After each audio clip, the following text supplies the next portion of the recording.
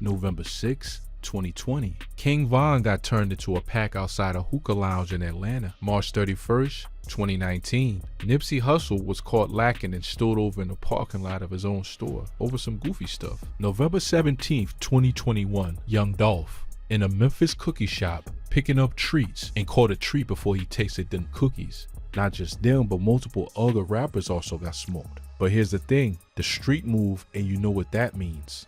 Get back. It's like if you don't slide for your famous homie, then you just let the whole rap game know you a punk and it's to be played with, which in the streets is a big deal. King Von's group traveled all the way across the country to slide. Young Dolph's people took out 5 guys from CMG, and Nipsey Hussle's get back was some crazy shit.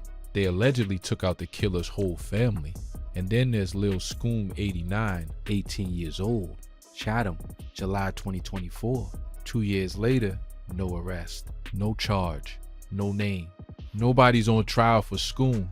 And if I'm being honest with you, nobody ever will be. But the streets always get their justice before the court does. So before I tell y'all how this stuff played out, y'all sit back and watch the whole video. And don't forget to like, cause it helps us out a lot. Risky Road watched Bloodhound Q50 leave that studio. And before the night was over, one of their own time members was dead. That is to get back for Lil Scoom. Not a rumor, not some internet theory. This is what allegedly went down step by step the night Bloodhound came for everything that Risky Road thought they built. And the internet has been talking about it ever since. Lil Scoom was 18 years old. He was signed to Signal Records under Columbia. He had just dropped Welcome to Buttonland 2 months before they took him out. He was one of the fastest rising names out of Chicago's southeast side. And the people who moved on him did it through a female, allegedly set up, lured out on the night of July 7th, 2024, and shot twice in the chest on the 700 block of East 89th Place in Chatham.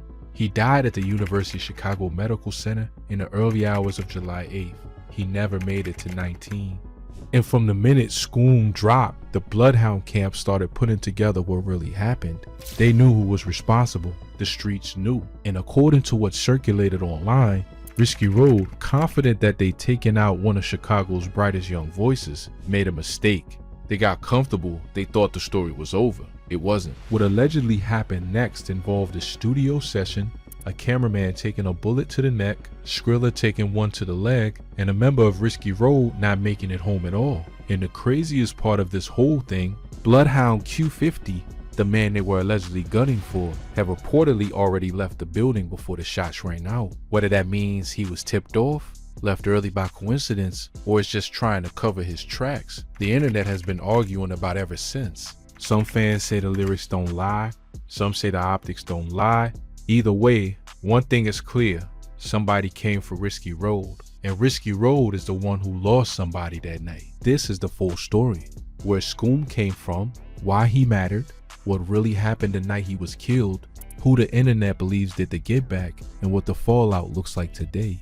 Stay locked in. But real quick, if you're serious about winning in the rap game, I put everything I know into one ebook.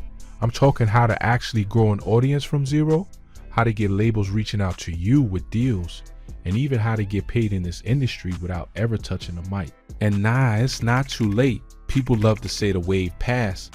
It didn't. New artists and new hustlers are blowing up every single day, and the ones eating are the ones who started now instead of waiting.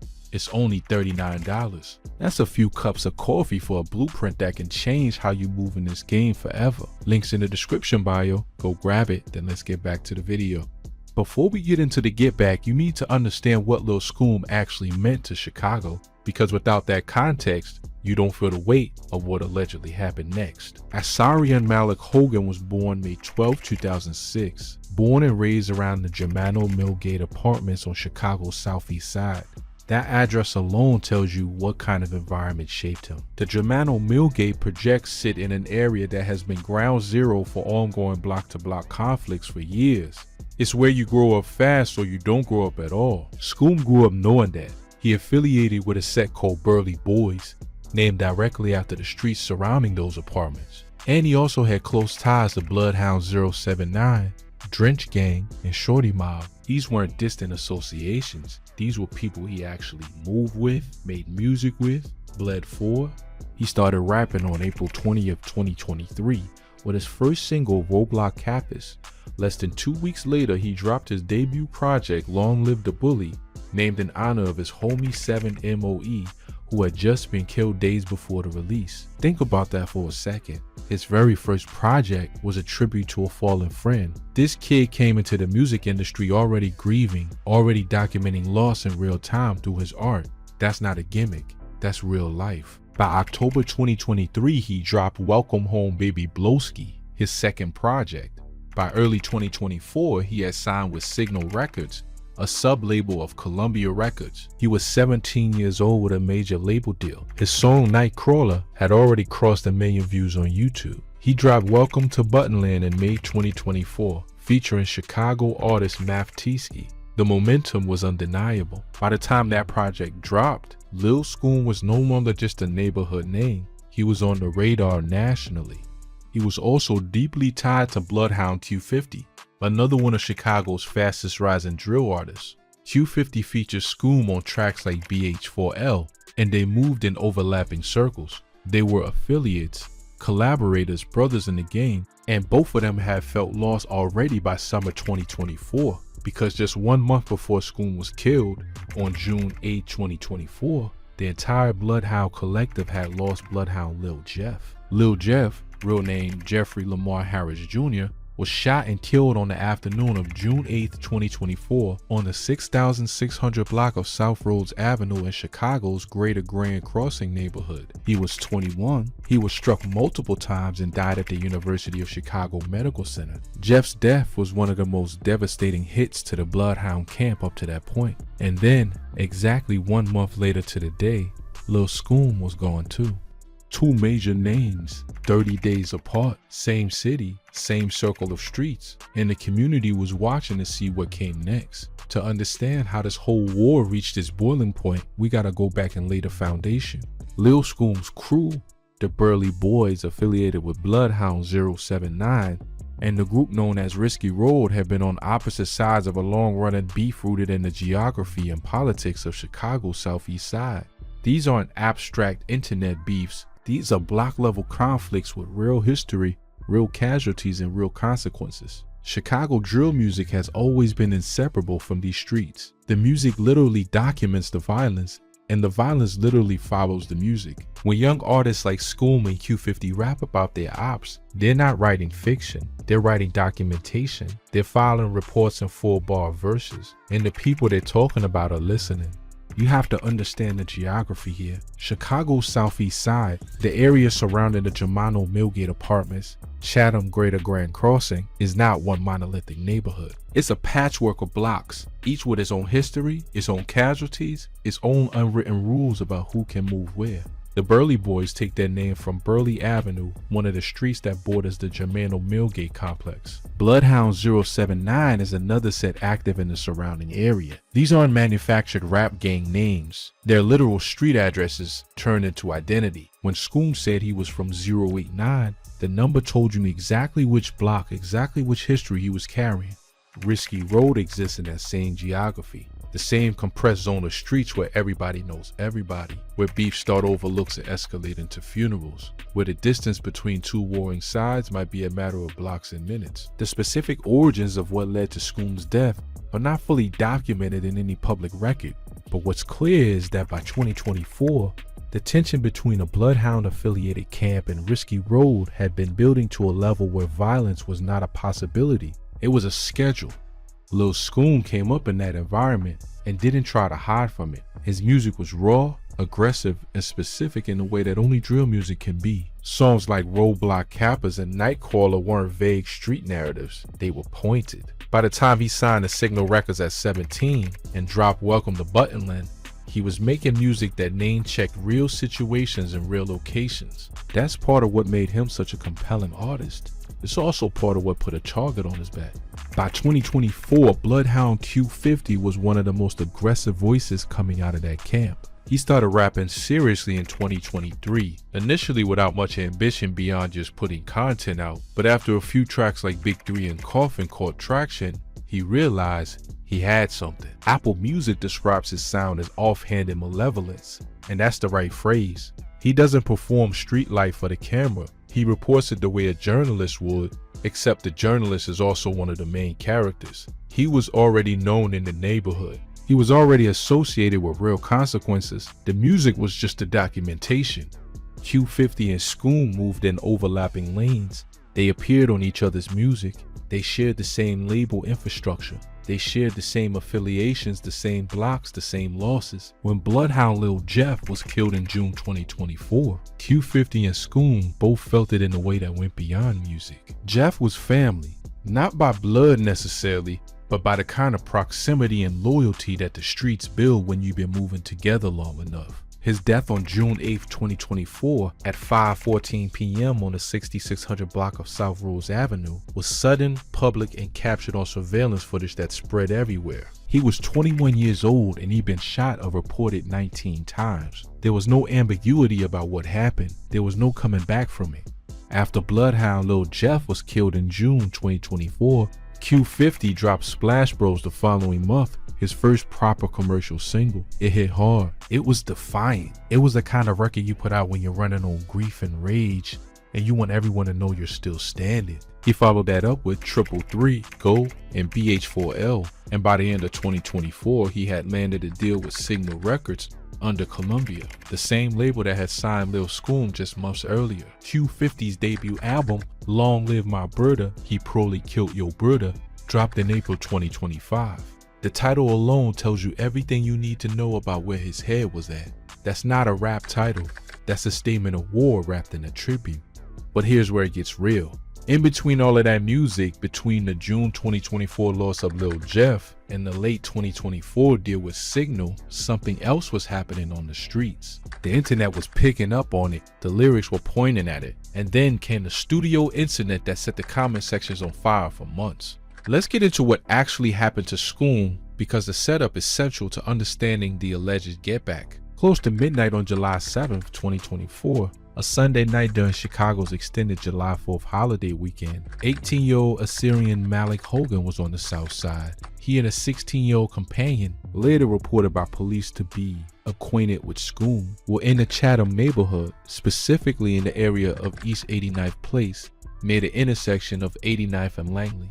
According to CPD reports and multiple news outlets including Vibe, Channel 3 Now, and iHeartRadio, the two were reportedly arguing with an unknown individual when that individual opened fire. Scoom was struck twice in the chest. His 16-year-old companion, later identified in street reports as Lil Will, was shot in the thigh and was found bleeding inside an Uber near 87 and Caleb Med. Both were transported to the University of Chicago Medical Center. Lil Will survived. Assyrian Hogan was pronounced dead on July 8, 2024, becoming one of 19 fatalities in Chicago that extended holiday weekend, a weekend that saw 109 people shot across the city from midnight Wednesday to midnight Monday. Chicago Mayor Brandon Johnson issued a statement in the aftermath saying, and this is important, that these were calculated choices made by offenders, not random chaos. He was right. This wasn't a random argument that got out of hand. According to what spread through Chicago's online community immediately afterward, Scoom was set up. He was allegedly lured to that location by a female, a girl the internet quickly identified as Nanny Brooks. Nanny Brooks, according to multiple TikTok sources, commentary pages, and people connected to the situation, allegedly helped coordinate the setup. The narrative that circulated in the days and weeks following Scoom's death painted a picture of betrayal, a girl who was trusted within the circle allegedly feeding information to the ops, putting Scoom and Lil Will exactly where they needed to be that night. There was also a second name that came up, Journey. And according to online commentary from people close to the situation, there was a doorbell video from when Scoom arrived at her house that night. Some accounts allege that Journey had actually dropped a chilling line before the shooting, allegedly telling Scoom something along the lines of "we all about to die," then laughing it off as a joke. Whether he believed her or not, he still left that house. He was killed after he left. Lil Will himself, in comments that circulated widely, addressed the trust angle directly, talking about how trusting hoes gonna get you back cause they're gonna drop the low. He didn't say names. He didn't have to. The context was unmistakable. Nene Brooks, according to accounts that spread virally, reportedly fled Chicago on a one-way ticket after the killing. allegedly knowing that once the Bloodhound camp connected the dots, staying in the city wasn't an option. The story of her escape, widely discussed on TikTok under the number Nanny Brooks, had thousands of people tracking the narrative in real time. She reportedly had barely any money on her when she left. Some accounts say she had $23. Whether any of that is verifiable or not, the fact that the streets believed it and acted accordingly is what matters for the story we're telling. No arrests were made in connection with Lil Scoom's murder as of the latest public records. The suspect fled after the shooting and also fired at officers during the initial pursuit. Police never publicly named anyone in custody. Here's where the story flips. Here's where Risky Road allegedly walked into something they didn't see coming. A few months after Scoom's death, sometime in late September 2024, Bloodhound Q50 was in Chicago, reportedly at a studio session. He was there alongside Brandon Buchanan, the popular YouTube content creator and interview host known for his work with Chicago drill artists, and Skrilla, a rapper signed to Priority Records out of Philadelphia, who had been linking with the Chicago camp. This was a vlog-style recording setup. Brandon Buckingham regularly films these kinds of sessions, hang with the artists, get footage, build content. Nothing unusual about it on the surface. But according to what circulated after, and what multiple social media sources and hip-hop news pages reported, Risky Road had gotten Q50's location. They knew he was at that studio, and they waited. According to the narrative that exploded on TikTok, Twitter, and hip-hop commentary pages, as the group began leaving the studio that night, a vehicle pulled up and the ops let off, reportedly over 100 rounds. The scale of that number is not a metaphor. 100 plus rounds fired at people leaving a building. Brandon Buckingham's cameraman was struck in the neck. Skrilla took a bullet to the leg. Reports from Rap House TV and other pages claimed Skrilla had been shot in the neck and was in critical condition. Those early reports were later disputed. Skrilla himself went live on Instagram after the incident, showing himself alive and moving, posting a music video and vibing with friends. He wasn't dead, he survived. As for Buckingham's cameraman, details remain limited on his condition beyond initial reports of a neck wound. But here's the part that changed everything. According to multiple accounts, when the shooting was done and the car sped off, Risky Road realized one of their own top members had taken a fatal hit. One of their guys didn't survive. The alleged getback had cost them. Now here's where Q50's role in all of this becomes the subject of massive internet debate. Brandon Buckingham himself stated in his coverage of the incident that Q50 had actually left the studio early, that he was not present when the shots rang out. Q50 echoed this. He came out and publicly denied being at the studio during the shooting, saying he'd already bounced before anything popped off.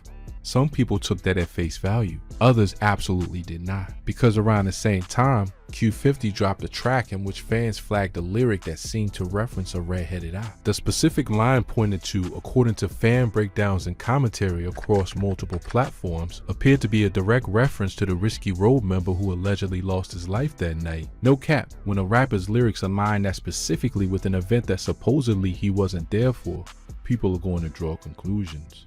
Fans on Reddit, TikTok, and Twitter went back and forth for weeks. One camp said Q50 clearly orchestrated or participated in the get back, and the Left Early story was a cover. The other camp said he genuinely bounced before the shooting and is not responsible for what happened. Brandon Buckingham's word carries weight in these circles. He has a reputation for being straight with his audience. But the streets have a way of reading between the lines of whatever the official story is. What is not disputed, the shooting happened.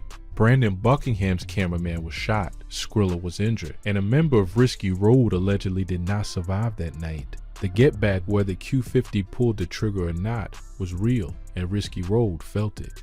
In terms of official legal outcomes from the studio shooting, no confirmed arrests or charges were publicly announced at the time of the script. Chicago PD investigated the incident. The nature of these cases, multiple moving parts, witnesses who don't cooperate with police, a community where talking to law enforcement carries its own dangers, means that many of these situations never get resolved in a courtroom.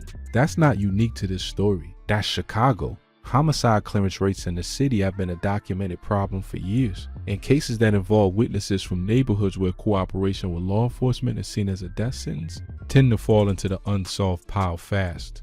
What did get resolved was the conversation and the culture, and that conversation had consequences that are still being felt today. Skrilla, for his part, went on the record. His interview discussing the night's events with Brandon Buchanan became one of the most watched pieces of Chicago drill commentary content in late 2024. He spoke on getting shot at, on what it felt like walking out of that building into chaos, on the reality of nearly dying in a city that wasn't his own, over a situation he had no stakes in, his survival and willingness to talk about it openly while being clear that the target wasn't him, he was just in the wrong place at the wrong time, added another layer to the whole situation. Skrilla is from Philadelphia. He signed to Priority Records. He came to Chicago to do content with Brandon Buchanan. A vlog session, a hang, the kind of thing artists do all the time when they're building their profile. He walked out of a studio that night with a bullet in his leg. That's the tax you pay for proximity in these environments, and it doesn't matter what city you're from. Skrilla also made the important move of going live on Instagram almost immediately, showing people he was alive and moving. In the age of social media, the first 24 hours after something like this are critical for narrative control. Early reports had him in critical condition, shot in the neck, not expected to survive. Those reports were wrong. By showing his face publicly and quickly, Skrilla shut down the most extreme versions of the story and gave people an accurate picture. He also, by doing interviews after the fact, became one of the primary voices describing what actually happened outside that studio. His account that multiple men jumped out of a vehicle, opened fire, and fled is the closest thing to a first-hand public report this situation has. Q50's interview with Brandon Buchanan about the night became another flashpoint entirely. Q50 maintained he had already left before the shooting. He was calm about it, methodical, clear, no panic, no visible distress, just a composed denial of presence. But for fans who had been tracking his every move and his every lyric since Lil Jeff died, the call was suspicious in its own way. Think about what Q50 has been through in a span of a few months. Lost Jeff in June, lost Scoom in July, allegedly moved through a period of extreme conflict while simultaneously building a music career. A man who has absorbed all of that and is still standing doesn't rattle easily. His interview gave people the public denial.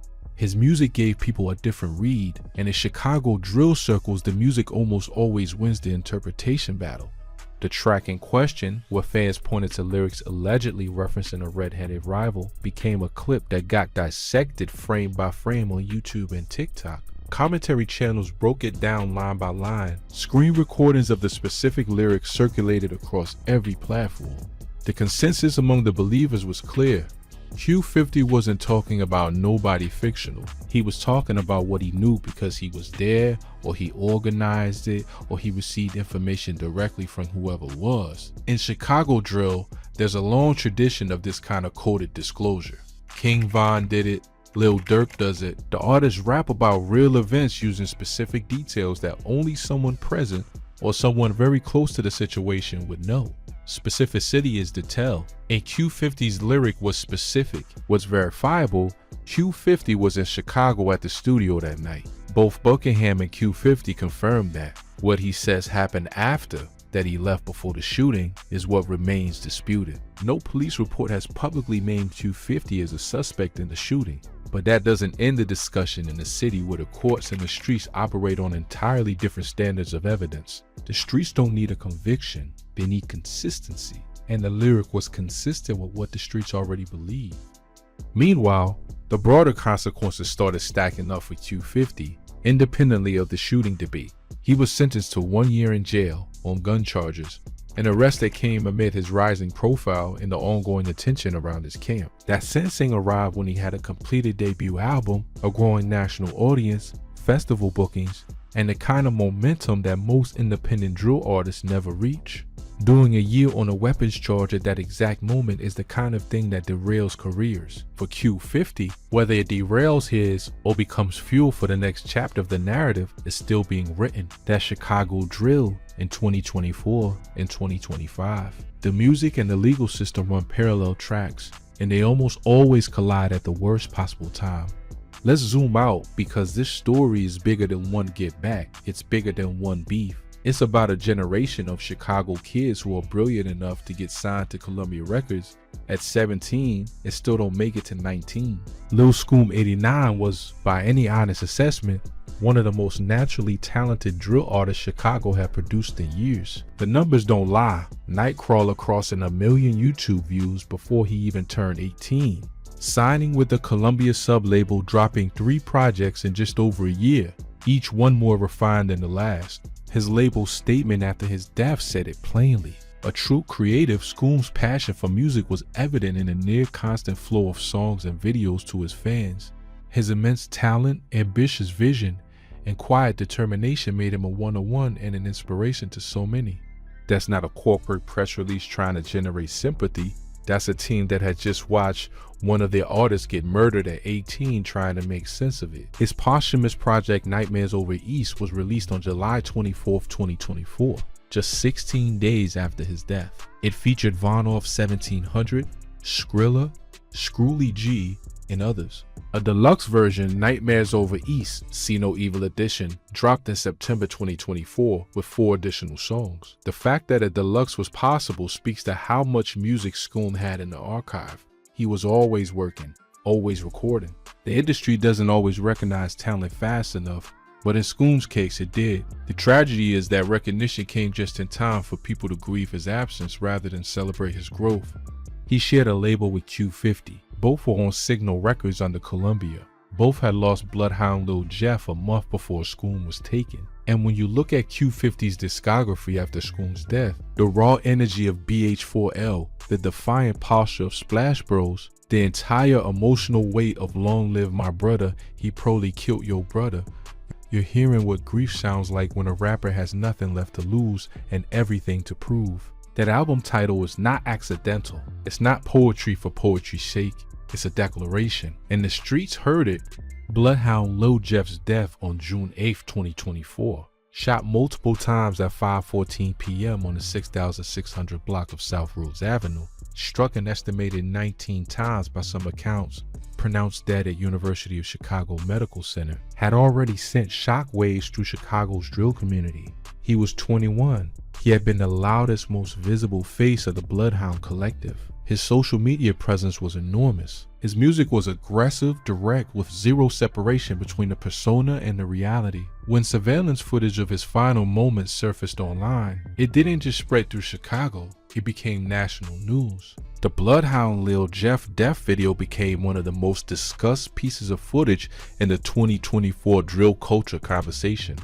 And then Scoom, 30 days later, same circle, same city, same enemies. You have to understand what that does to a camp. You lose Jeff in June, you lose Scoom in July. 2 major pieces of your crew gone in 30 days. The grief isn't linear. It doesn't arrive, get processed, and leave. It compounds. It becomes fuel. It becomes rage that has no safe outlet except music and, for some, retaliation. Q50 channeled all of it into his work. His output in the second half of 2024 was relentless. Tracks, visuals, features, collaborations. He signed a major label deal while allegedly carrying the weight of what his camp had been through. He walked into 2025 with a debut album that referenced everything. The funerals, the losses, the alleged get-backs, the ongoing war. The album title, Long Live My Brother, He Probably Killed Your Brother, is one of the more chilling pieces of rap branding in recent memory. Is grief and threat in the same sentence. His July 2025 performance at Milwaukee Summerfest, a mainstream music festival with tens of thousands of attendees, was another signal. This isn't just a Chicago story anymore. Q50 is moving into broader spaces while carrying all of this behind him. For Risky Road, the calculus of what happened, whatever exactly went down outside that studio, represents a turning point in how their conflict is remembered online. They moved on Scoom, allegedly through a girl, on a holiday weekend during a July 4th massacre that left 19 people dead across Chicago. Whether they expected consequences or assumed they were insulated, the studio incident answered the question. One of their top members allegedly didn't make it home. That's the get back. Let's get into the specifics of what the internet grabbed onto, because the debate over Q50's actual role in the get back is still active in the comments every time this story comes up. And this particular debate has more layers than most. The core argument from the Q50 Did It camp is this. His lyrics, specifically the track that references a red-headed rival dying, are too specific to be coincidence. Fans who broke down the song said the line in question, referencing a red head, aligned directly with descriptions of the Risky Road member who allegedly died in the aftermath of the studio shooting. In Chicago drill, artists do not write hypotheticals. This point cannot be overstated. When a rapper from Chicago's Southeast Side references someone's specific physical description in a song released close in time to an event that matches those details, that is the community's version of a press conference. The names get changed, the specifics get blurred just enough to maintain deniability. But everybody in the know, everybody from those blocks, everybody tracking those beefs in real time, understands exactly who and what is being discussed. Think about the historical pattern in Chicago drill. Chief Keef's early music was a literal documentary of what was happening on the block. King Von built an entire catalog around real events with real people, and the stories he rapped about were consistently verified by subsequent reporting, court records, and community accounts. Drill doesn't invent the beef. It reports it. Q50's catalog follows the same tradition. Everything he raps about is verifiable against a real backdrop of events that have been independently documented. So when a lyric surfaces that matches this specific situation this precisely, the community's default position is not interesting coincidence. It's he's telling us what happened. The counter argument is Brandon Buckingham's direct testimony. He said Q50 had left the studio early. Q50 himself said he wasn't there, and Buckingham is not a small voice in this conversation. He's one of the most credible independent platforms covering Chicago street culture. He built that credibility by being straight, by not sensationalizing, by showing the artists in their actual environment without adding editorial spin.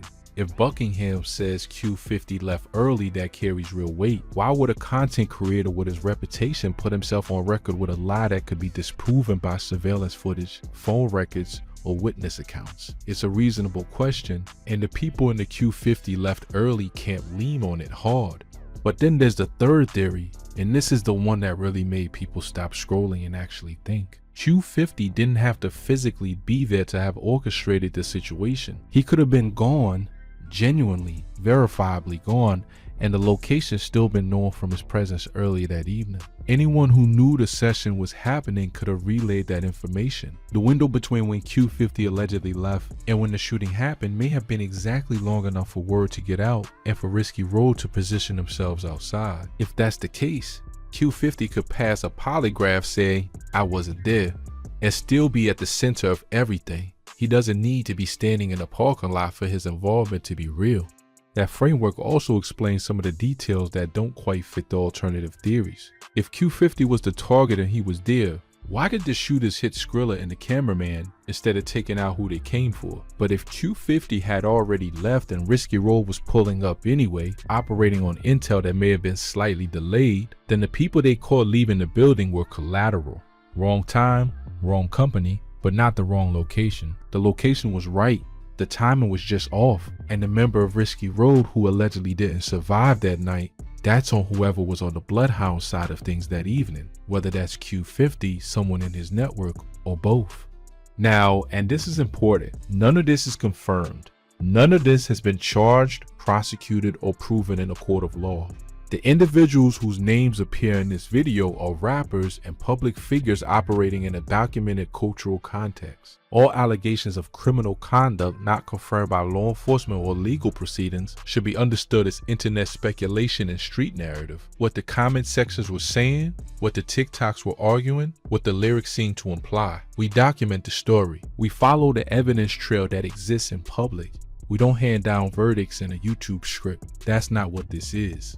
What we can say without any qualification, Lil Schoon was killed. The circumstances of his death, including the alleged female setup involving Nene Brooks, have been widely discussed by people with first-hand proximity to the situation, corroborated by multiple independent accounts, and remain the dominant narrative in the street community. The studio shooting happened. Skrilla and Buckingham's cameraman were both wounded with documented injuries. A Risky Road member allegedly did not survive that night, and that claim has circulated with enough consistency across enough independent sources to be taken seriously as the street's version of events. And Bloodhound Q50's lyrics, his public persona, his documented proximity to the studio session, and his pattern of using music as disclosure have made him the unavoidable center of a conversation that the internet has absolutely no interest in dropping.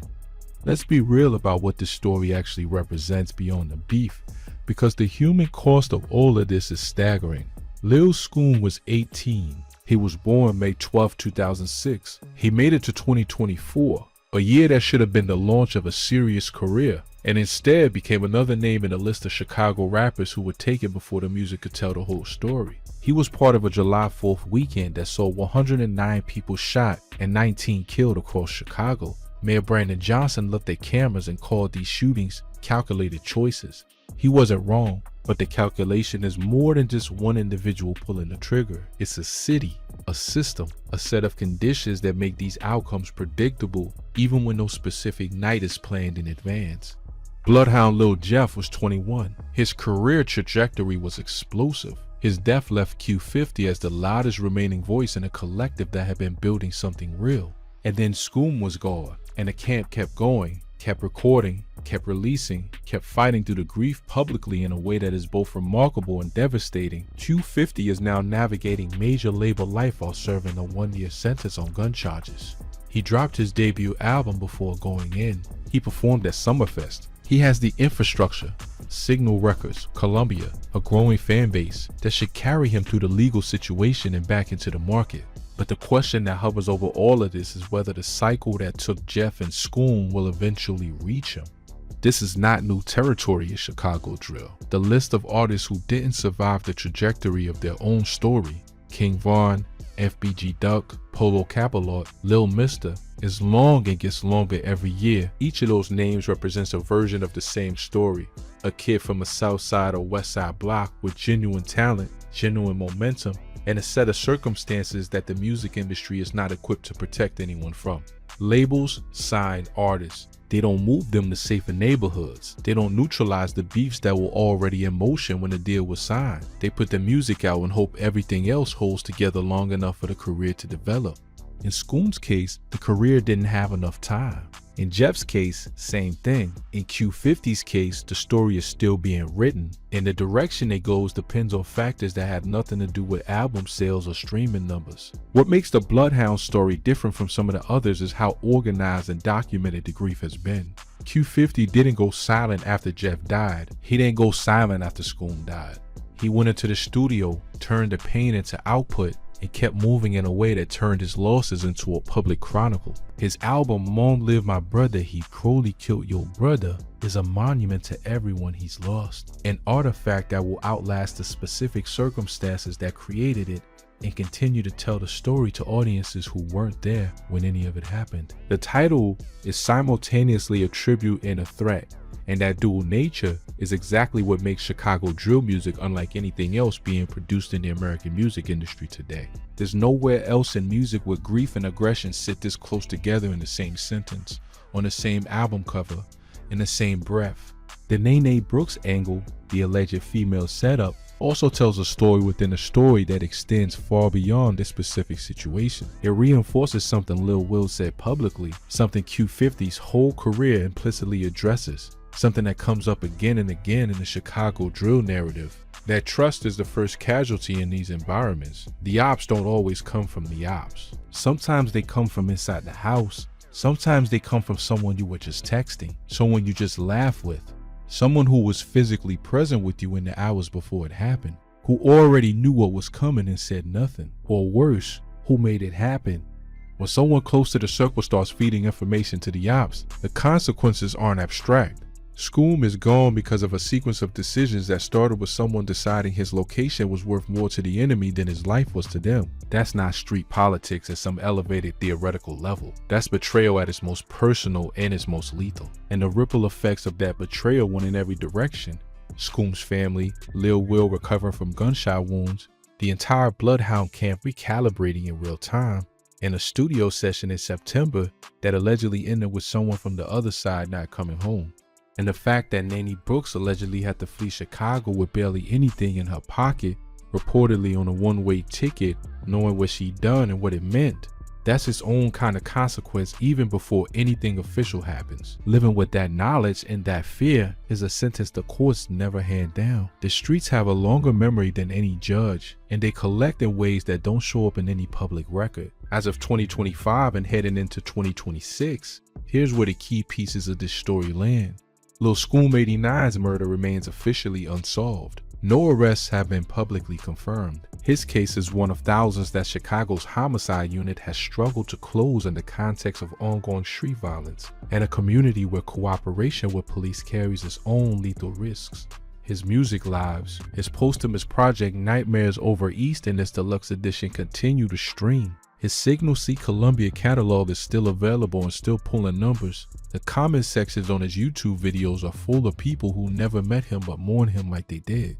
Bloodhound Q50 is serving his 1-year sentence on gun charges. Before going in, he dropped Long Live My Brother, He Probably Killed Your Brother in April 2025 to strong reception within the Chicago drill community and beyond. He performed at Milwaukee Summerfest in July 2025. His label infrastructure is solid. When he comes home, the infrastructure is there for a serious push. Whether the streets allow that to happen is a different question. Skrilla, the Philadelphia rapper who found himself in the middle of a Chicago beef he had absolutely nothing to do with, survived the studio incident and kept moving. He continued releasing music under Priority Records, his album Zombie Love Kensington Paradise, dropping in November 2024, just weeks after the incident. His willingness to speak publicly about what happened that night and to continue working through it rather than retreating says something about where his head was at. His interview recounting the chaos outside the studio remains one of the most watched pieces of Chicago drill commentary content from that period. It's the most direct public account of what the shooting actually looked and felt like from ground level. Brandon Buckingham's cameraman, the person who arguably suffered the most unexpected and undeserved consequence of all of this, was shot in the neck that night. He was at a studio to do his job. He was not affiliated with any beef. He was not part of any conflict. He was a camera operator documenting a contest session who walked out of a building at the wrong moment and took a bullet for it. Specific updates on his recovery were limited in public reporting, and that absence of follow-up is its own kind of injustice. He deserves to be named in this story even when the details available to name him with are incomplete. Risky Road lost a member.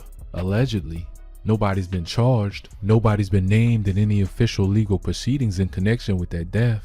But the people who move in those circles know what happened. In the comment sections on every Chicago drill channel, hundreds of posts, thousands of interactions reflect the fact that the broader internet has pieced together a version of events that the legal system has yet to officially document. The gap between what the streets know and what the courts can prove is one of the defining features of how violence in Chicago gets processed or doesn't get processed. That gap is where a lot of these stories live permanently.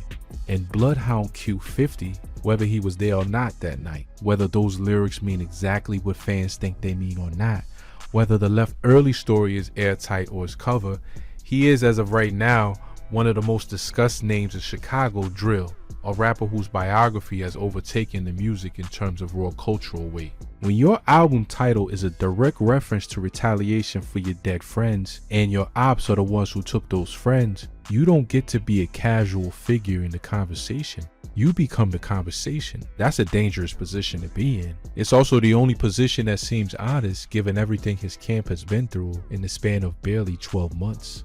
Lil Scoom was 18 years old, born May 12, 2006. He had a Columbia Records deal, 3 projects out, 1 million YouTube views on Nightcrawler before he even turned legal, and more raw talent than most rappers twice his age will ever develop in a full career. He was taken on a summer night on the south side of Chicago, allegedly set up through someone he trusted, shot twice in the chest at the intersection of 89th and Langley, and pronounced dead at the University of Chicago Medical Center in the early hours of July 8th, 2024. He never made it to his 19th birthday. He never got to find out where Welcome to Button Man was going to take him. The alleged get back came a few months later. Outside a studio session in Chicago, reportedly over 100 rounds unleashed on a group leaving the building, a cameraman struck in the neck, Skrilla struck in the leg, and one Risky Road member reportedly not making it back to the block. Whether that was Q50's work directly, Q50's work indirectly, or something else entirely, the streets have made their conclusion, and they've been consistent about it since the day it happened. The Nene Brooks story, the Journey doorbell footage, the one-way ticket out of Chicago, the $23, Lil Will's comments about what trusting the wrong people costs you, all of that forms a picture of how Scoom ended up on that block that night. Not by chance, but by design. Somebody made a decision, Somebody thought that information was worth more than his life, and then somebody else allegedly made sure there were consequences for that decision. That's the cycle. That's been the cycle in Chicago for as long as there's been a Chicago to document. Bloodhound Lil Jeff was gone by June. Lil School was gone by July. Q50 is sitting on a 1-year gun sentence with an album out, a festival performance under his belt, and a story that has already outgrown anything the music alone could carry. His camp has been through more in 18 months than most artists go through in an entire career, and most of them don't survive it long enough to tell the story. What's not debatable is what was lost. 2 rappers, 3 if you count Jeff, a generation of Chicago's most compelling creative voices, artists who were taking real pain and turning it into real music in real time, gone before the music had a chance to fully outlive the streets that made it. Scoom's posthumous projects are still streaming. His comment sections are still alive. The people who loved him are still grieving. That part doesn't go away just because the news cycle moves on. This is the story of a get back, but it's also the story of what Chicago drill costs, in real bodies, in real grief, in real talent that never gets to see its full potential.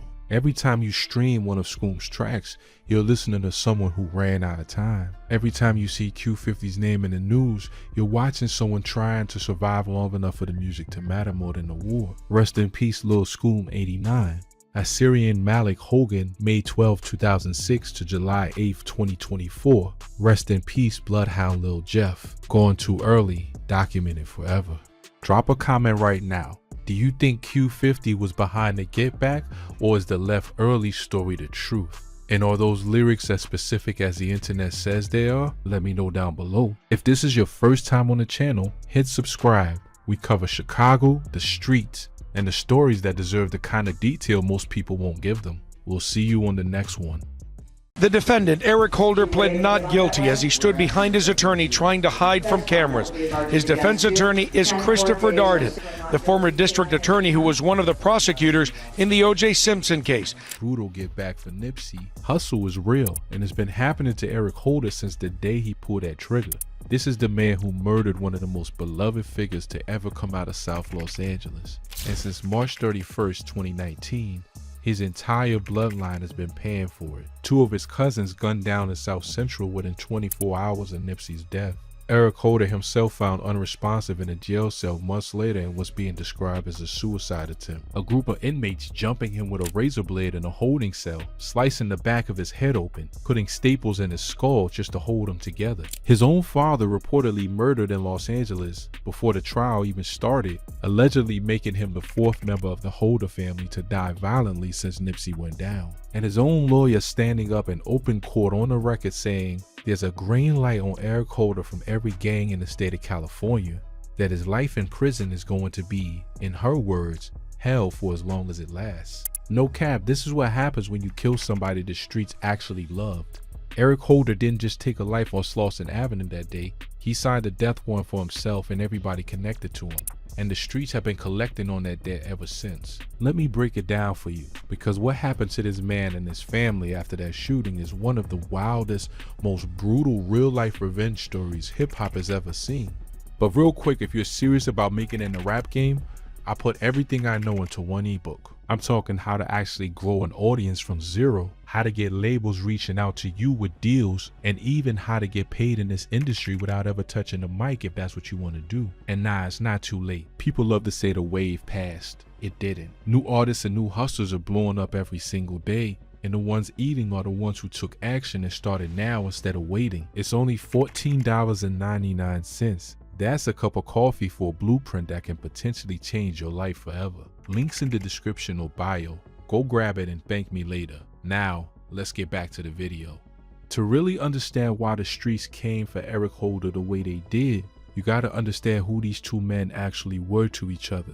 This isn't a story about a stranger killing a celebrity. This is a story about 2 men who came up on the same blocks, ran with the same set, and lived 2 completely different outcomes from the same starting point. Ermias Asghedom, the world knows him as Nipsey Hussle, grew up in the Crenshaw district of South Los Angeles, right around Slauson Avenue and Crenshaw Boulevard. As a teenager, he joined the Roman 60s neighborhood Crips, one of the largest and most established Crip sets in the entire country. That was the culture around him. That was survival where he was from. But Nipsey did something that almost nobody from that world manages to do.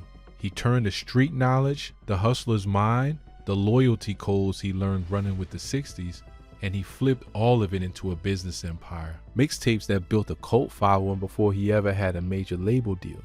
A clothing store called the Marathon that he opened on the same block he grew up on, refusing to leave the neighborhood even after he had the money to go anywhere. Real estate investments, a tech incubator called Vector 90 that he built specifically to give kids in his neighborhood access to STEM education and startup culture they'd never have seen otherwise.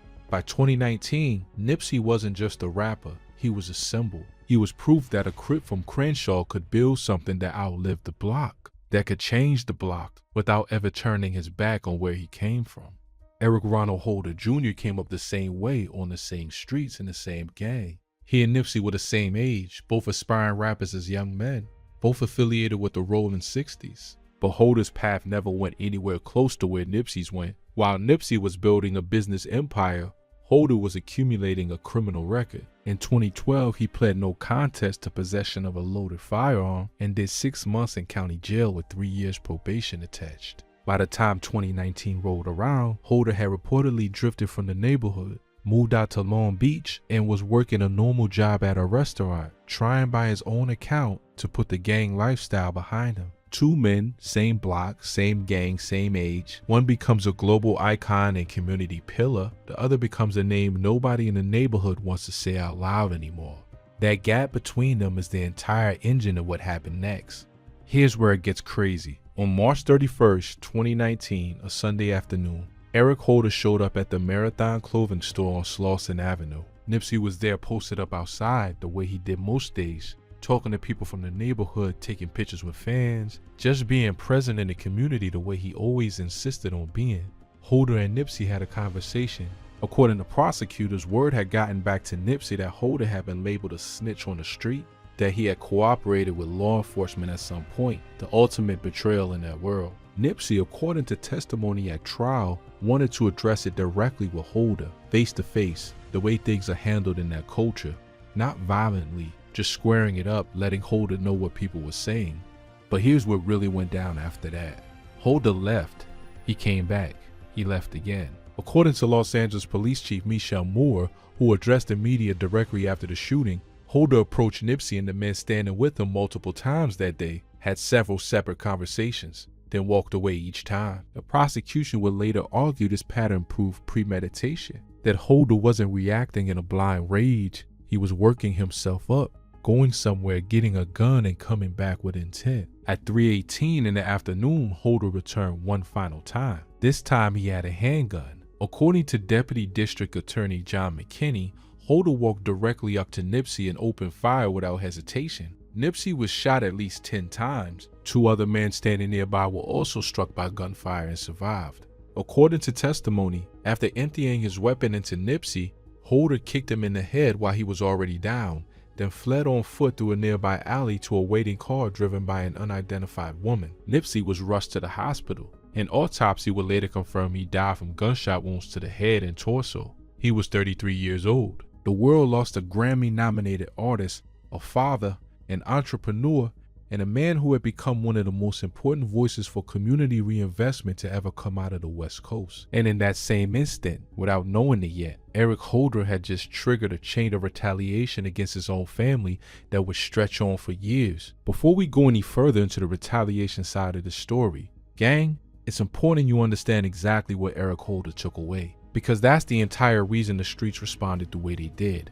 Nipsey wasn't just talented, he was strategic in a way that very few artists from his generation ever managed to be. He started out grinding in the mixtape era, selling physical copies of his own projects out of the trunk of his car and out of local swap meets, building a grassroots following one fan at a time before streaming ever became the industry standard. That old school hustle mentality never left him, even after he became a nationally recognized name. In 2013, he pulled a move that shocked the entire music industry and put his name in headlines for reasons that had nothing to do with a hit single. He released a mixtape called Crenshaw and sold physical copies for $100 each, a price that seemed insane to critics at the time. Jay-Z himself reportedly bought 100 copies just to show support for the business model Nipsey was pioneering. That single move told the entire industry that Nipsey understood something most artists never grasp, that scarcity, community loyalty, and direct ownership of your work could be worth more than chasing a traditional label deal. He carried that same philosophy into everything else he built. The Marathon clothing store wasn't just a merch shop. It was a statement built on the same intersection where he grew up, refusing to relocate to a safer or more profitable part of the city because the entire point was reinvestment in the block that raised him. He didn't stop there. Nipsey partnered with his brother, Samir Black Sam Askedum, and business partner David Gross to purchase the strip mall that housed the Marathon outright, taking it out of the hands of an absentee landlord and putting ownership directly into the community's hands. He co-founded Vector 90, a co-working space and STEM center built specifically to expose kids from Crenshaw to coding, technology, and entrepreneurship. Kids who statistically almost never get access to that kind of opportunity growing up in that environment. He was actively working with the city of Los Angeles on affordable housing and infrastructure projects in the neighborhood before he was killed. In February 2019, just weeks before his death, his major label debut album, Victory Lap, earned him his first Grammy nomination, cementing him as one of the most respected voices to ever come out of West Coast hip-hop. This is who Eric Holder decided to shoot 10 times in a parking lot over an accusation about snitching. Let that sink in for a second, because it's the entire reason what happened to Holder's family afterwards makes so much sense once you understand the scale of what the community actually lost that day. News of Nipsey's murder spread through Los Angeles and then the entire country within hours. Fans gathered outside the Marathon in stunned disbelief. That same Monday night, more than a dozen people were actually injured when a crowd gathered for an impromptu memorial and a stampede broke out in the chaos of grief and shock. That's how immediate and how massive the reaction was. People were getting trampled trying to process what had just happened to the neighborhood's favorite son. LAPD identified Eric Holder as the suspect and released his name and photo to the public, urging him to turn himself in. For nearly 48 hours, Holder was in the wind, and all of South Los Angeles was looking for him, not just the police. According to reporting at the time, a citizen tip eventually led deputies to Holder's location in Bellflower, roughly 20 miles from the crime scene. Los Angeles County Sheriff's deputies took him into custody on April 2, 2019, and LAPD detectives confirmed it was their man. He was charged the same week with 1 count of murder and 2 counts of attempted murder, held on $5 million bail. A grand jury would later expand those charges through an indictment that added counts of assault and assault with a firearm for the 2 bystanders who were wounded. If convicted on everything, Holder was facing the possibility of life in prison. But here's where it gets real. The legal consequences were only the beginning of what Eric Holder was about to face. Because while the courts were building a case against him, the streets were already handing down their own verdict.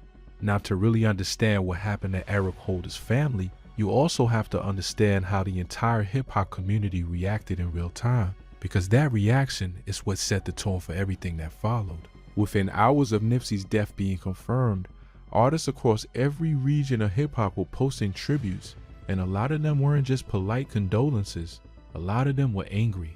Snoop Dogg, someone who came up through the same Los Angeles gang culture decades earlier, spoke publicly about the loss with visible pain. Someone who understood exactly what Nipsey meant to that specific ecosystem of West Coast street culture and business. YG, another Los Angeles artist who came up in that same world, was reportedly devastated, having collaborated with Nipsey on records that celebrated exactly the kind of community pride Nipsey had built his brand around. Artists from New York, from the South, from every corner of the industry who had never even met Nipsey personally, were posting about how his death felt personal because his story, a gang-affiliated kid from a rough neighborhood who chose ownership and reinvestment over exploitation and abandonment, represented something a huge percentage of hip-hop culture aspired to but rarely saw actually executed at that level. This is important because it explains why the anger toward Eric Holder wasn't contained to South Los Angeles.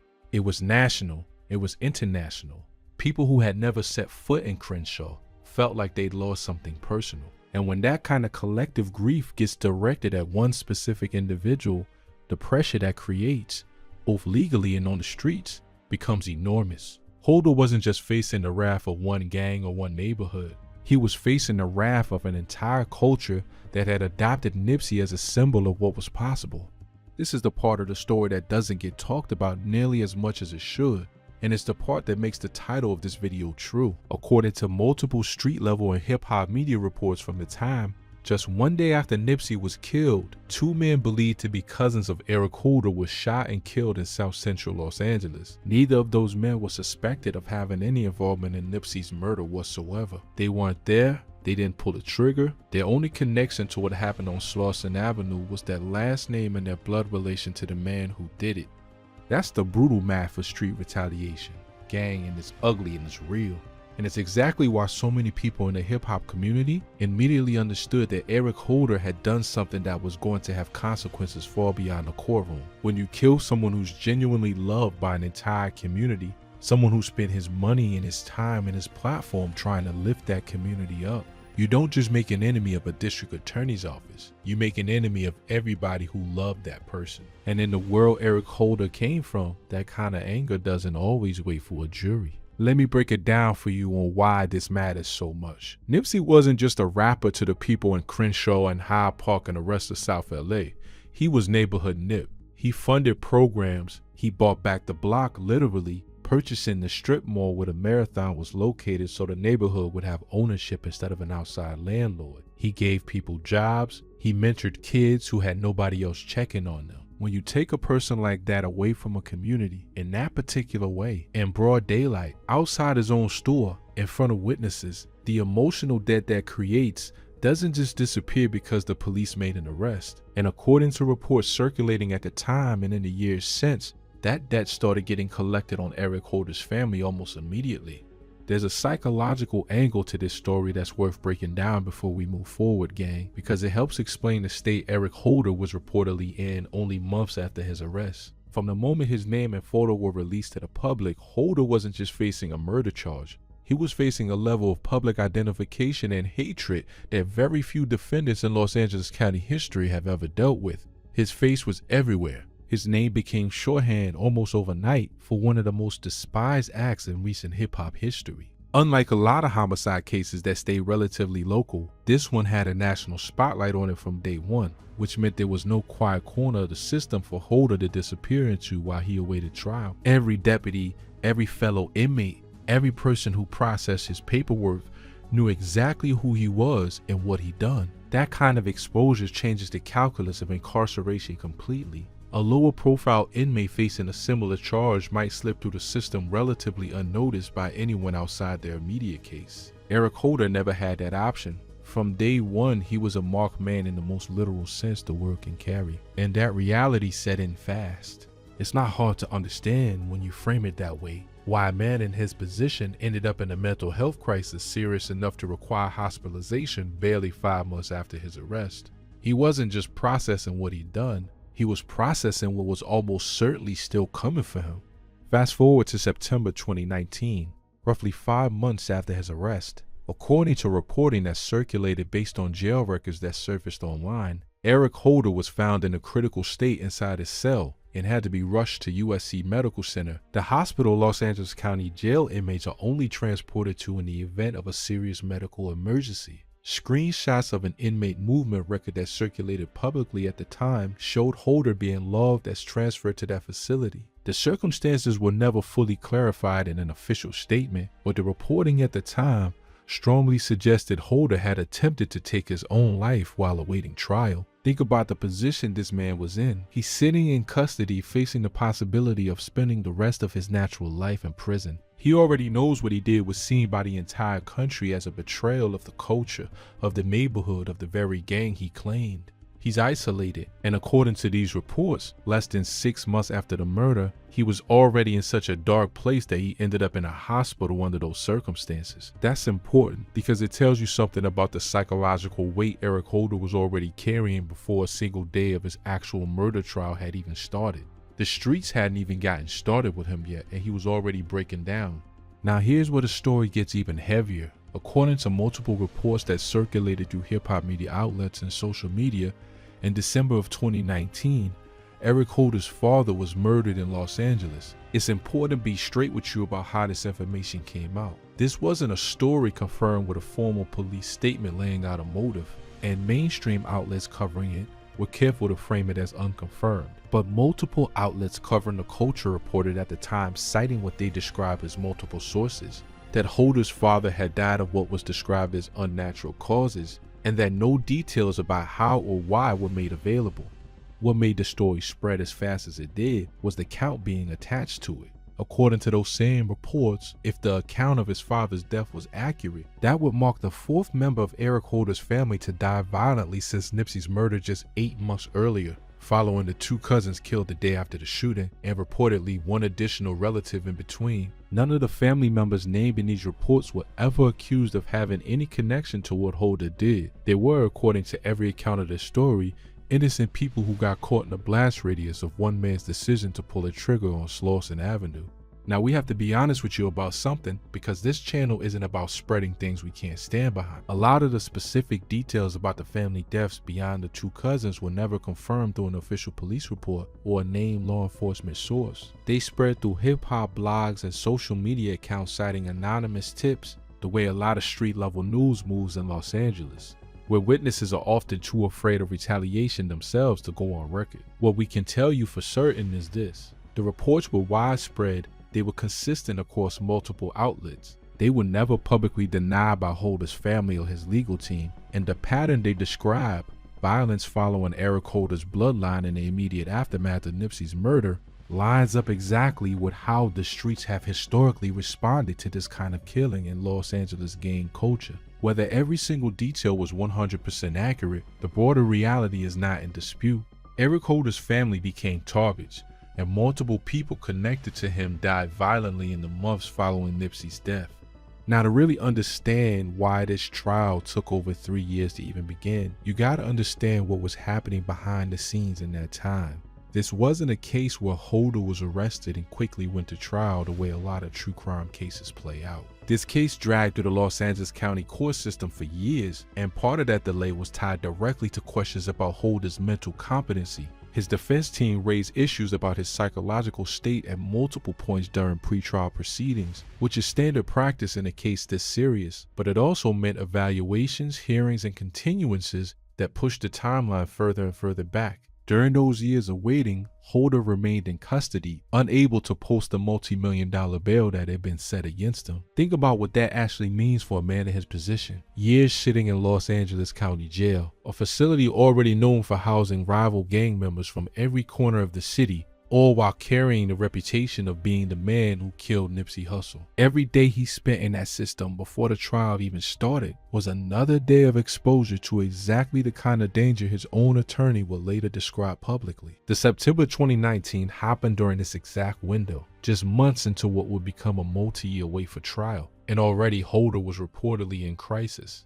Holder's murder trial didn't actually start until June 15, 2022, more than 3 years after Nipsey was killed. That delay alone tells you how complicated and drawn out this case became, with pre-trial motions, competency questions, and legal maneuvering eating up years. When the trial finally opened at the Claire Shortridge Foltz Criminal Justice Center in downtown Los Angeles, Holder's own attorney, Aaron Jansen, didn't even try to argue his client wasn't the shooter. The evidence was too overwhelming. Eyewitnesses who watched it happen, and surveillance cameras from surrounding businesses that captured Holder's arrival, the shooting itself, and his departure through the alley. Jansen's entire strategy instead was to argue for a lesser charge. He told the jury that Holder acted in a fit of heated passion after being publicly called a snitch by someone as famous as Nipsey Hussle, and that there had been no real cooling off period between the accusation and the shooting, only about 9 minutes. His argument was that the case had been overcharged from the start and that the correct verdict should have been voluntary manslaughter, not murder.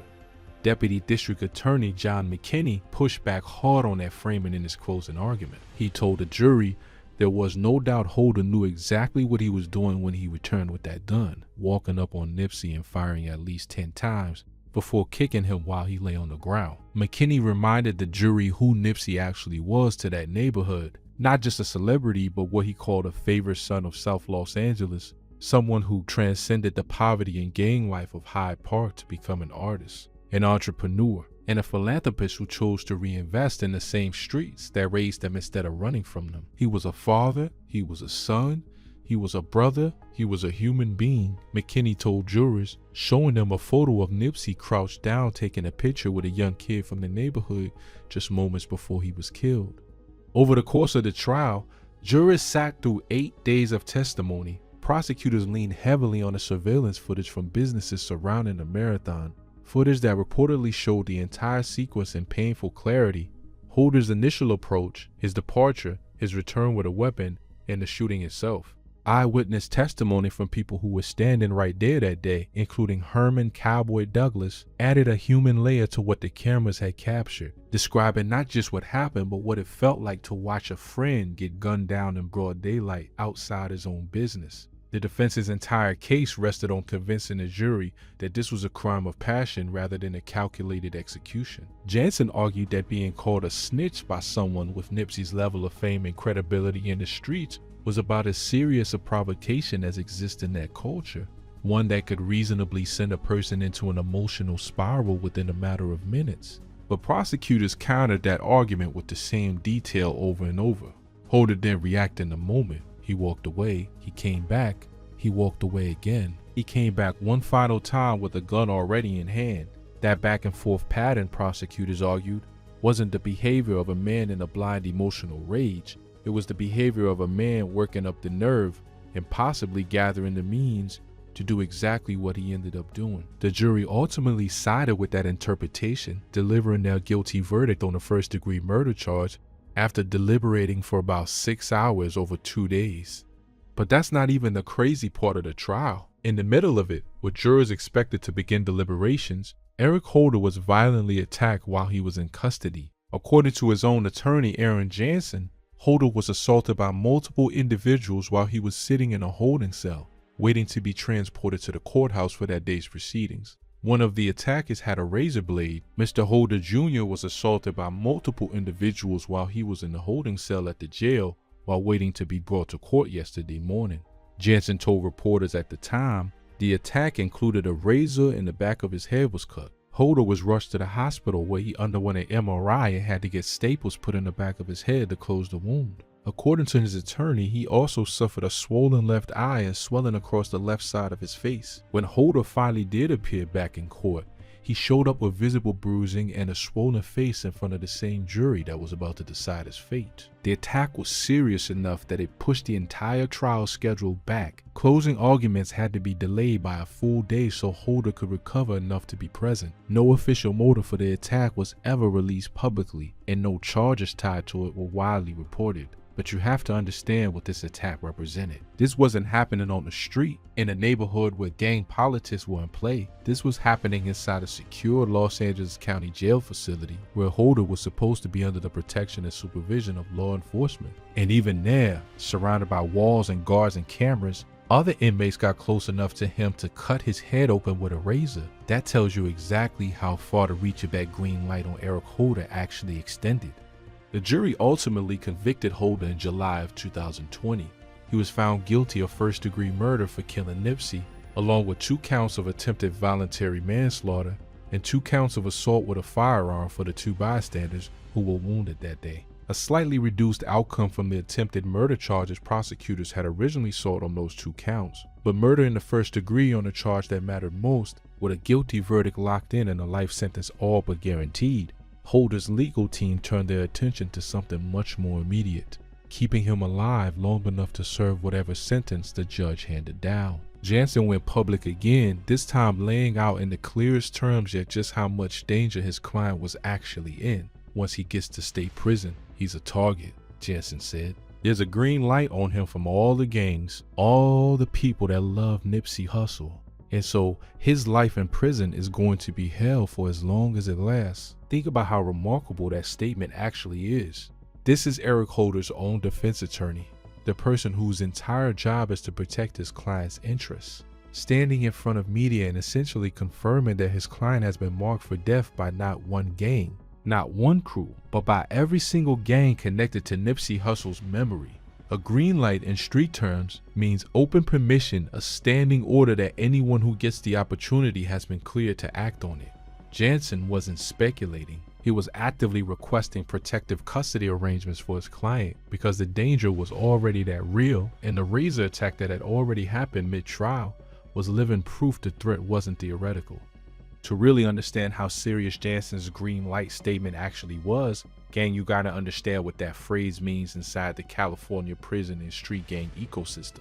A green light isn't a rumor or a vague sense that somebody's unpopular. It's an actual designation historically associated with organized prison politics in California, where a specific person or group is formally cleared for violence by whoever holds authority in that particular yard, block, or facility. Once a green light is placed on someone, it doesn't require a specific gang or crew to carry it out.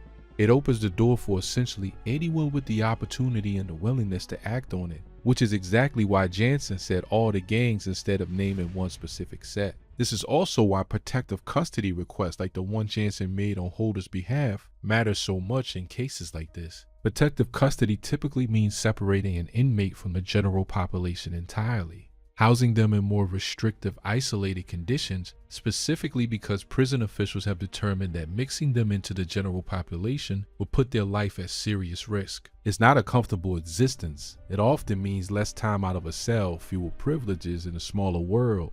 But it's the trade-off inmates in Holder's position have to accept in exchange for a better chance of staying alive.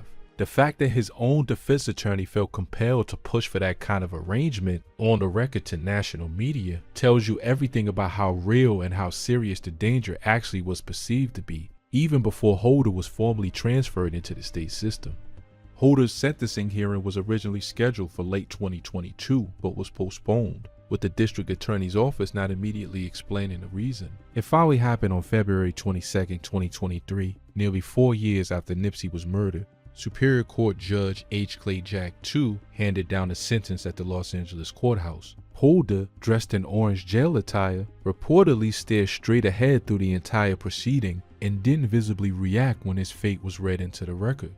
The judge sentenced him to 25 years to life for the murder itself, an additional 25 years to life because of a firearm sensing enhancement tied to the use of a gun in the crime, and 10 more years for the assault convictions connected to the 2 men who were wounded alongside Nipsey. All told, that's 60 years to life in the California state prison system. Judge Jack acknowledged evidence that had been presented regarding Holder's mental health during the proceedings, but balanced that against what he called the devastation caused to the victims and their families, saying he believed the sentence reflected both.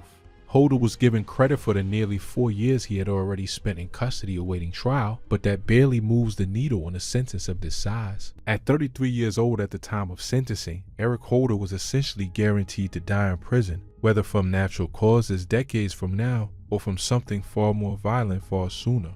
During the hearing, the court read aloud an apology letter submitted by Holder's own father, a detail that hits different once you consider the reports that were later circulate about his father's death months earlier back in December of 2019. Well before this sentencing even took place, the letter read in part, "I know there are not enough words or apologies that will fill the void, the loss, the pain, the deep sorrow the family of Ermias Askeden is experiencing. You cannot imagine the agony, the grief, the utter disbelief and devastation I feel knowing my son Eric Jr.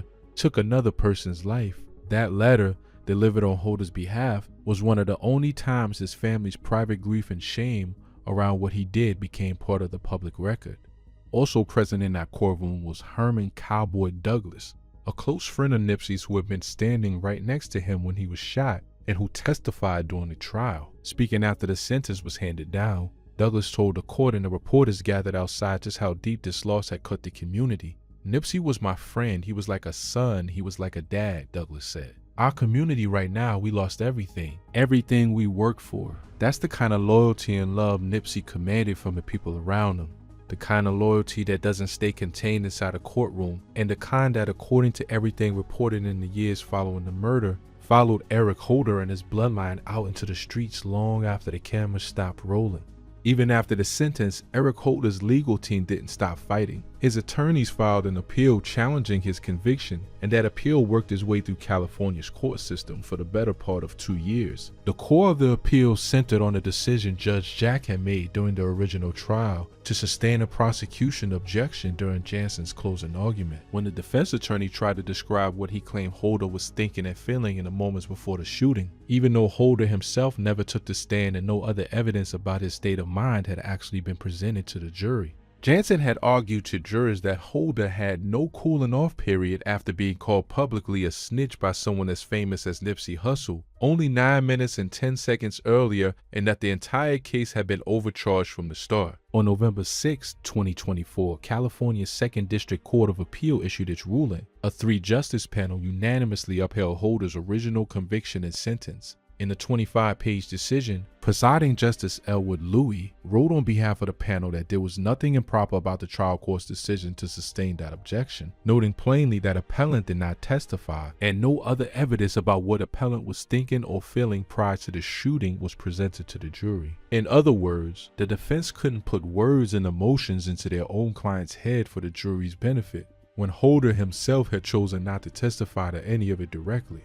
The appeal was denied in full. 60 years to life stands. Eric Ronald Holder Jr., now in his mid-30s, remains in California State Prison, and every appeal he's exhausted so far has only confirmed what most people already expected. He is not walking out of that system a free man.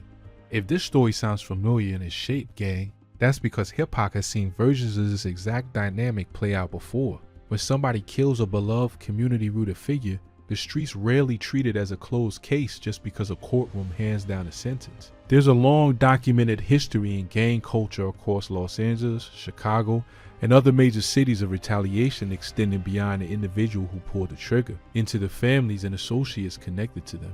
It's a brutal, often indefensible practice that claims innocent lives who had nothing to do with the original act. And that's a real tragedy layered on top of the original tragedy, because 2 wrongs never bring Nipsey back, and the family members targeted in the aftermath, if these reports are accurate, didn't deserve what happened to them any more than Nipsey deserved what happened to him. But understanding that pattern helps explain why so many people close to this case, on both the legal side and the street side, treated the danger to Eric Holder and his family as an inevitability rather than a surprise. Once word got out about who was responsible for Nipsey's death, people who understood how Los Angeles gang culture operates were already predicting exactly this kind of fallout. It's part of why Holder's own legal team moved so aggressively and so publicly to request protective measures. They weren't operating off of paranoia. They were operating off of decades of precedent about what happens to people in Eric Holder's exact position. So what does Eric Holder's actual day-to-day existence look like now? Years into a sentence that's essentially a life sentence with extra steps. Based on everything his own legal team has said publicly, it's not a stable or peaceful existence. Remember, this is a man who was already the target of a razor attack while still in county custody, before he'd even been transferred into the general population of the state prison system, where his attorney openly predicted his life would become hell. California state prison system has its own deeply entrenched gang politics, and a green light doesn't expire just because a trial ends. If anything, once Holder was formally sentenced and moved into long-term state custody, the population around him widened. More inmates, more affiliations, more people who either love Nipsey personally or simply respect what a green light means in that world and act on it as a matter of principle. Multiple street-level reports and social media accounts connected to people inside the correction system have claimed over the years that Holder has continued to be targeted while incarcerated, consistent with what his attorney predicted back in 2022. None of these later claims have been confirmed through an official statement from the California Department of Corrections and Rehabilitation, the way the county jail razor attack was confirmed directly by his own lawyer to national outlets like CBS and NBC News. But given the documented pattern, the razor attack that we know for a fact happened, the attorney's own public statements about the green light, and a broader culture around what happens to people labeled as snitches or killers of beloved community figures inside the California prison system, there's little reason to believe the danger around Eric Holder simply disappeared once he stopped making national headlines. For real, once the cameras and the reporters moved on to the next story, that's usually when things get the most dangerous for somebody in his position, because there's no media attention left to make prison officials account for what happens to them. One detail that stands out through this entire saga is how little Eric Holder's own family has said publicly since that apology letter was read into the record at his sentencing. Aside from that letter from his father, a letter delivered according to reports before the claims about his father's own death circulated in the press, the Holder family has largely stayed out of public view. There's been no sit-down interview, no statement responding directly to the reports about family members being killed, no attempt to correct the record if any of those reports were inaccurate. In a case that generated this much national and international attention, that silence speaks volumes on its own. Part of that silence almost certainly comes down to fear, gang. If even a fraction of what's been reported about retaliation against Holder's bloodline is accurate, stepping into the spotlight to discuss it publicly would only paint an even bigger target on whatever family members are still out there living their lives, trying to distance themselves from what Eric did. It's a horrible position to be in, losing people you love because of a decision one relative made, and then having to stay quiet about it because speaking up could put you next in line. That's the kind of collateral damage that never makes it into a courtroom transcript, but it's very real for the people living through it. This case did more than just take one man's life and destroy another man's family. It exposed something about how deeply Nipsey Hussle's death actually cut into the culture of Los Angeles and hip-hop more broadly. This wasn't treated like just another rapper getting killed. Nipsey's memorial at what was then called the Staples Center drew a scale of mourning usually reserved for the biggest icons in American culture. A 25.5-mile funeral procession wound through the streets of Los Angeles so the entire city could pay respects. Words of remembrance came in from the Nation of Islam. Even political figures who rarely comment on hip-hop culture at all felt compelled to speak on what Nipsey represented, quoting his own lyrics about keeping your head up even when the road gets hard. A year after his death, Nipsey was honored again at what was still called the Staples Center and celebrated during a performance at the Grammy Awards featuring DJ Khaled and John Legend, a formal acknowledgement from the recording industry of just how much his loss meant to the culture. His posthumous work continued to be honored in the years that followed. The Marathon clothing store, the very spot where he was killed, stayed open, run by people close to him, a living monument instead of a crime scene the community wanted to forget.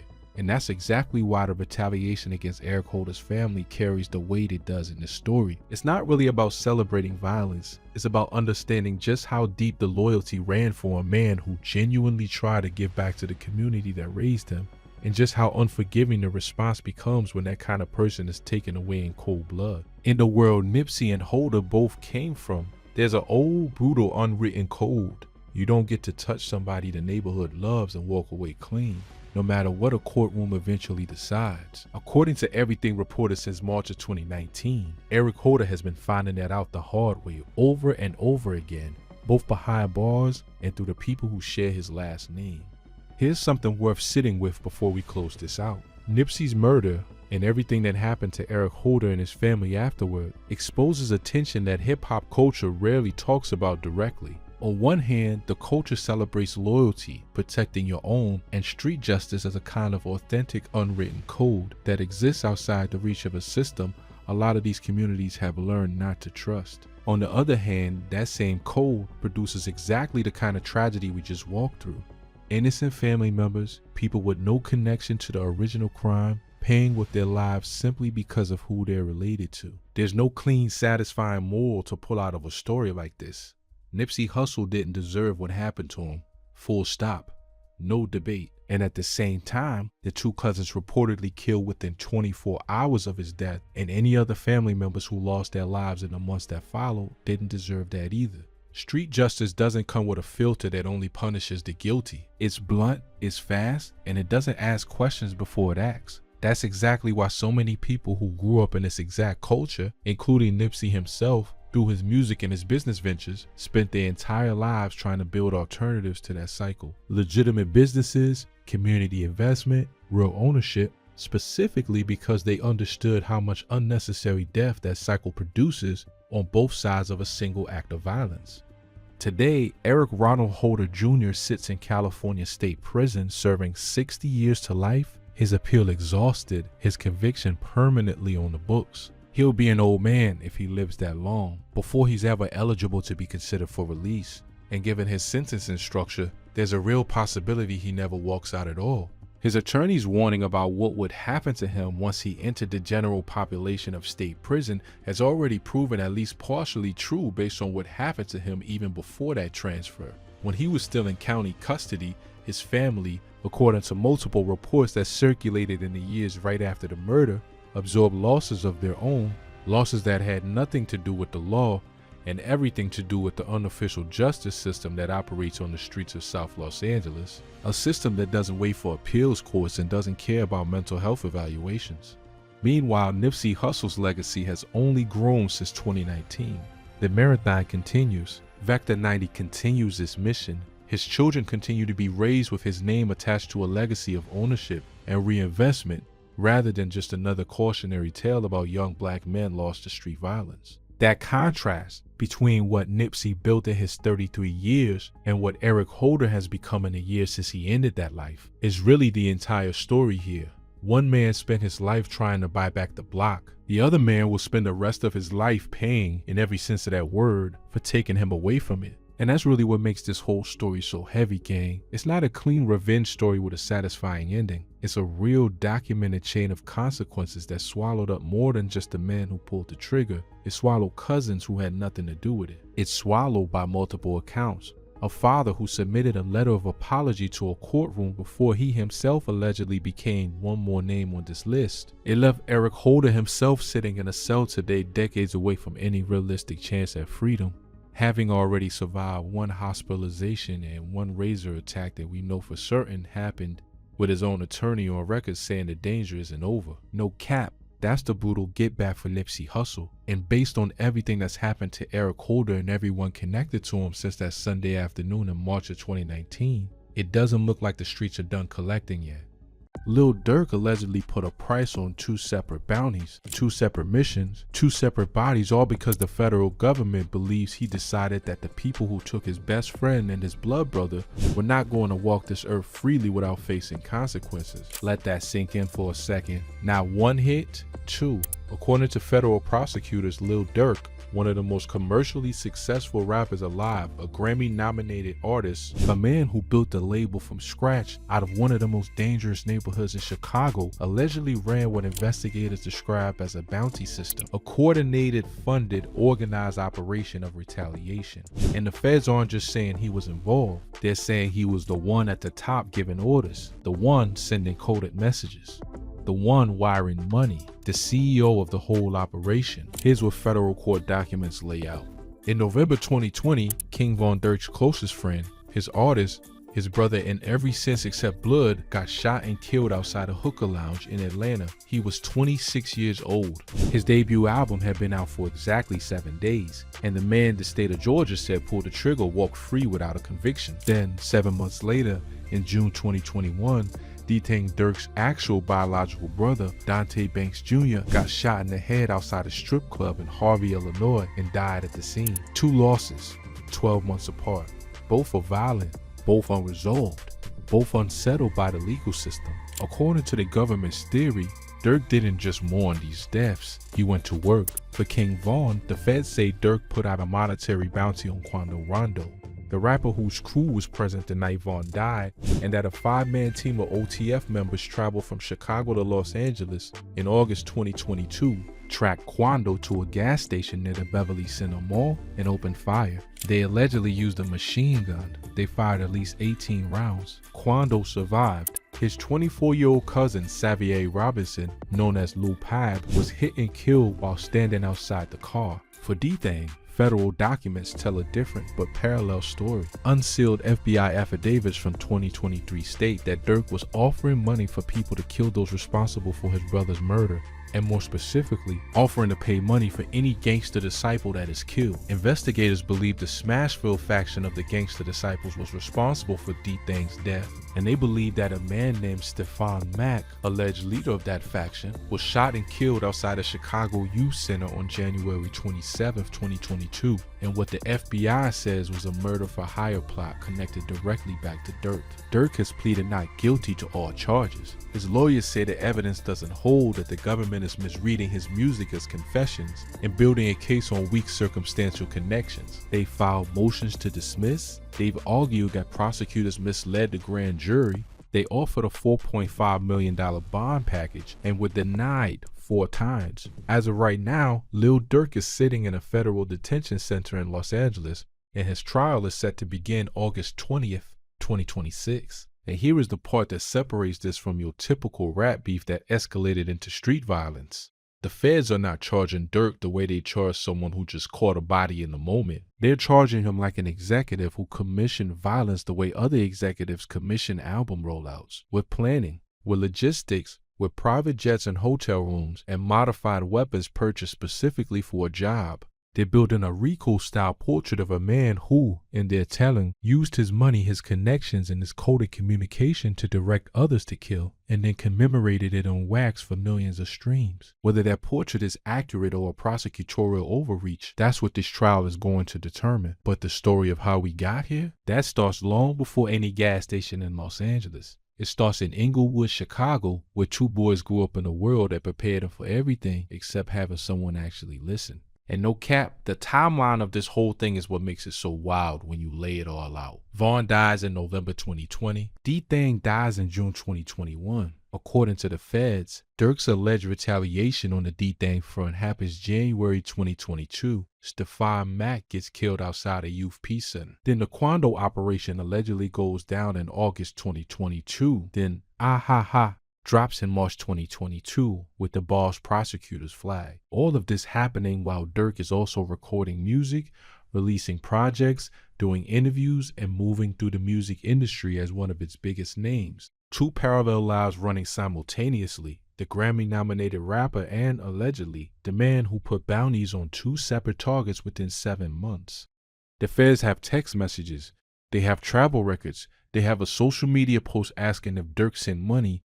They have a jailhouse informant, they have surveillance footage from a gas station in LA, and they have his music. His defense has sworn affidavits from producers, timeline discrepancies that they say prove prosecutorial misconduct, and the argument that treating rap lyrics as criminal confessions is a violation of the most basic principles of how art works. This is not a small case. This is not going away quietly. And this is not the typical story of a rapper who got caught up. This is the story of a man who lost more than most people can absorb, who built more than most people from his background ever managed to build, and who is now fighting inside a federal courtroom for the rest of his life. The full story follows. Pay attention because every section of this matters. But real quick, if you're serious about making it in the rap game, I put everything I know into one ebook. I'm talking how to actually grow an audience from zero, how to get labels reaching out to you with deals, and even how to get paid in this industry without ever touching a mic if that's what you want to do. And nah, it's not too late. People love to say the wave passed. It didn't. New artists and new hustlers are blowing up every single day, and the ones eating are the ones who took action and started now instead of waiting.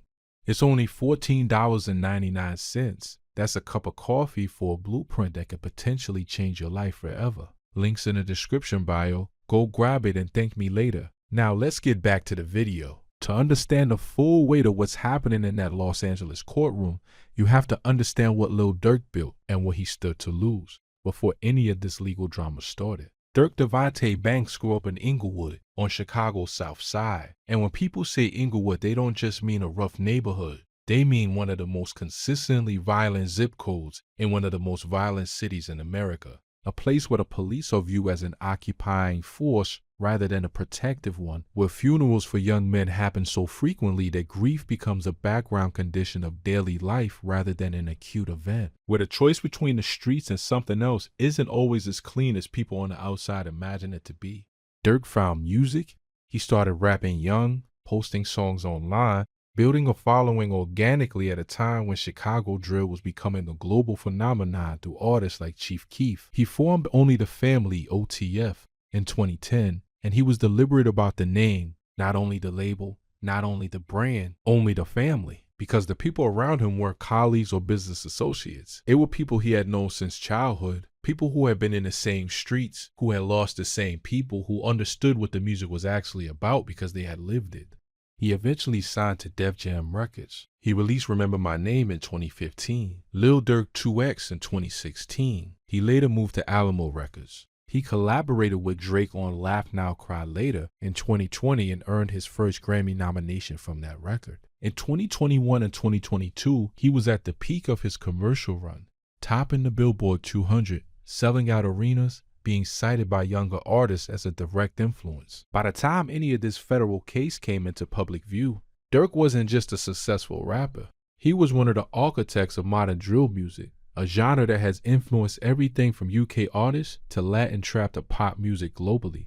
But here's what never changed. No matter how many Billboard placements he stacked, the people around him were still in the same world they had always been in. OTF wasn't just a brand. It was a real-life crew of people from Chicago's South Side whose lives had always carried real-life stakes. And when those stakes came due, when violence found the people closest to him despite all of his success, the question of how a man from Inglewood responds to that kind of loss is not a simple one. Between 2014 and 2024, Durk lost his cousin OTF Nunu to gun violence. He lost his manager Chino Dollar, 24 years old, shot and killed in 2015 while sitting in a car on the South Side. He lost multiple people from his circle to prison sentences and street violence over the years. He watched OTF members get locked up, get shot, get swallowed by the same streets they were all trying to rap their way out of.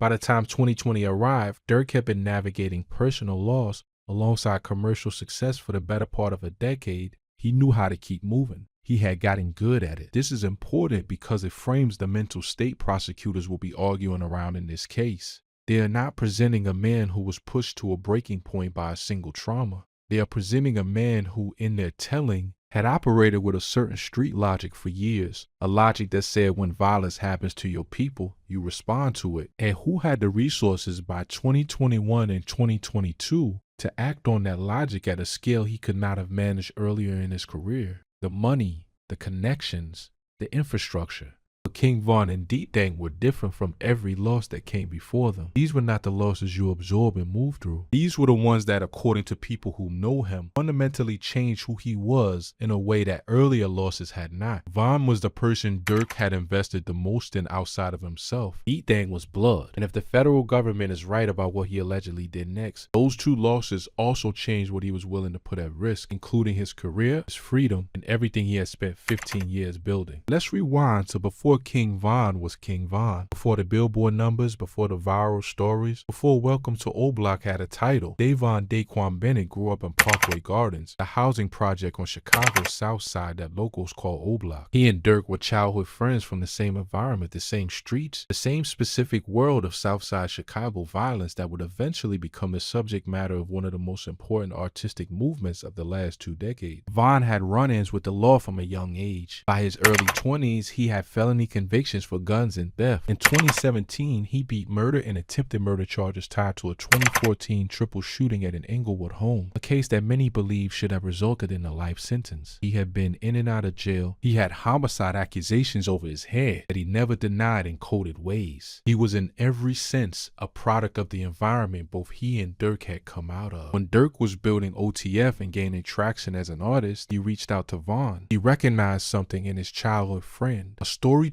ability that was raw and precise and authentic in a way that mainstream rap almost never managed to be. Von didn't rap about the streets as a backdrop. He rapped about specific incidents, specific people, specific moments. His music felt like testimony. Durk encouraged him to develop that voice. He signed him to OTF. He brought him to Atlanta, away from O Block, trying to give him a legitimate path. According to an Audible Treats feature on the OTF Collective, while Von's aggressive, hyper-specific storytelling gave their collaborative work a grittiness that felt lived in rather than performed. They made music together, they traveled together, they built together. When Von moved to Atlanta permanently, Durk had gotten him out of Chicago, not metaphorically, but physically. He had pulled his childhood friend out of the exact conditions that historically ended the lives of people like them. By October 2020, King Von's debut studio album, Welcome to O Block, was out, named after the Parkway Gardens complex where he grew up alongside Chief Keef, and at points, Dirk. The album debuted at number 5 on the Billboard 200. Critics celebrated it. Fans lost their minds over it. It felt like the beginning of something massive, like Von was finally about to become the mainstream star that everyone who understood Chicago drill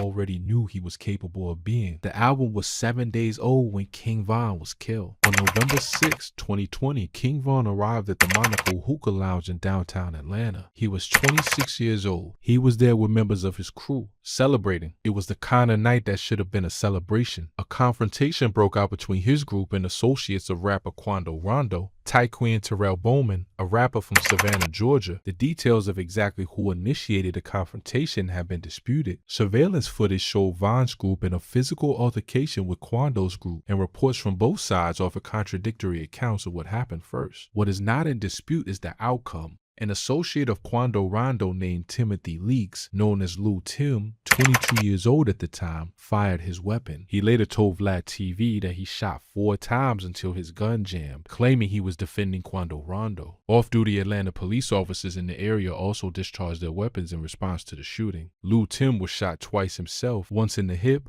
once in the lower body. King Von sustained multiple gunshot wounds. Emergency services rushed him to Grady Memorial Hospital. He did not survive. He was 26 years old. 2 people died that night. 6 others were wounded. The scene was described as chaos. Lou Tim was arrested at the hospital the following day while being treated for his own wounds, charged with felony murder. He was held at Fulton County Jail until April 2021 when he posted a $100,000 bond. Then in August 2023, nearly 3 years after the shooting, his attorney Noah Pines released a statement confirming the charges had been dismissed entirely. The case against Mr. Leaks was dismissed prior to ever being indicted. Georgia's Stand Your Ground framework and the available evidence reportedly made prosecution non-viable. No one has ever been convicted for the death of King Von. No one has faced a jury. No one has served a day in prison specifically for what happened outside the Monaco Hookah Lounge on November 6, 2020. For Dirk, who had known Von since childhood, who had bet on him when nobody else was, who had pulled him to Atlanta and signed him and built a career alongside him, this was not just loss. This was the kind of wound that redefines everything that comes after it. Dirk did not speak publicly about Von's death in the immediate aftermath, but the music he put out over the following years made his grief undeniable. He referenced Von constantly. He dedicated songs to him. He invoked his name and verses in ways that went far beyond a typical posthumous tribute. Von's death lived in Dirk's music the way real loss lives in real people, persistently, without resolution, always just underneath the surface. 7 months after Dirk watched his best friend buried, his actual brother was gone too. Dante Banks Jr., 32 years old, went by OTF D-Thang. He was Dirk's older brother and a member of OTF, not just by association, but by blood and by choice. On June 6, 2021, D-Thang was outside Club O, a strip club located at 17038 South Houston Street in Harvey, Illinois, just after midnight. What should have been a regular night out turned into something else entirely. According to Harvey police spokeswoman Giovanni Nixon, multiple shots were fired and lots of weapons recovered in what she described as a chaotic scene outside the club. D-Thang was shot in the head and died at the scene. He was 32 years old. The chaos that night extended beyond D-Thang's shooting. Shortly before it, a Harvey police officer stationed outside Club O for crowd control observed a patron with a gun. An altercation ensued and Officer Muhammad was shot in the thigh by an unidentified suspect. He was treated and released. Meanwhile, hours after D-Thang was killed, a separate shooting occurred on West 155th Street where a man named Seneca Price was killed. Harvey police investigated whether Price's death was retaliation for D-Thang's murder. An arrest warrant was later issued for a man named Devonair English, 23 of Maywood, an associate of D-Thang's, on charges of aggravated battery to a peace officer and aggravated unlawful use of a weapon connected to that night's events outside the club. But on D-Thang's actual killing, no charges, no suspects publicly named. The murder of Dante Banks Jr. remains officially unsolved. The hip-hop community responded on social media. Lil Reese posted, "Long live D-Thang, love you broski, murder beats, cowboy." People who knew the Banks family and knew what this meant for Dirk. Reactions poured in. Dirk said nothing publicly, he went silent. But according to federal investigators, what he said privately and through what they call coded communication was something else entirely. The FBI alleges that in the weeks and months following D-Tang's death, Dirk began putting out the word that he was offering money for violence targeting those responsible for his brother's murder. A federal search warrant affidavit filed in April 2023, unsealed in December 2024, stated plainly, Lil Durk was and still is offering money for people to kill those responsible for his brother's murder, and more specifically, offering to pay money for any gangster disciple that is killed. The FBI had been building its picture of who was responsible for D-Thang's death. According to court records, a confidential informant told the FBI that Dante was shot by members of Dump Street, an area connected to the Smashville faction of the Gangster Disciples. The GDs and OTF's affiliated black disciples had long-running street tensions in Chicago's South Side. And investigators telling D-Thang's death was an extension of that conflict. And according to those same investigators, Dirk's response was to designate the leader of that faction as a target. That alleged target was Stephon Mack. Stephon Mack, 24 years old, was allegedly the leader of the Smashville faction of the Gangster Disciples, the specific faction the FBI believed was connected to D-Thang's death. On January 27, 2022, Mack walked out of the Youth Peace Center of Roseland at 420 West 111th Street in Chicago. Gunmen got out of a car and opened fire. Mack was shot and killed. A security guard at the youth center was also hit in the leg but survived. The irony of the location, a youth peace center, was not lost on anyone covering the story. Federal prosecutors later charged 2 men with murder for hire in connection with Mack's death.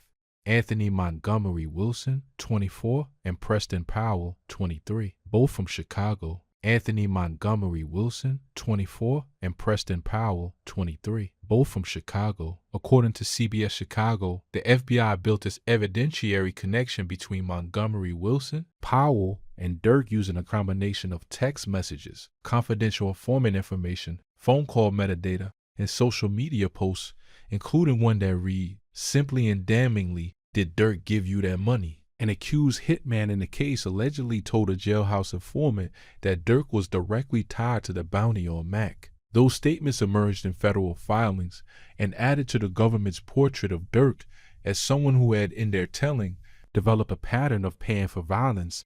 Crucially, Lil Durk has not been charged with Mack's murder. Montgomery Wilson and Powell are the charged defendants in that case. But during Dirk's December 2024 bond hearing in his Los Angeles case, prosecutors unsealed the FBI affidavit connecting Dirk to the Mack investigation and used it as evidence that he was too dangerous to release. The judge agreed. Bail was denied. Now here's where the music comes in, because the music is where this whole case gets its most debated dimension. In March 2022, Lil Durk released Aha, one of the biggest records of his career that year. The song was a street certified banger. Fans loved it. It got millions of streams. And in it, Dirk rapped the lines that prosecutors will later put in front of a grand jury. My brother D-Thang just got killed, and I've been slow since, but we got back on their ass. I bet they know this.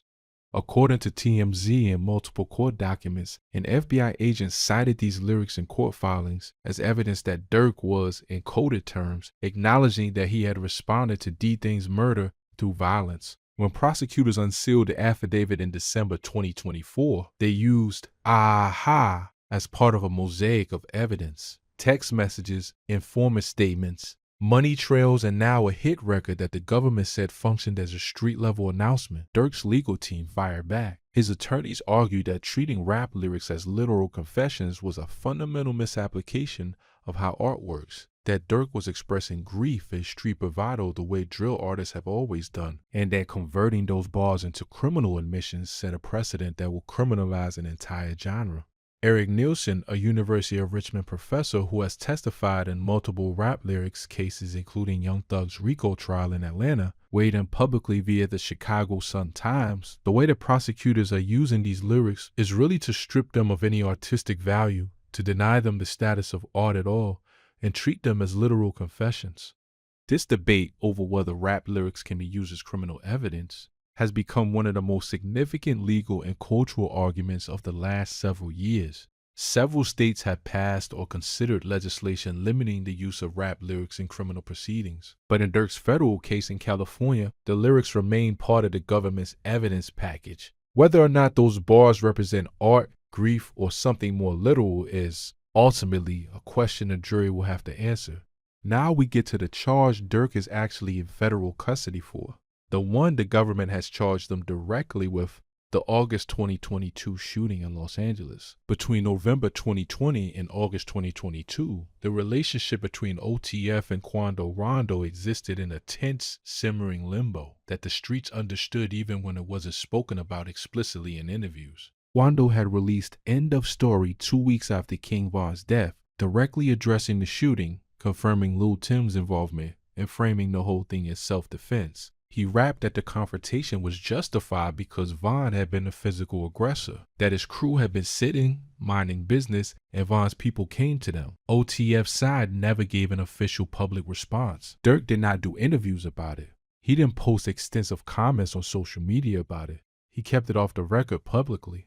But on the streets and online, everyone who followed this world closely understood there was no resolution. There was no sit down, no peace made, no acknowledgement from anyone that this was over. There was just King Von's funeral and then silence. And then the question that everyone in this world always asks in situations like this, what happens next? When Lil Tim's murder charges were formally dropped in August 2023, that wound received no closure from the legal system either.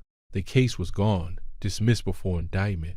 Lil Tim was free. Quando Rondo was still active, still recording music, still making appearances, still existing publicly in a way that, to the people who love King Von, must have felt like an ongoing insult to his memory. And in the eyes of the people around Dirk, according to federal prosecutors, that situation was still unaccountable, still unresolved, still demanding a response that the courts had declined to provide. According to the federal indictment, Dirk placed what investigators describe as a monetary bounty or reward for anyone who targeted Quando Rondo. The complaint states that Dirk communicated this in coded language, making clear he would pay for retaliation connected to King Von's death.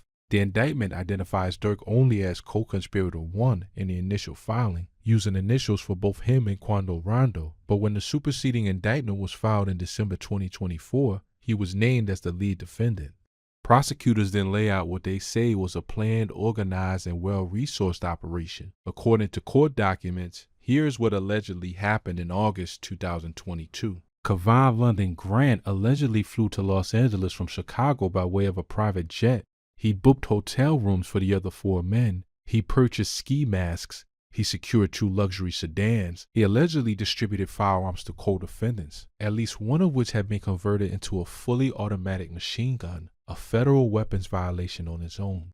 On August 19, 2022, the group allegedly used those 2 vehicles to surveil and track Quando Rondo across Los Angeles. They located him at a gas station near La Cienega Boulevard and Beverly Boulevard, near the Beverly Center Mall, a busy commercial area in one of LA's most densely populated neighborhoods. Quando was in a black Escalade with his cousin Xavier Robinson, 24 years old, known as Lil Pop. The gunman ambushed him. Prosecutors say at least 18 rounds were fired from multiple weapons, including the automatic weapon. Quando Rondo was not hit.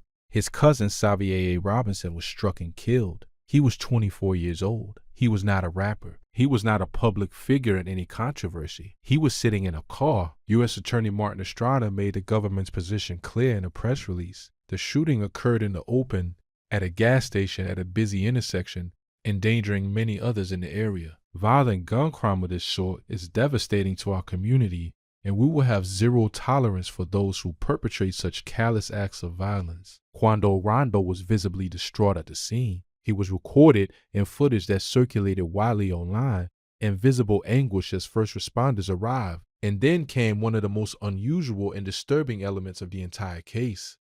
Prosecutors alleged that someone in Dirk's orbit obtained audio of Quando crying out at the scene and layered it. Quando's actual grief, captured in real time as his cousin died, over a track. The government pointed to Dirk's verse on Babyface Ray's Wonderful Wayne and Jackie Boy, released in late 2022, which contained lyrics prosecutors said referenced the shooting directly, references to getting an address, getting a location, giving a green light, then seeing your son on the news and hearing someone scream, "No, no," the government's position. Those bars were Dirk rapping about what he had ordered. Dirk's lawyers came out swinging on this. They filed a motion arguing, with sworn affidavits from the music producers involved, that the song was actually recorded in January 2022, a full 7 months before the August 2022 shooting. They argued that the government knew this and presented it to the grand jury anyway as evidence that Dirk had celebrated and profited from a revenge murder that he had ordered, which, if the recording date holds up, would be factually impossible. The government told the grand jury that Mr. Banks, through specific lyrics in his music, celebrated and profited from a revenge murder that he had ordered. That claim is demonstrably false, Dirk's lawyer David Finling wrote in the motion.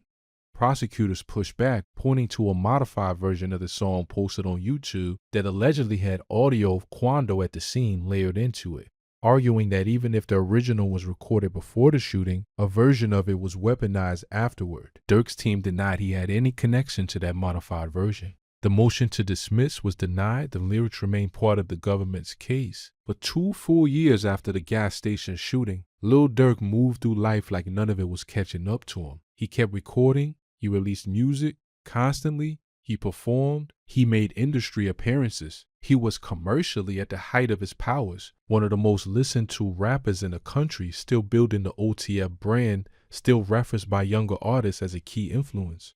But the FBI was building a case the entire time. On October 17, 2024, federal prosecutors in Los Angeles unsealed an indictment against 5 OTF-affiliated men: Kayvon London Grant, DeAndre Dontrell Wilson, Keith Jones, David Brian Lindsay, and Asa Houston. They were charged with murder for hire and conspiracy to commit murder for hire resulting in death. The man who allegedly ordered the hit was referred to only as co-conspirator 1 in that initial indictment. His name was redacted. Dirk saw it. He understood what it meant. According to federal court documents, within hours of the indictment becoming public, Dirk began booking international flights. He booked a one-way ticket to Dubai. He booked a one-way ticket to Switzerland. Then, according to an FBI agent's written statement, he booked a private jet from Miami to Italy, scheduled to depart at approximately 9 p.m. on October 24, 2024. FBI agents arrested him at the Miami area airport at approximately 8 p.m., 1 hour before his flight was set to take off. He was taken to Broward County Jail. His attorney, Brian Bieber, confirmed he was in custody and would have an initial court appearance in Florida the following day. He was extradited to Los Angeles and formally arraigned on November 15, 2024. He pleaded not guilty. His legal team immediately went to work on bail. They offered a package that would have been generous by virtually any standard: 2 homes in Georgia worth a combined $2.3 million as collateral, plus $1 million in cash from Sony Music, totaling a $4.5 million bond proposal. The judge said no. They tried again. No. Multiple bail hearings, multiple denials. Each time the judge pointed to the unsealed FBI affidavit about the Stefan Mack investigation, the D-Thang bounty allegations, as additional evidence that Dirk was a continuing danger and a flight risk, given that he had literally been caught at an airport trying to leave the country. We were obviously disappointed, but will continue to fight on, Dirk's lawyer Jonathan Brayman said after one of the denials. Mr. Banks remains confident and optimistic about the future. Dirk has been in federal custody every day since October 24, 2024. The case against Lil Durk is, by any measure, one of the most complex and legally contested hip-hop criminal cases in recent memory, and the fight inside the courtroom has been as dramatic as anything happening outside of it. A superseding indictment was filed in December 2024 that added 2 additional felony counts against Dirk, bringing his total charge count to 3, including conspiracy to use interstate facilities to commit murder for hire, resulting in death, use of interstate facilities to commit murder for hire, resulting in death, and a related conspiracy count, the potential sentence if convicted on all counts, life in federal prison. Prosecutors confirmed in June 2025 that they would not seek the death penalty, which had technically been on the table. The trial has been delayed no fewer than 5 times. The original start date was January 7, 2025. It was pushed to October 14, 2025 due to the complexity of the case and the volume of digital evidence prosecutors were producing in discovery. Then to January 6, 2026. Then to April 21, 2026.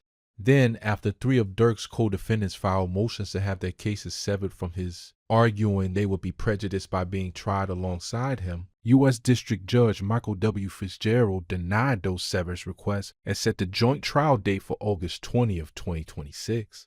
Dirk's own lawyers publicly stated they wanted to go to trial sooner, that it was the co-defendants' legal maneuvering causing delays, not their own. On behalf of Banks, we are fully prepared to proceed to trial. The matter was continued by the court over our objection, attorneys Drew Finland and Christy O'Connor said in a Rolling Stone statement. While all of this was happening, conditions inside the detention center were not easy. Reports emerged in early 2026 that Dirk had spent 5 months of solitary confinement after allegedly being found with an Apple Watch in his cell, a violation of detention center rules. He was released from solitary in the months before the August 2026 trial date.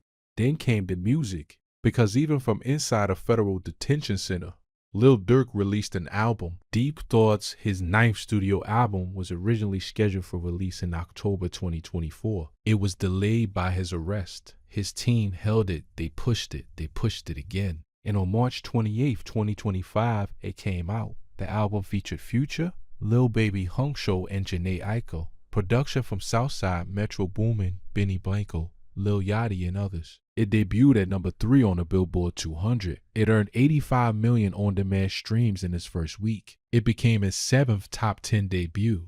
From a federal detention center, Dirk was still moving the culture. His legal team, meanwhile, filed a motion to dismiss the entire indictment, arguing that prosecutors had made a fundamental factual error in presenting the Babyface Ray song lyrics to the grand jury. They brought sworn statements from producers confirming the recording date. They called the government's approach a deliberate deception of the grand jury. The motion was denied. Prosecutors also announced in May 2026 that they were weighing additional charges, an indication that the government believes its case is strong enough to press further rather than thin it out heading into trial.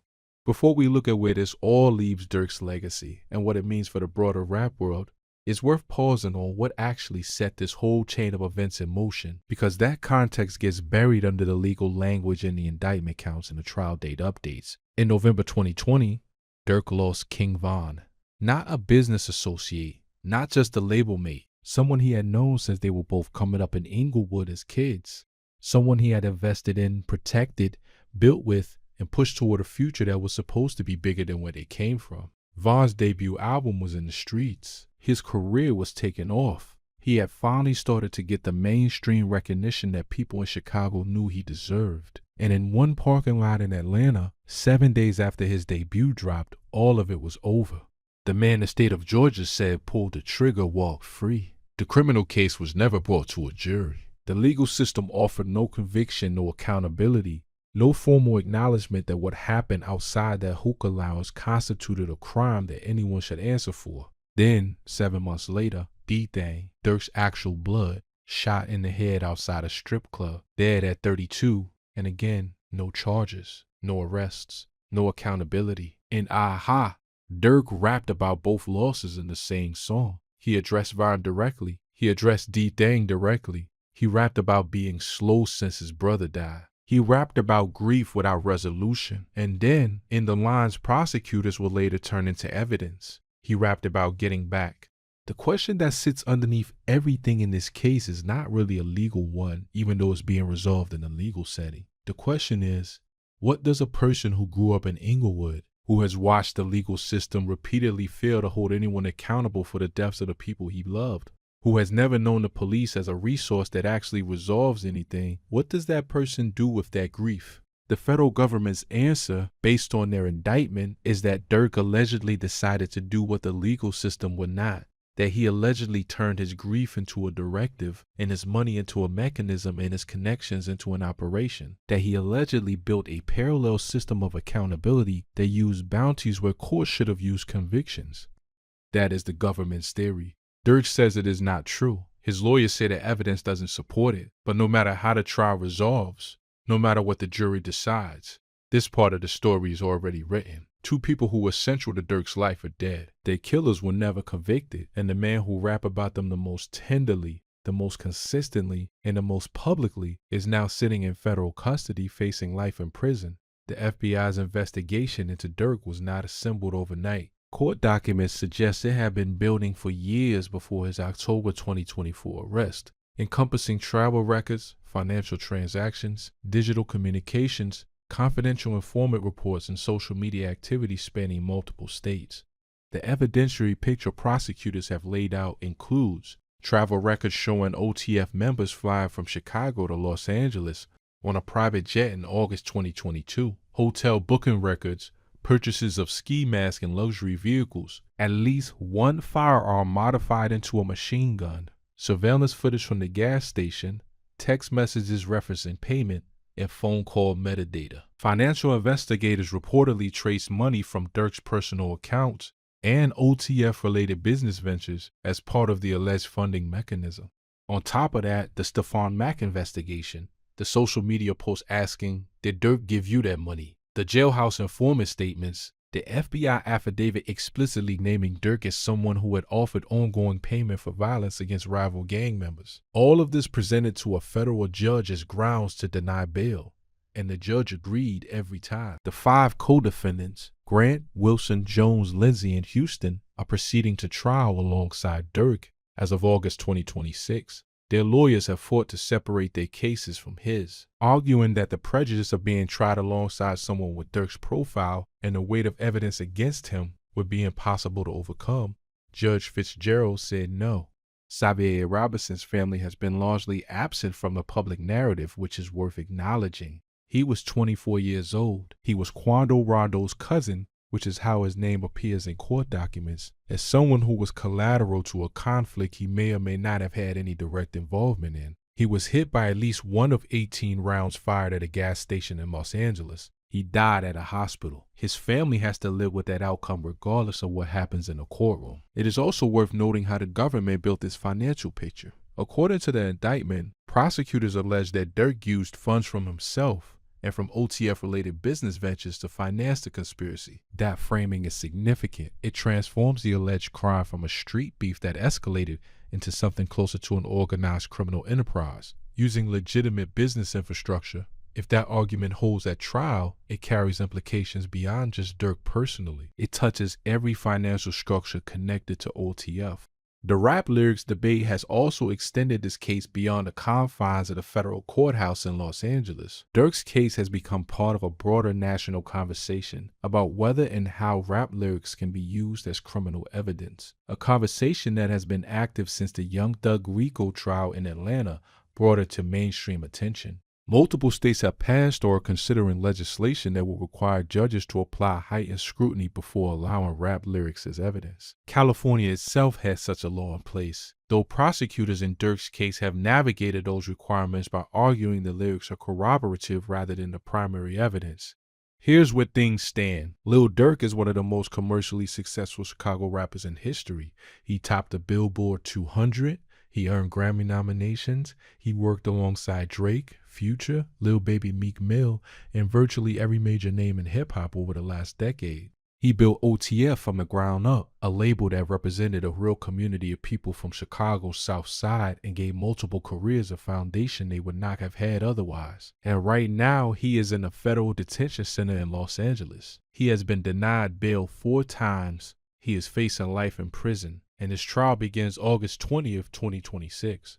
The parallels to other cases are unavoidable. Young Thug's YSL RICO case in Atlanta, the prosecution of members of Migos, the ongoing targeting of rap collectives under RICO and conspiracy statutes that critics argue are applied selectively and with a specific racial and cultural profile, the argument that the government routinely uses rap music, an art form created by and for Black communities, to document and process real experiences as criminal evidence in ways that would never apply to country music, rock music, or any other genre where artists routinely explore violent themes. But Dirk's case has something that purely symbolic battles about genre discrimination do not: an actual body with a name.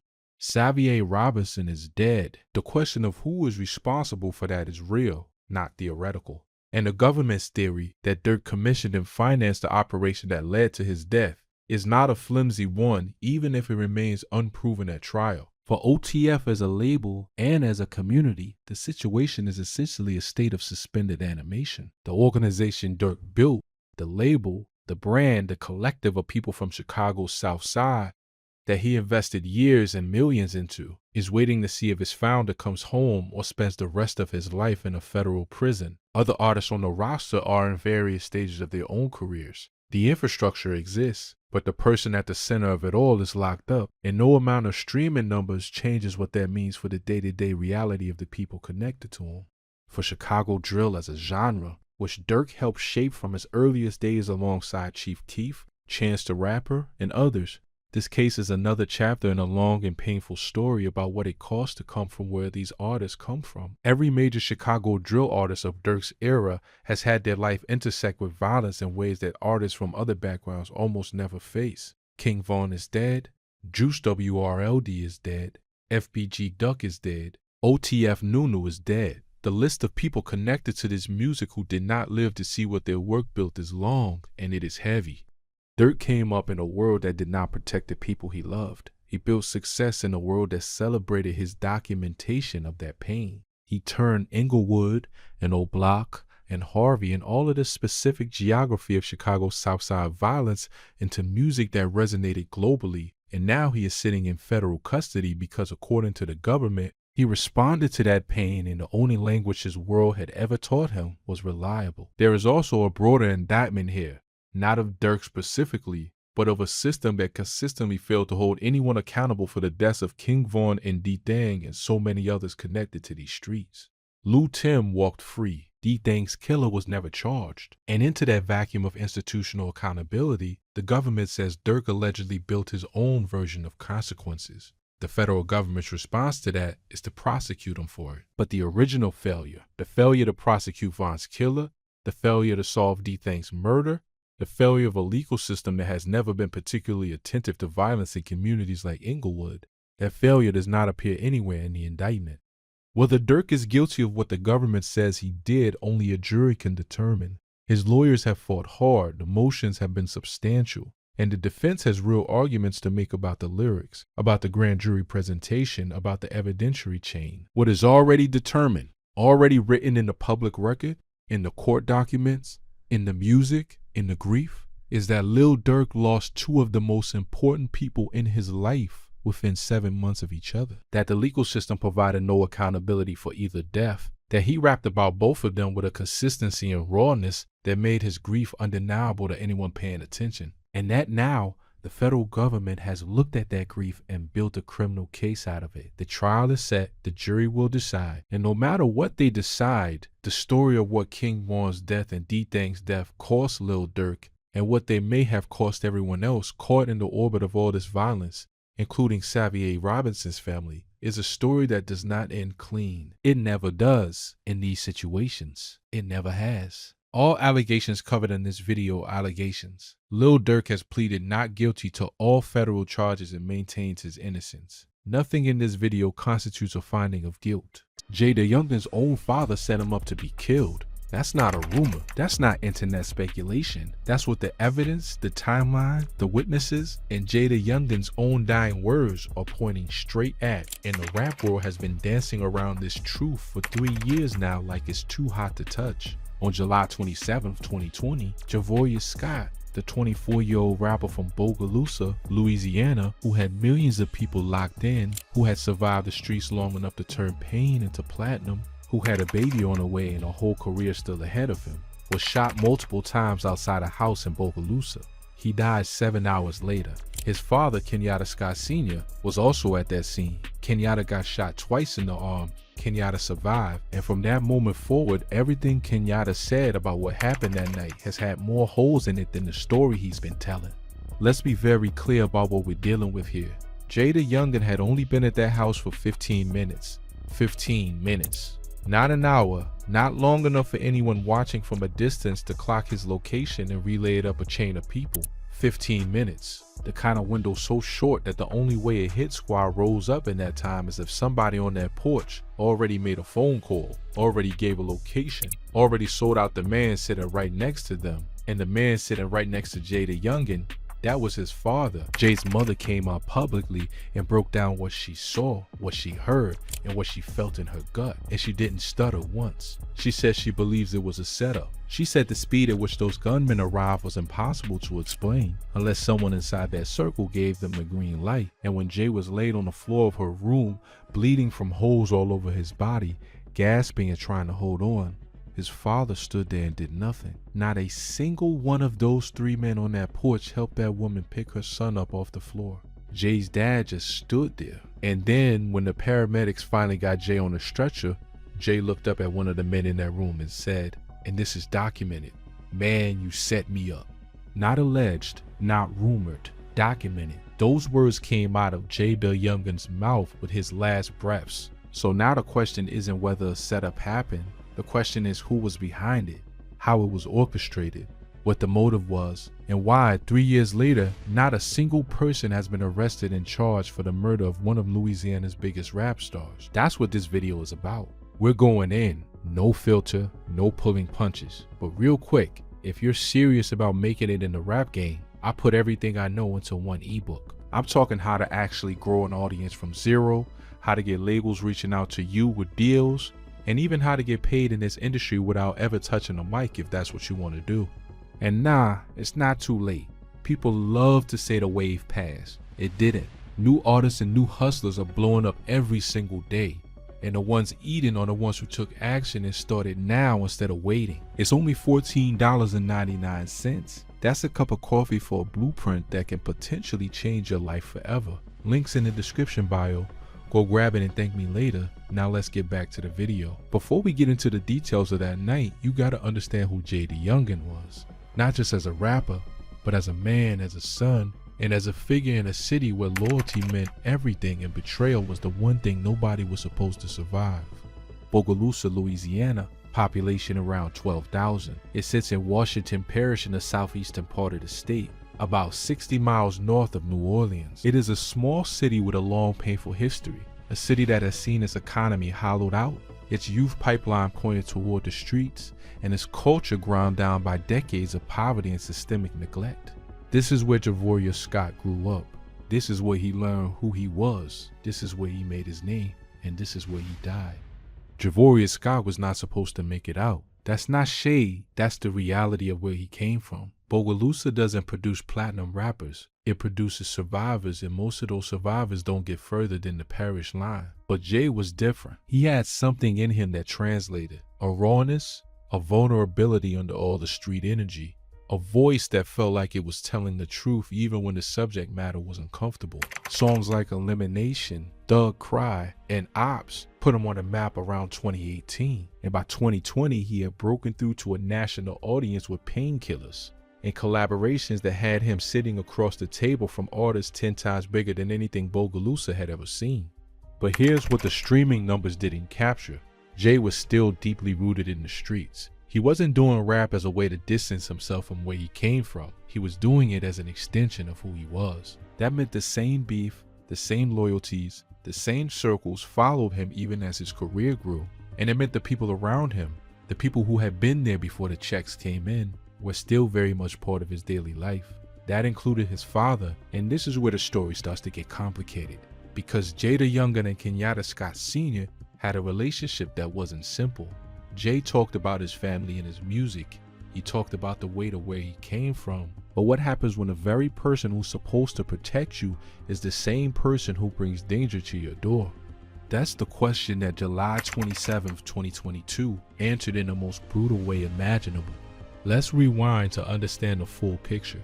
Javoria Scott was born on July 15, 1998 in Bogalusa, Louisiana. He grew up in a city where the options were limited and the pressures were real. He started rapping young, not as a hobby but as a release, a way to process everything stacking up around him. The streets of Bogalusa shaped his sound the same way Chicago shaped drill or Compton shaped West Coast rap. It was authentic because it had no choice but to be. Bogalusa isn't some anonymous small city that nobody has opinions about. It has history, and not all of it good. It was known historically as a sundown town, a place with a documented record of racial violence going back generations. The Ku Klux Klan maintained a presence there for decades. The economic collapse of the paper industry which had been one of the city's main employers, gutted the working class base of the community, leaving behind poverty and a lack of alternatives that the streets were more than happy to fill. By the time Javoria's sky was coming up, Bogalusa had settled into the grim arithmetic of underinvestment, understaffing, and underfunded schools that produces young men with enormous talent and no runway to use it. That's the world Jay was born into, and the fact that he found a way to make something out of that, to take the specific texture of that experience and translate it into music that millions of people connected with, is not a small thing. It's actually remarkable. Bogalusa doesn't produce platinum rappers. It barely appears on the map outside of Louisiana. But Jay the Youngin put it there. By 2017, he dropped his first projects and started building a local following. Then in 2018, Elimination hit and people started paying attention outside of Louisiana. The production, the delivery, the subject matter, all of it clicked. He signed to Bleeding Street / RCA Records, and just like that, a kid from a city most people had never heard of was moving units and pulling streams in the tens of millions. Elimination wasn't just a hot record, it was a statement. It captured something specific about what it felt like to move through a world that was actively trying to eliminate you, whether that was poverty, the streets, the legal system, or the 100 other forces bearing down on young black men from places like Bogalusa. People heard it and they felt it. Not just in Louisiana, not just in the South, everywhere. Between 2018 and 2022, Jay the Youngin released a consistent stream of projects. 23 is the best, Misunderstood, Stick Up, Forever 23, and 10 Toes. He was growing, not just in streams and followers, but in terms of the business. He was learning how this industry worked, building his catalog, and trying to set himself up for the long game. People in his circle said he was talking about diversifying, about building something that would outlast the rap years, about making sure his family was taken care of.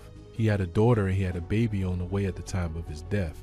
Thug Cry became one of his signature records, an emotional gut punch that showed the range he had beyond street rap. He could go from threatening to vulnerable in the same breath. That duality was what made him compelling. He wasn't performing one-dimensionally. He was showing you the whole thing. The toughness and the pain underneath it, the aggression and the love that coexisted in the same person. His fans weren't just fans, they felt like they knew him. But alongside all of that growth, the streets never really let go. He caused several legal cases over those years, weapons charges, drug charges, the kind of stuff that follows you when the environment you're in never fully changes, even when your income bracket does. In 2021, he was arrested in Maryland on weapon and drug charges. He navigated those cases with the legal team behind him, kept recording, kept releasing, kept moving forward. To people watching from the outside, it looked like he was managing the balance, making it work. What's harder to see from the outside, what's always harder to see, is what's happening in the private spaces, in the conversations with family, in the requests that come in where people around you know you've got money, in the dynamics that shift when someone who used to be your peer starts being someone who can help you and they expect you to. That's the space where things can go wrong in ways that nobody on the outside ever knows about until it's too late. Now here's a detail that matters for the bigger picture. Jay the Youngin had been living in a kind of transitional space in the months before his death. He wasn't just a rapper anymore. He was a young man with real money and real responsibilities, trying to figure out how to manage both his career world and his street world without them colliding in a way that destroyed everything he built. That's a tightrope act. And the people around you during that balancing act, who they are, what they want, what they're willing to do, matters more than almost anything else. His mother, Letitia, was a constant presence. You can hear it in the transcript of what she shared. She was protective, she was involved, she knew what was going on around her son. When she talks about that day, it's clear she wasn't some distant figure. She was there. She saw it. She felt it in her bones. His father, Kenyatta Scott Sr., is a more complicated figure. What we know publicly is limited, but the role he played on the day of the shooting is documented through multiple accounts, and none of them paint a flattering picture. The relationship between fathers and sons in situations like this is something that hip-hop has explored and struggled with for decades. The absent father, a father who reappears when money arrives, a father who never got his shot and now sees his son's success as something that belongs to him too, by right of blood, by right of whatever sacrifices, real or imagined, he feels he made. That dynamic is not unique to the situation. It plays out across the rap world all the time. Most of the time it doesn't end in death, but the financial resentment, the entitlement, the friction between a young man who earns something and a parent who feels old, that's a pressure cooker, and pressure cookers explode. No hit comes out of nowhere. That's the first thing you understand when you start really digging into situations like this. There's always a chain, always a buildup, always a reason, even if the reason is ugly and small, like money or jealousy or debt that never got paid. In the months leading up to his death, Jay the Youngin had been dealing with a rising level of tension. He wasn't a stranger to beef. His career had been marked by on and off conflicts in the streets, the kind of situational friction that comes with being from where he was from and being as visible as he had become. When you blow up from a small city, you become a target in a specific way because now the people around you can see what you have, what you're worth, and how much could theoretically be taken. Now, this is important because it reframes who might have a motive. Street beef and rap beef operate differently. Street beef is usually personal. Someone feels disrespected, history, there's a violation. Rap beef adds a financial dimension that street beef alone doesn't have. When you're moving real money, the calculus changes. People start doing math that they wouldn't have been doing back when everyone was broke together. In the weeks before July 27, 2022, Jay had been in Bogalusa, the way rappers from tight-knit communities often do, staying close to their roots even when they had every reason and every resource to be somewhere safer. He was at his mother's house that day. Not a studio in Atlanta, not a hotel in LA. His mama's house in Bogalusa, Louisiana. Home. The place that was supposed to be safe. And this is something that deserves its own moment of reflection. Jay had options. He had money. He could have been anywhere on July 27, 2022. He was in Bogalusa because that's where his people were. That's where his mother was. That's where the roots ran deep. For a young man from a city like that, staying connected to home isn't just a sentimental choice. It's part of the identity. It's part of what you're protecting when you say you're doing this for your people. You go back because going back means something. But going back also means re-entering environments where not everyone has your best interests at heart, where the dynamics of money and loyalty and old debts and new jealousies are all swirling together, where the fact that you made it can make you a target in ways that feel contradictory. Like success should be protection, but it actually adds a layer of danger. His mother described the setup of that day in detail. She and Jay had been up all night dealing with a separate situation. Her words, she kept it vague but clear that it had been a stressful lead up to the day. They hadn't even been to sleep yet when the morning of July 27th arrived and turned into afternoon. Whatever that prior situation was, it had already put them both on edge, already had the atmosphere in that house feeling heavy. When morning rolled into afternoon, the plan was relatively ordinary on the surface. Jay was going to have some work done on a car, an interior job, some detailing work, the kind of thing you coordinate when you're back in town and need to handle personal errands. He was going to pay the guys for the job, handle his business, the kind of day-to-day logistics that feel completely unremarkable right up until they aren't. Then Kenyatta Scott Sr. showed up. Jay's father came by with 2 other men. Now Letitia is specific about this. She says Jay was going to go outside briefly to pay the guys his dad had brought, talk to his dad, and come back in. It was supposed to be a quick thing. He took out $8,000 from a $10,000 sum, left $2,000 sitting on the bed, and went outside to pay the men and check in with his father. He was outside for less than 20 minutes, not even 20 good minutes as his mother put it. That's how fast everything changed. Here's the thing that has to be examined, and examined carefully. How did anyone know Jay was at that house? How did a gunman, or gunmen depending on which account you follow, know to pull up to that specific location in that specific window? Jay's presence there wasn't broadly publicized. He wasn't posting his location on Instagram. He wasn't somewhere highly visible. He was at his mother's house, a private residence in a residential neighborhood in Bogalusa, on a day when the plan was to handle some quiet personal business and go back inside. Think about the logistics of what would have to happen for an outside party to know Jay was there. You'd have to know that Jay was back in Bogalusa. You'd have to know he was at his mother's specific address, not somewhere else in the city. You'd have to know that he was going to be outside, visible and accessible rather than inside. And you'd have to have all of that information in a window short enough to mobilize, get a vehicle, get to that neighborhood, and execute before Jay went back in.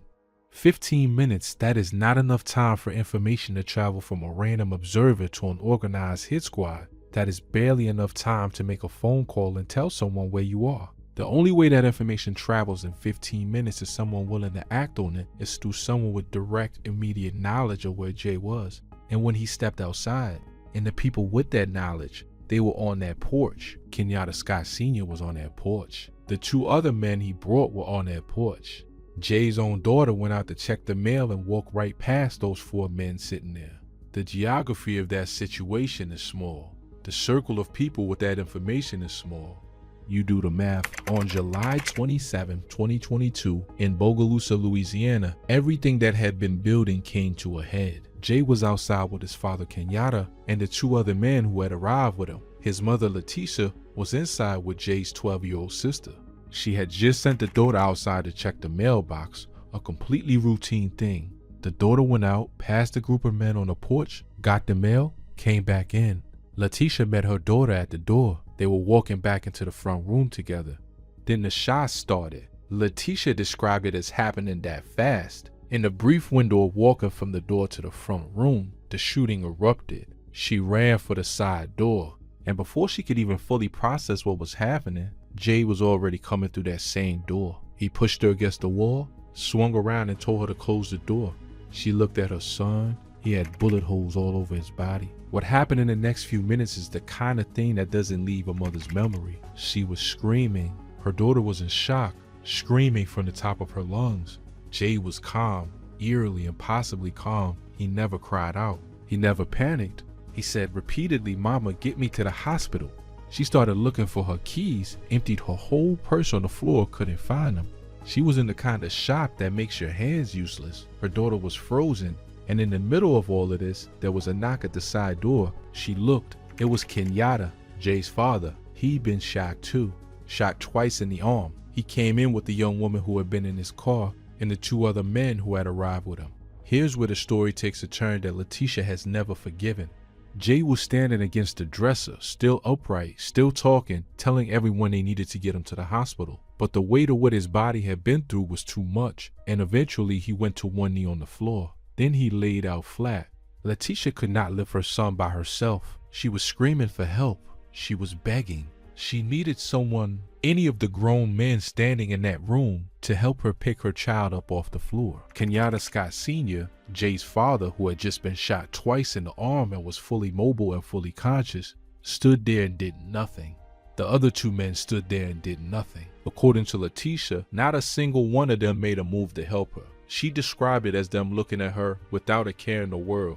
The only person who helped was the young woman who had been in Kenyatta's car. She grabbed Jay under his arms. Letitia grabbed his legs. The 2 of them, a grieving mother and a young woman who barely knew Jay, dragged him out of that house together.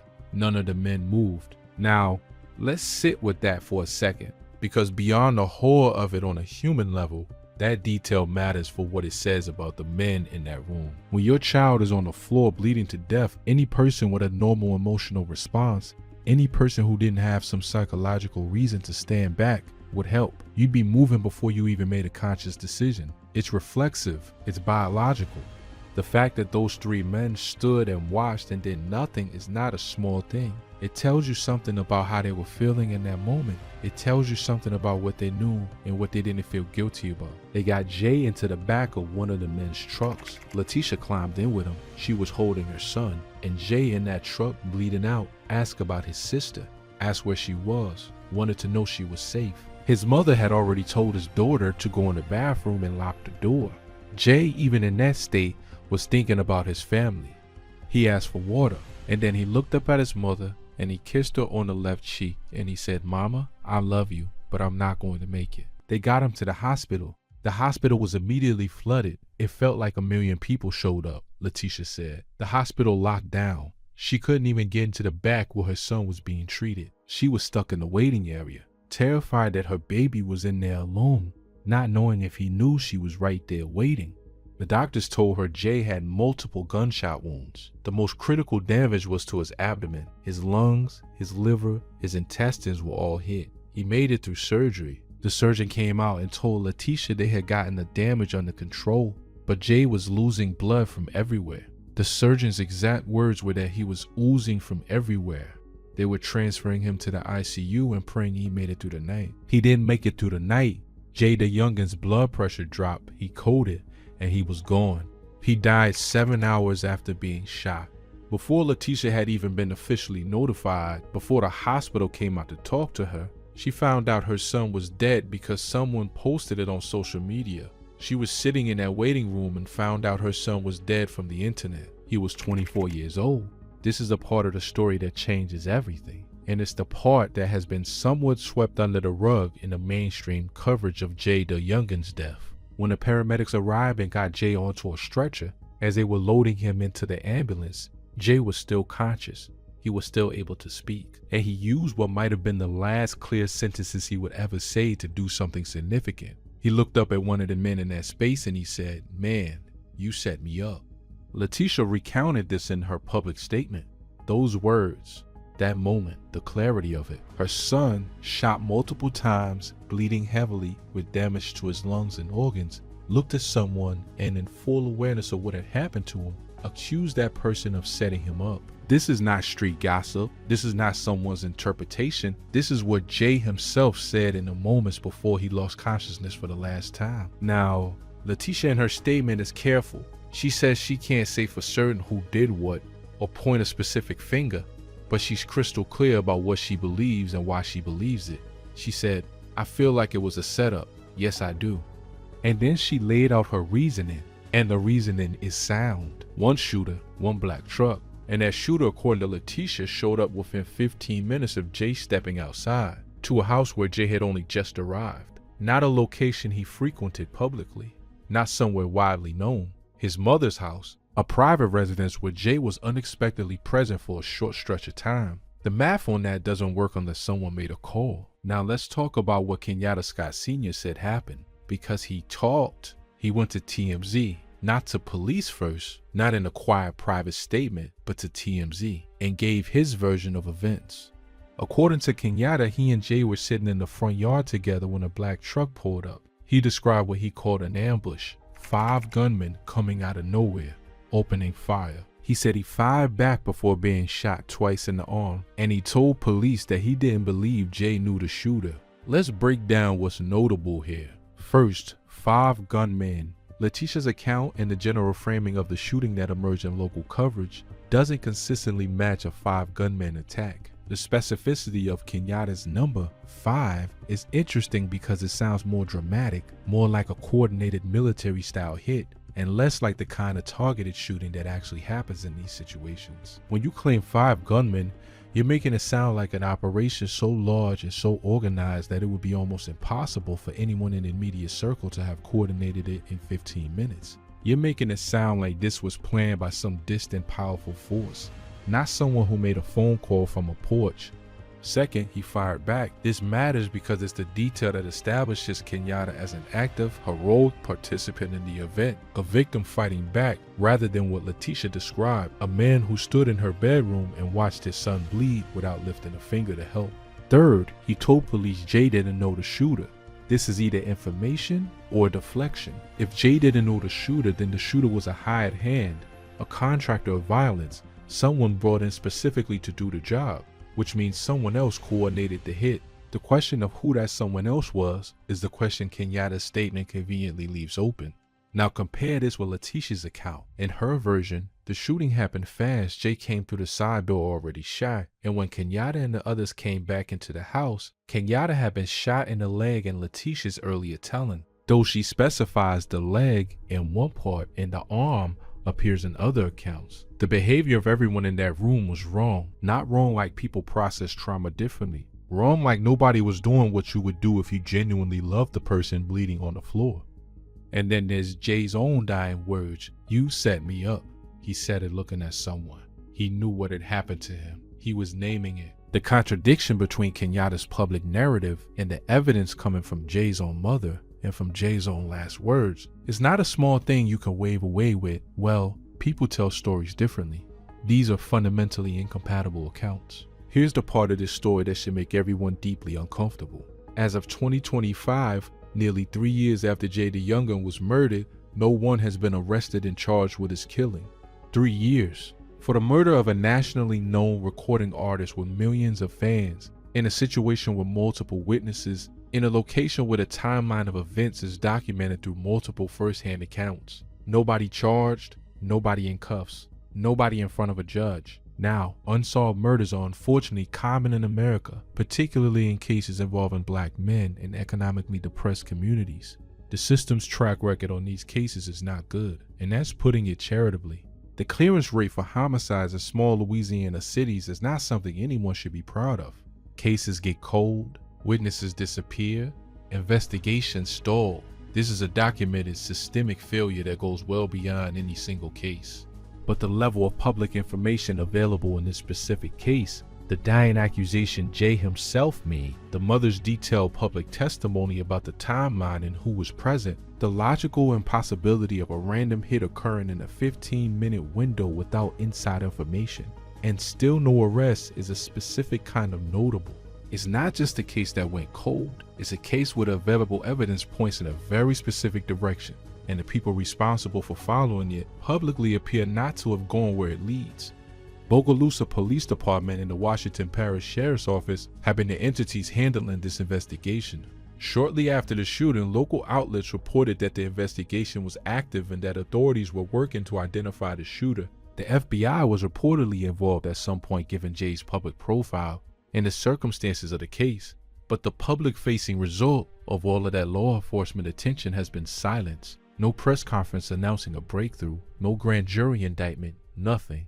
Now, in fairness, and this is worth saying even when it feels uncomfortable, there are legitimate obstacles to homicide investigations in communities like Bogalusa that go beyond law enforcement incompetence or lack of effort. The street code is real. The fear of retaliation for talking to police is real, documented and deeply embedded in communities that have historically had reasons not to trust law enforcement in the first place. When you grow up in a system that has consistently failed your community, you don't automatically trust that system to protect you if you give up information. You stay quiet because silence has historically been safer than cooperation. But here's the thing, in this case, the person doing the talking is not some anonymous street witness who can be scared into silence. It's Jay's mother. Letitia Scott went public. She described what she saw. She described the timeline. She described Jay's own dying words. She said on record, on camera, to an audience that she believes this was a setup. That testimony is not anonymous. It is not hidden. It is publicly available. In cases where a victim's own family is publicly stating they believe specific people were involved in orchestrating a murder, and where the victim himself named a setup in his dying moments with paramedics present, the absence of charges raises questions that go beyond typical investigative challenges. It raises questions about will, about priorities, about whether the life of a 24-year-old black rapper from Bogalusa, Louisiana carries the same investigative urgency as other cases. Those are uncomfortable questions, but they are the right questions. Letitia talked about why she went silent for nearly 3 years before speaking out. She said she never posted about it publicly, never made statements, tried to hold back and let the process work. And she finally broke that silence because she felt like lies about what happened were proliferating and nobody was setting the record straight. That took courage. That took a grieving mother deciding that her son's truth mattered more than her own peace. That took someone choosing to relive the worst day of her life in front of cameras because she felt like she had no other option.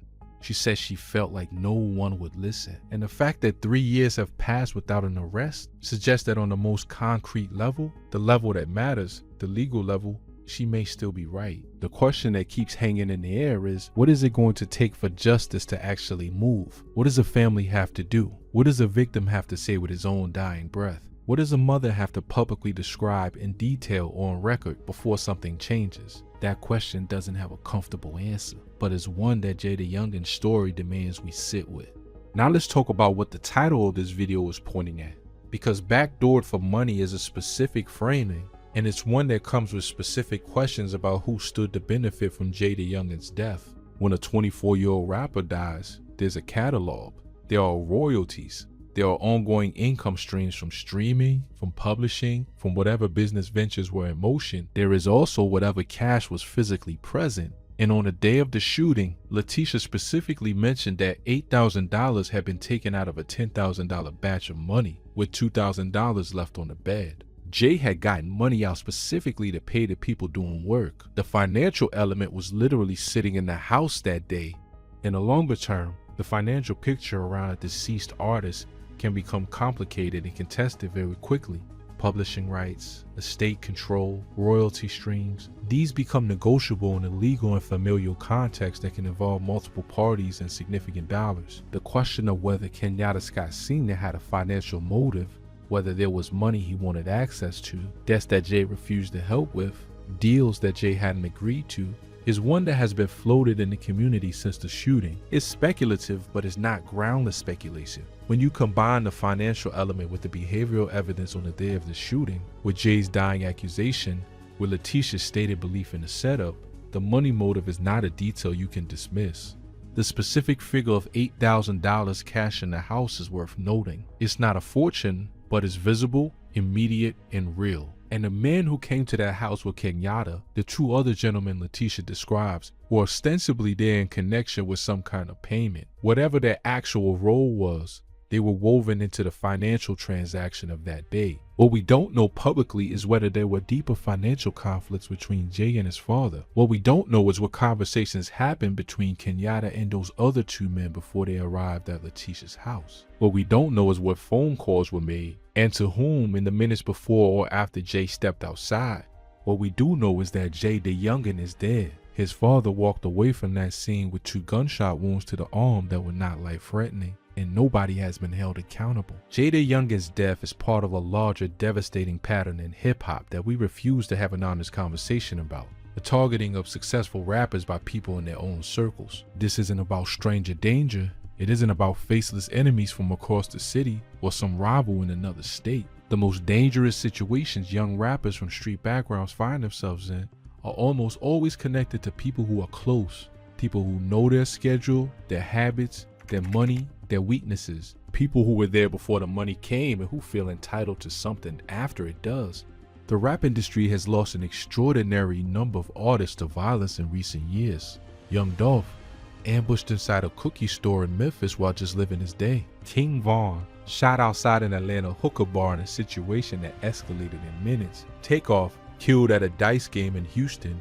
PNB Rock, robbed and shot at a Roscoe's in Los Angeles. Lil Loaded, gone far too young. Pop Smoke, killed in his rental home by people who reportedly tracked his location from social media posts. In case after case, the proximity is the story. The access is the story. Somebody who shouldn't have had the information had it. Now, not all of those situations involve family members. Not all of them were internal betrayals in the way that Jay the Youngin's situation appears to be. But the through line in every single one of them is the same. The rapper's vulnerability came from people or situations that were close to him, not from distant faceless threats. It came from the world he lived in, the people he trusted, the locations he frequented. That's not a coincidence. That's a structural reality of what it means to be a young rapper from a street background who makes money, real money, without fully leaving the environment that produced you.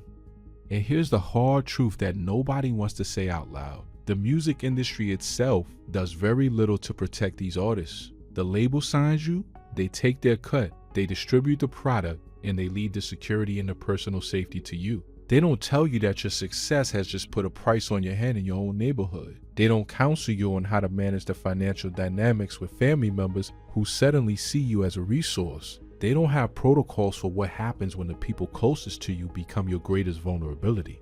The responsibility gets outsourced entirely to young men, often teenagers, often barely into their 20s, who are supposed to figure it all out themselves. Supposed to know who to trust and who not to trust. Supposed to navigate ancient loyalty structures that don't bend easily when money is involved. Supposed to maintain relationships with family while also protecting themselves from exploitation. All of that while also recording music, performing, building a fan base, and trying to stay alive. It's an impossible situation. And the rap world keeps losing artists to it. And every time it happens, the cycle is the same. Outpouring of grief, RIP posts, tribute records, then everybody moves on. Nobody goes back and asks the structural questions. Nobody makes the labels or the management companies or the industry infrastructure reckon with what role they play in creating the conditions that keep killing these artists. Jay the Youngin's story is not just a tragedy, it's a case study in all of those dynamics. A young man who made it, who was trying to build something real, who came home to his mother's house and stepped outside to handle ordinary business, and never walked back in under his own power. His last coherent words were, "I'm not going to make it." And before that, on the stretcher, he named what had been done to him. He knew, in the middle of everything his body was going through, in the midst of blood loss and pain that most people cannot imagine, he had the clarity to understand what had happened and to say it out loud. That is not the mind of a man in shock who doesn't understand his situation. That is a man who understood it perfectly, who had perhaps suspected something was wrong even before the truck pulled up, and who spent his last lucid moments making sure the truth was said. He said that looking at someone, he was speaking directly to the person responsible, and the fact that 3 years have passed without that person being held accountable is not just a failure of justice for Jay the Youngin. It's a message to every young artist watching, a message that says your life can be taken, your own dying words can name the culprit, and nothing will happen. That message is corrosive. It eats at the foundation of what it means to seek justice, what it means to believe that the system can and will act when the evidence is clear. We have to do better, not in the abstract, not in the vague language of systemic change, but specifically, concretely, in the way we treat the deaths of young black artists from communities that have historically been deemed expendable. Jay the Youngin's case deserves the same urgency, the same resources, the same relentless investigative attention as any other murder of a public figure, full stop. It took Letitia Scott nearly 3 years to come forward publicly and describe what she witnessed on July 27, 2022. And when she finally did, she didn't hold back.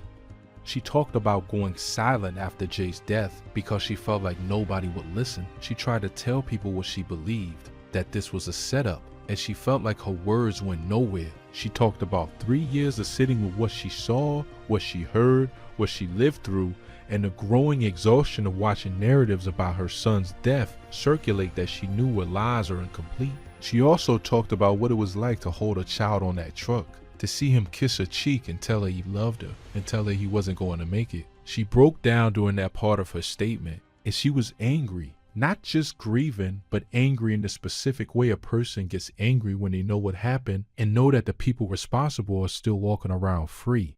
She made clear she wasn't going to name names publicly in that statement. She said God sees everything and vengeance is his.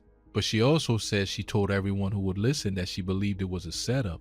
And she described the timeline, 15 minutes, one shooter in a black truck, a man who had only just arrived, in terms that made the logic of her conclusion undeniable. Her statement also included something that sometimes gets overlooked in discussions of this case, the detail about the $8,000. She mentioned specifically that Jay had gotten that money out, that $8,000 out of $10,000 with $2,000 left on the bed to pay the guys his father had brought. That detail is important not just for the financial picture it paints, but for what it tells you about why Jay went outside in the first place.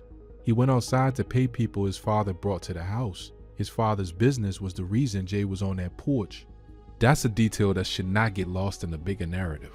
Jay's father was the reason Jay was outside. Jay's father's associates were the people Jay was about to hand money to. And within 15 minutes of that transaction beginning, a gunman arrived and shot Jay multiple times. Javoria Scott was 24 years old. He had been making music professionally for about 5 years. He left behind a catalog that captures a specific kind of young, Southern black male experience. The weight of the streets, the love for family, the hunger to build something real, the awareness that the world didn't always want to give you a fair shot. Songs like Thug Cry hit because they were honest. Jay wasn't performing toughness without vulnerability. He was showing both sides of the experience, the hardness and the pain underneath it. That resonated with millions of people who felt seen in a way that more polished, more commercial rap didn't always manage. He wasn't rapping to impress anybody in the industry. He was rapping because it was the truest thing he could do with what he'd lived. And the people who grew up in similar circumstances heard that truth and held on to it. Painkillers showed a different side of him, meditative, reflective, sitting in the reality of a life where you need something to take the edge off just to keep moving. I'm Getting Money showed the hustle side, the motivation that drives you when you're from nothing and you're trying to build something. Taken together, his catalog is a document of what it means to be young, black, from a forgotten city, with enough talent to make the world notice you, but not enough distance from the streets to ever fully exhale.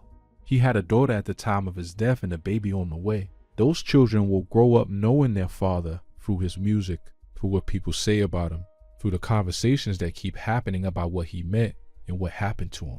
They'll hear Thug cry and wonder what their father was feeling when he wrote it. They'll hear Elimination and understand something about the world he came from. That's a kind of legacy that doesn't fade, but it's also a kind of grief that doesn't end. His mother is still here, still fighting for the truth, still carrying the weight of July 27th, 2022, every single day. The weight of holding her child on the back of a truck. The weight of watching them kiss her cheek and tell her he wasn't going to make it. The weight of dragging her son across a floor because the men who should have helped stood and watched. That is not a weight that gets lighter with time.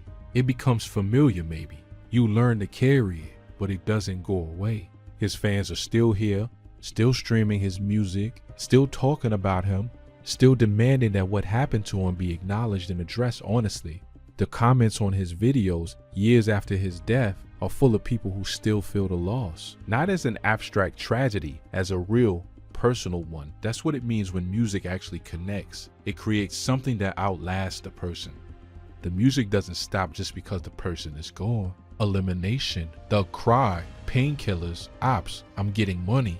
These records are going to outlive this moment, outlive this controversy, outlive every single person involved in what happened on July 27th, 2022. They're going to keep reaching new ears, keep making people feel something, keep doing what Jay set out to do when he first picked up a microphone in Bogalusa, Louisiana, and decided his story was worth telling. But the truth about how he died, the full, complicated, uncomfortable truth, also deserves to outlive this moment. Not just so the record is set straight, but so that the next young artist who makes it out of a Bogalusa, a Compton, a Chicago, a Detroit, a Gary, the next kid who turns pain into something that reaches millions, doesn't have to face what Jay faced, doesn't have to step off a porch and into a hail of bullets because someone in his own blood decided what he was worth in cash was more valuable than what he was worth alive. Jay the Youngin didn't just lose his life on July 27, 22. He lost it to a betrayal. He lost it at his mother's house. He lost it with his father standing 20 feet away. He lost it after 15 minutes, not even 20 good minutes, in a place where he should have been safe, with people who should have protected him. And the worst kind of betrayal is always the kind that comes from the people you should never have to protect yourself from. Rest in peace, Jay. Javorius Scott, the kid from Bogalusa who made the world listen. You deserved a whole lot better than what you got. And the people responsible, they will pay. Maybe not today, maybe not tomorrow. But like his mother said, and she said it knowing exactly what she was saying, God don't sleep. If you made it to the end of this video, you already understand why this story matters. Not just as rap gossip, not just as a true crime breakdown, but as a real conversation about what we owe to the artists who give us everything and what we owe to the families left behind when the system fails them. Drop a comment, share this video, keep the conversation going. Jay the Youngin's name deserves to stay in people's mouths, not just in the playlist, but in a conversation about how this happened and what it means that nobody has been held responsible. We owe him at least that much. B.O. Lil Kenny got arrested for the murder of Big Jook, Yo Gotti's own brother. Walked out of that jail, and within weeks, somebody ran up on his car and lit it up in broad daylight in Memphis, Tennessee. That's where we are right now. APRE affiliate, a man with direct ties to Young Dolph's paper route empire, gets pinched for one of the biggest murder cases this city has seen since Dolph himself got gunned down at Makita's Cookies in 2021, and then he walks. He walks, goes back to the streets, and immediately somebody tries to finish the job. No cap. The attempted get back for Big Jook failed, and Memphis is hotter than it has been in years because of it. 3 men are either dead, in prison for life, or actively being hunted right now because of a war that started with a $100,000 hit, a diss track, and a rivalry between 2 Memphis record labels that refused to die. This is the story of how Young Dolph's murder set a chain of events in motion that nobody could stop. Not the courts, not the streets, not even Yo Gotti's money. Big Jook is dead. The man accused of killing him is free, and somebody just shot at his car. Memphis is hot. Let's get into it. Anthony Big Jook Mims wasn't just Yo Gotti's big brother. He was the man behind the man, the architect, the one in the shadows of Collective Music Group who made the phone calls, moved the chess pieces, and according to federal prosecutors, put up the money and the motive to have one of Memphis's greatest rappers, Young Dolph, executed in the middle of the afternoon at a cookie shop. Big Jook's death on January 13, 2024 didn't just shake Memphis, It detonated it, because when you kill someone who allegedly bankrolled a murder, you're not just killing a man. You're throwing a grenade into an active war zone and walking away smiling. The streets knew what it was. Everybody knew what it was. Big Jook got hit because of Dolph, and now B.O. Lil Kenny, a Memphis rapper in Dolph's orbit, affiliated with Paper Route Empire, gets arrested and then released, and before the city can even catch its breath, somebody shoots at him. But to understand how Memphis got here, we gotta go all the way back to when two labels, two bosses, and one city that wasn't big enough for both of them started a war that bodies are still being dropped in today. Let's rewind. Memphis, Tennessee, early 2000s. This is a city with a long, complicated relationship with rap music. 3-6 Mafia put it on the map, 8 Ball and MJG gave it credibility. And by the time the new generation started coming up, Memphis had a sound, a look, and a culture all its own. But it also had beef, deep generational label-level beef.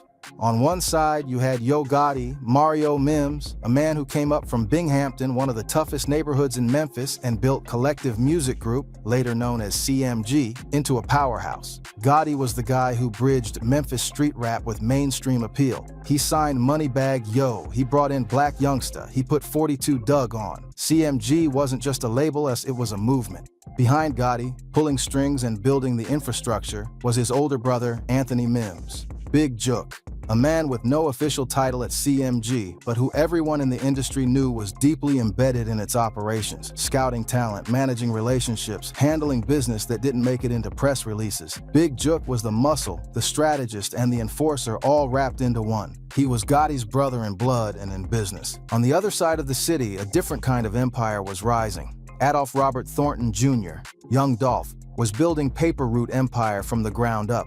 No major label cosigns, no compromises. Dolph turned down a $22 million deal because he valued his independence more than any check. He signed his cousin Key Glock. He built a roster of hungry Memphis artists, Kenny Muni, Jay Fizzle, Big Moochie Grape, Snoop Bands, and PRE became not just a label, but a way of thinking. Independent, uncompromising, self-made.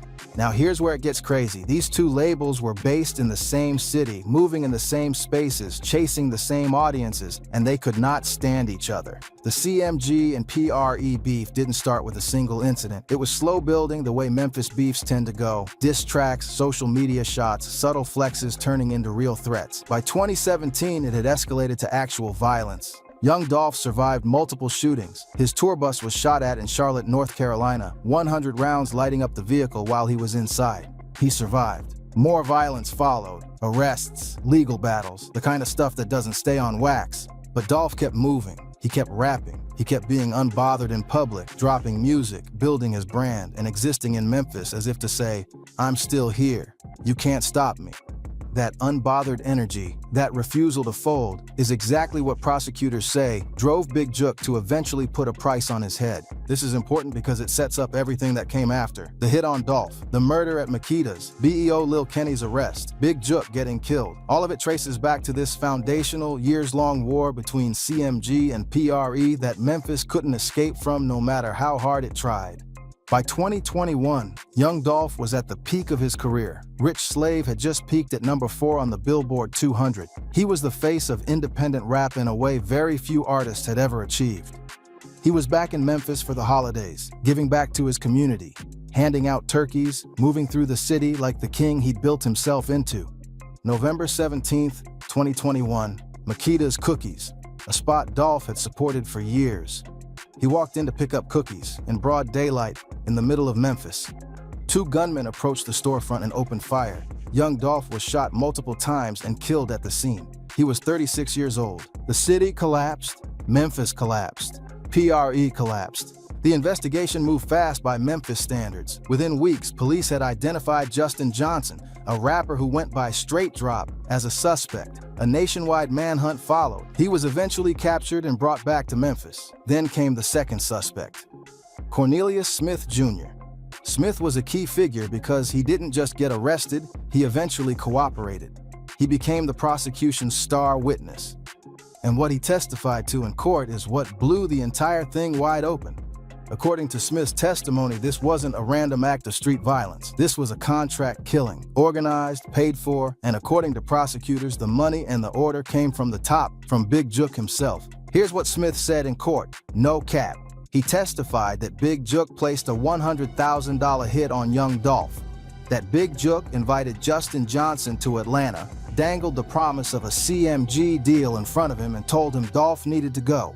Smith said Big Jook also put out smaller bounties on every artist on PRE's roster, not just Dolph, every single one of them. Shelby County Deputy District Attorney Paul Hagerman laid it out clearly in opening statements. CMG had tried to get young Dolph to join their label. Dolph said no, and apparently, for certain people in that organization, no wasn't an acceptable answer. Justin Johnson was convicted of first-degree murder. He was sentenced to life in prison with the possibility of parole, then sentenced on additional charges for conspiracy to commit murder and being a felon in possession of a firearm. There was also a third man charged as the alleged mastermind of the entire operation, Hernandez Govan. Govan's trial was its own saga. In August 2025, a jury acquitted him of organizing the killing. Not guilty, despite the mountain of phone records. Prosecutors introduced dozens of cell phone communications between Johnson, Smith, Govan, and Big Jook ahead of the shooting. The jury let Govan walk. But here's where it gets even more complicated. Before any of these verdicts came down, before the trials really got into full swing, Big Jook was dead. January 13th, 2024, a Saturday afternoon, Memphis, Anthony Big Jook Mims was attending a repast, a gathering after a funeral, at Perignon Restaurant and Event Center on Winchester Road in East Memphis. Big Jook was there to pay his respects, the same way anyone in the community would be. He was in public, around people. At 4:15 in the afternoon, that's when the shots came. A Memphis police officer in the area of 6385 Winchester Road heard multiple gunshots at approximately 4:15 p.m. The officer drove toward the sound and found two victims, both males, both hit multiple times. Both were rushed to the hospital. One of them survived. The other was Anthony Big Jook Mims, who was pronounced dead at the hospital. Then Deputy Chief Paul Wright addressed the media and said what people already knew: "We believe the individual shot was targeted. This was not random. Big Jook was the target. Somebody drove to that repast, waited, and executed him in front of witnesses in broad daylight." The one physical lead Memphis police had was surveillance footage of a white Ford Explorer with black wheels, no license plate, driving away from the scene. A witness said they saw the vehicle leaving with the suspects inside. That image was released to the public, and then nothing. The case went cold almost immediately. A year and a half after Big Jook's murder, Memphis police still had no suspects and no arrests to show for it. Every time reporters from the Commercial Appeal asked for an update, they got the same answer: "No updates available at this time. Investigation ongoing." No cap. The killing of one of the most connected men in Memphis hip-hop, a man with deep roots in CMG and alleged ties to the murder of a Grammy-nominated recording artist, sat unsolved in a cold case file for over a year. But the streets weren't waiting on police to handle it. The streets had their own suspects, and one name kept coming up: BEO Lil Kenny. BEO Lil Kenny is a Memphis rapper, a street dude, a man who came up in the same environment that produced Dolph, Glock, and the whole PRE movement. His name, BEO, stands for Black Emperors Only, a crew with deep Memphis roots. His music is raw, Memphis authentic, and he's been building a following in the city for years. Here's what's critical to understand. BEO Lil Kenny has been in Young Dolph's orbit. He is a PRE affiliate. His music appeared alongside PRE artists. He was featured alongside Kenny Muni on Paper Route Empire projects. Kenny Muni, one of Dolph's closest proteges. BEO Lil Kenny was the type of guy who was in those circles, in those sessions, part of that extended family that Dolph built around Paper Route Empire. He also caught the attention of Quality Control Music, the Atlanta label that co-signed Lil Baby, Migos, and City Girls. Fresh out of prison, BEO Lil Kenny was signing deals and making moves. And he was not quiet about where he stood in the Memphis beef. He made it crystal clear through his music and his social media presence that he was on Dolph's side of this war. Now here's where the dots start connecting. In the streets, BEO Lil Kenny was being talked about as connected to what happened to Big Jook. Not in court documents, not officially, not at first. But in Memphis, in the circles that keep track of this stuff, his name was circulating. And then, in January 2026, more than 2 years after Big Jook's murder, BEO Lil Kenny was arrested in connection with the killing. Memphis went crazy. A PRE affiliate, a man signed to Quality Control, a rapper who'd been moving in public and making music, locked up for allegedly being behind one of the biggest targeted killings in Memphis rap history. Yo Gotti's brother, the man allegedly behind Dolph's death, and the man accused of killing him was now sitting in a cell. But here's what really went down next. He responded publicly to the arrest. Video footage and social media posts from BEO Lil Kenny addressing his arrest circulated rapidly. He was not hiding. He was not quiet. He spoke on it.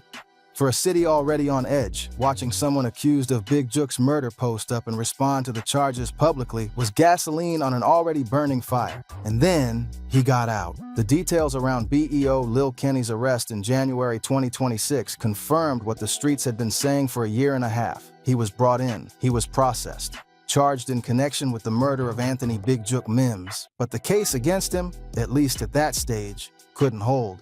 The Big Jook murder had been a cold case for over a year. Memphis police had no license plate on that Ford Explorer, no official suspects named publicly before this arrest. The investigation had moved quietly, and whatever they had built against BEO Lil Kenny apparently wasn't enough to keep him locked up right then. He was released. Let that sink in. The alleged killer of Big Jook, Yo Gotti's brother, the man who prosecutors say authorized a $100,000 murder contract on young Dolph, walked out of custody. This is the moment everything accelerated. In Memphis, you already know how this works. When someone gets out after being arrested for something like this, the clock starts ticking.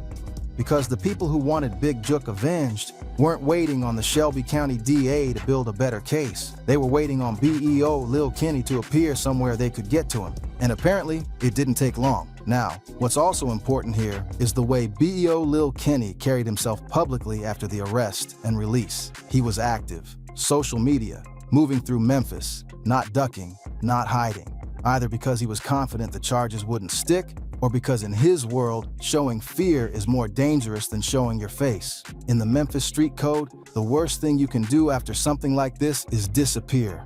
Disappearing looks like guilt. Disappearing looks like running. So you stay visible, you stay loud. But staying visible after being accused of killing someone's family, someone like Yo Gotti, someone with the resources and the network that CMG has, is a dangerous game, and BEO Lil Kenny was playing it hard. The get back came. It just failed. Shortly after BEO Lil Kenny's release, his car was shot up in Memphis. Multiple shots. A direct, targeted attempt on his life. Somebody ran up on that vehicle with the clear intention of finishing what the courts apparently couldn't. No cap.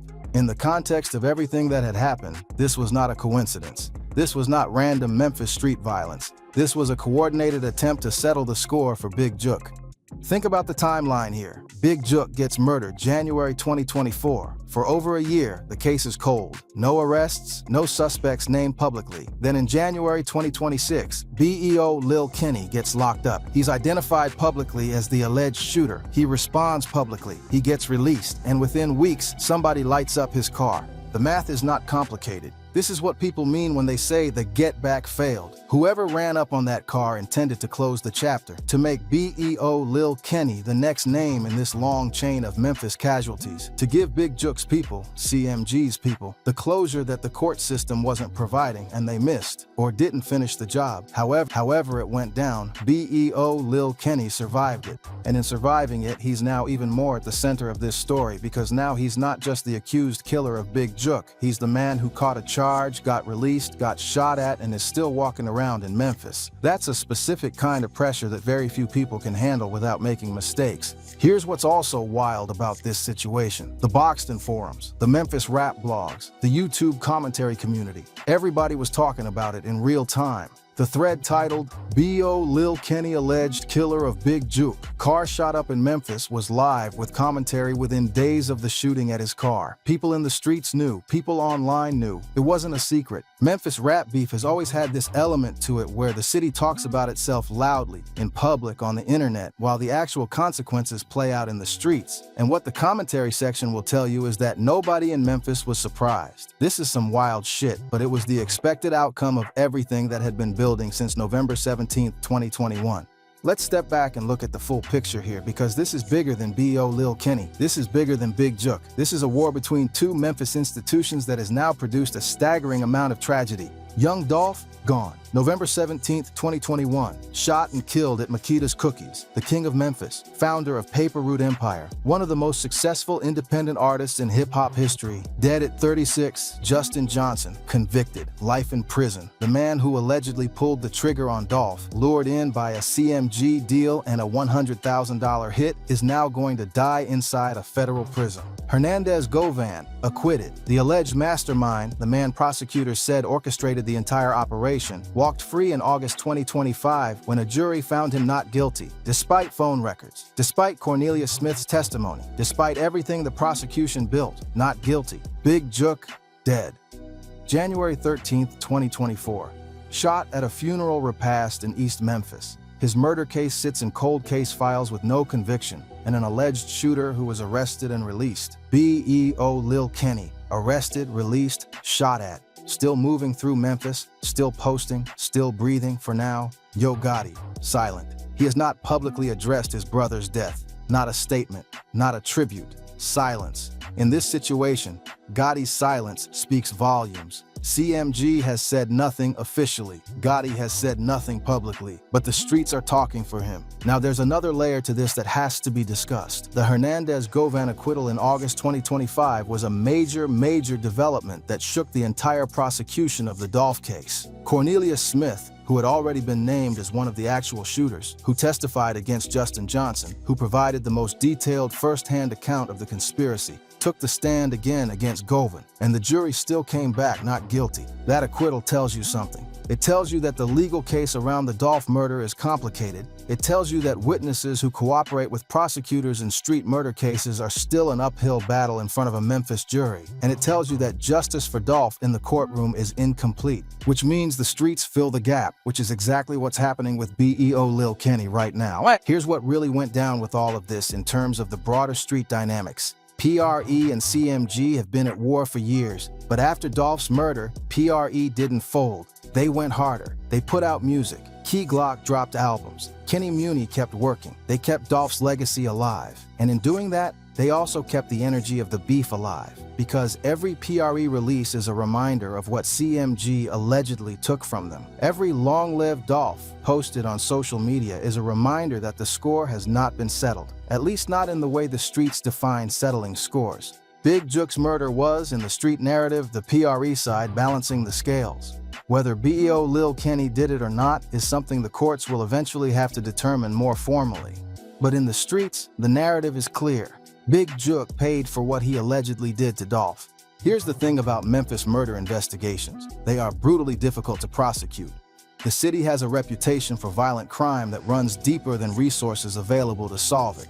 The Big Jook case sitting cold for over a year is not unusual for Memphis. What was unusual was how high profile the victim was and how much everyone in the city already knew, or thought they knew, about who was responsible.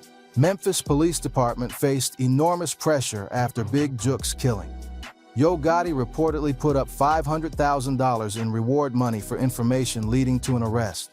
$500,000. That's the kind of number that moves mountains, in theory, and yet the case sat cold. The challenge with a case like this is witness cooperation. In Memphis, in the specific communities where this beef was playing out, people do not talk to police. The code is strong. Even people who watched it happen, who know exactly what the deal is, are not picking up phones and calling Crime Stoppers, because talking to police in Memphis street culture carries its own death sentence. You become a target the moment you cooperate. The arrest of B.E.O. Lil Kenny in January 2026 suggested that investigators had built something, some combination of surveillance, digital evidence, informants, phone records, or witness cooperation that they felt was strong enough to make an arrest. But whatever they had, it wasn't enough to hold him at that stage. What happens next legally is going to be critical. If the Shelby County DA's office refiles charges, if they bring a stronger case together, B.E.O. Lil Kenny could find himself back in court. The Big Jook murder is far from over in the legal system.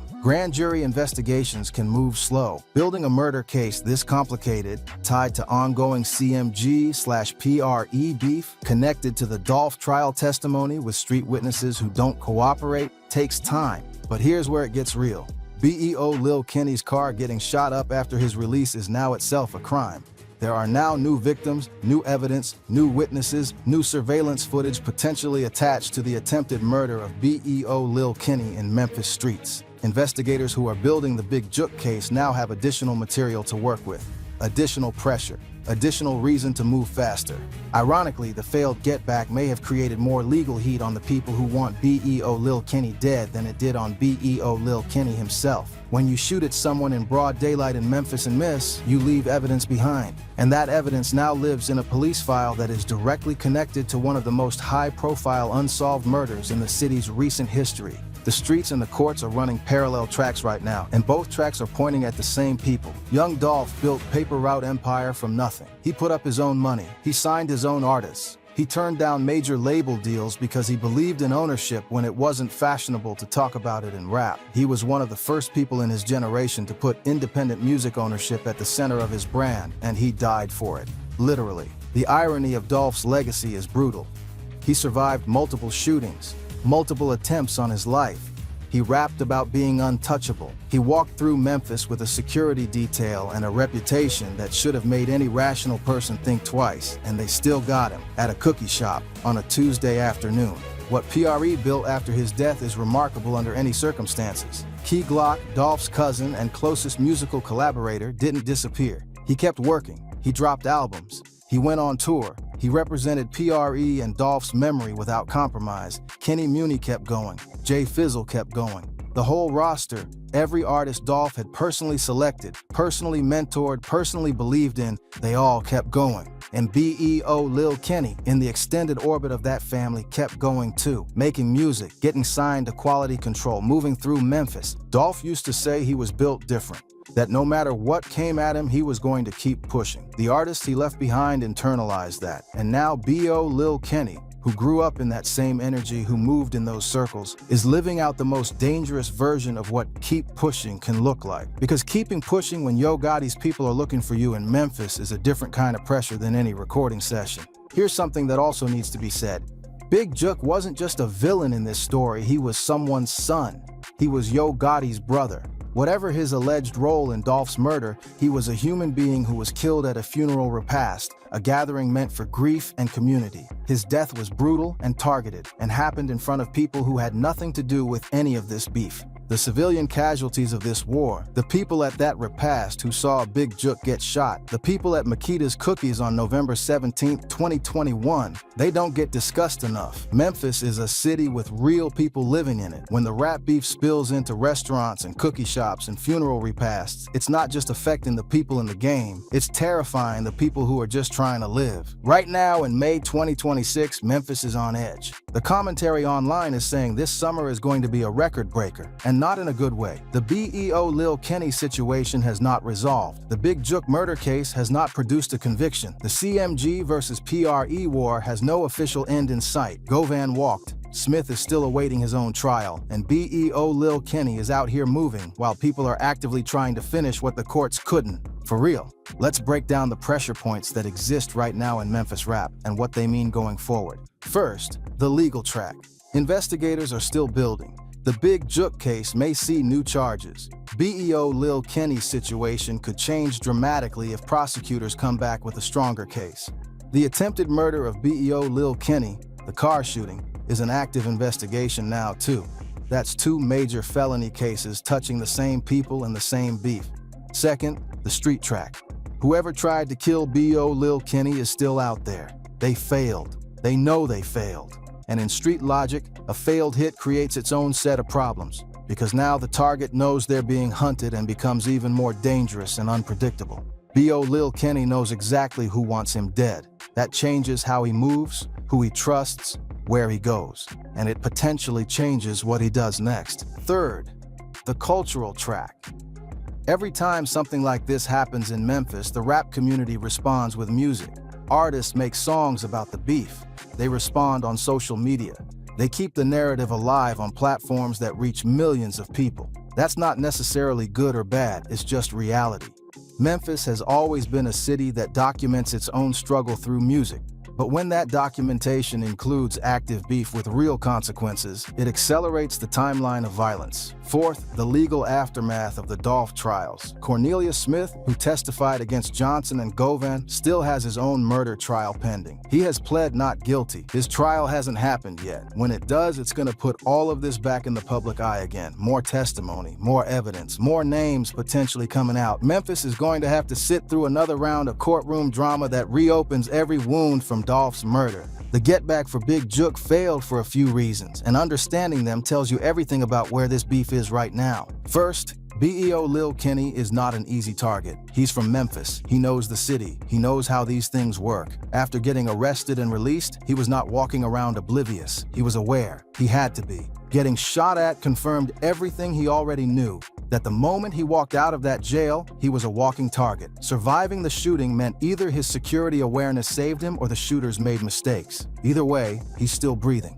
Second, high-profile situations changed the street dynamics. When BEO Lil Kenny's arrest made the news, when YouTube channels covered it, when it blew up online, the heat on this entire situation increased exponentially. Doing something visible to a visible person in a city where cameras are everywhere and the internet documents everything in real time is harder to get away with than it used to be. The people who shot at his car left a trail, digital, physical, or otherwise. That trail exists. Third, and this is the deepest point, the war between CMG and PRE was never going to be resolved through one act of violence. It wasn't resolved when Dolph got killed. It wasn't resolved when Big Jook got killed. It wasn't resolved when BEO Lil Kenny got arrested. And it wasn't resolved when his car got shot up. These things don't end. They escalate. Each act of violence creates a new grievance, a new motive, a new set of people who need their own get back. The cycle feeds itself. Big Jook's people wanted BEO Lil Kenny. They tried and failed. Now BEO Lil Kenny has a new grievance. PRE's people have a reason to respond,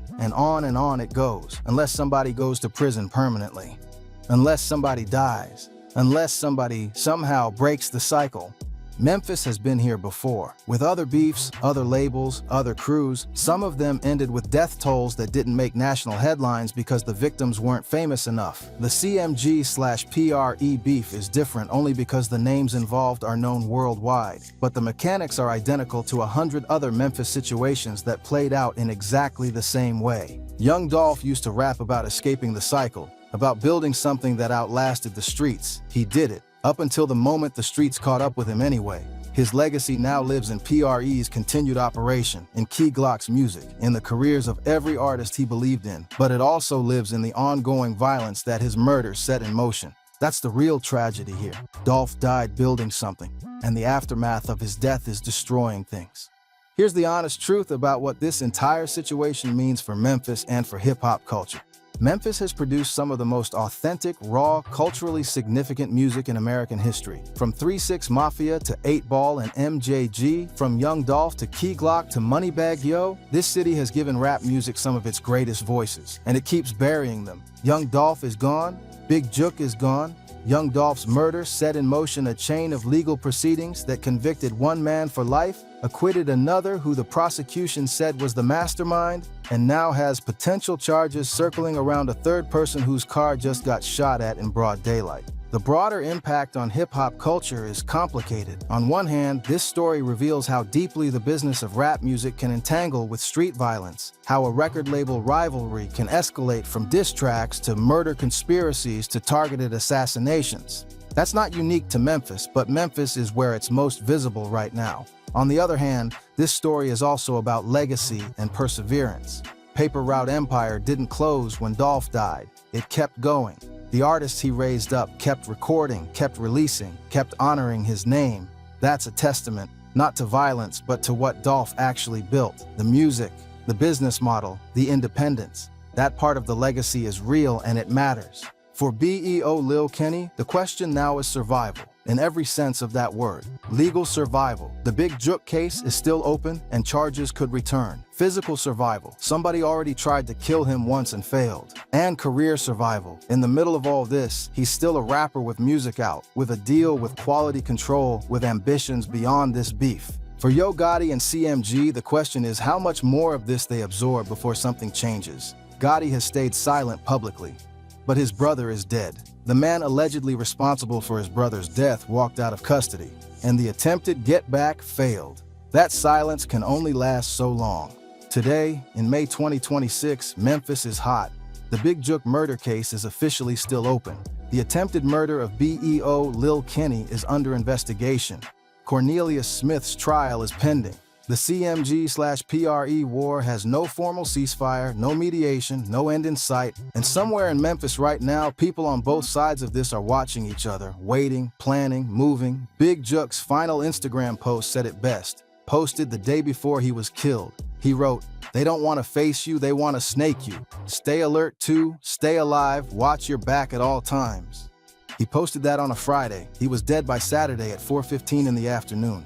Nobody in this situation has figured out how to stay alert enough to stay alive. Not Dolph, not Big Jook, and so far, barely. BEO Lil Kenny. Memphis is hot. And from where we're standing, it's not cooling down anytime soon.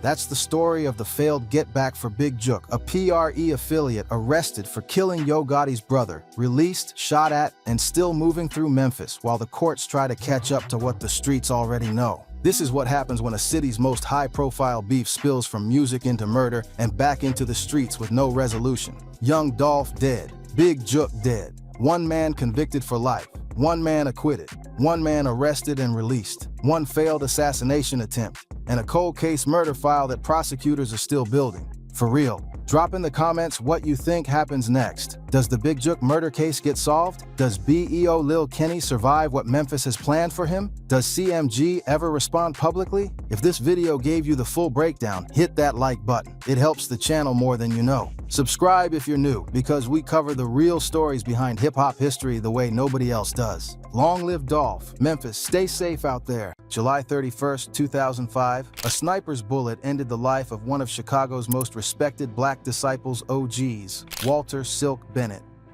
But this wasn't just another street casualty, fam. This was King Von's father, the man who shaped a legend before Von ever dropped a bar. When that rifle took Silk out at just 30 years old, it created a monster. An 11-year-old Davon Bennett watched his hero get buried, and from that moment, King Von was born. No cap. Silk wasn't just some random gang member, homie.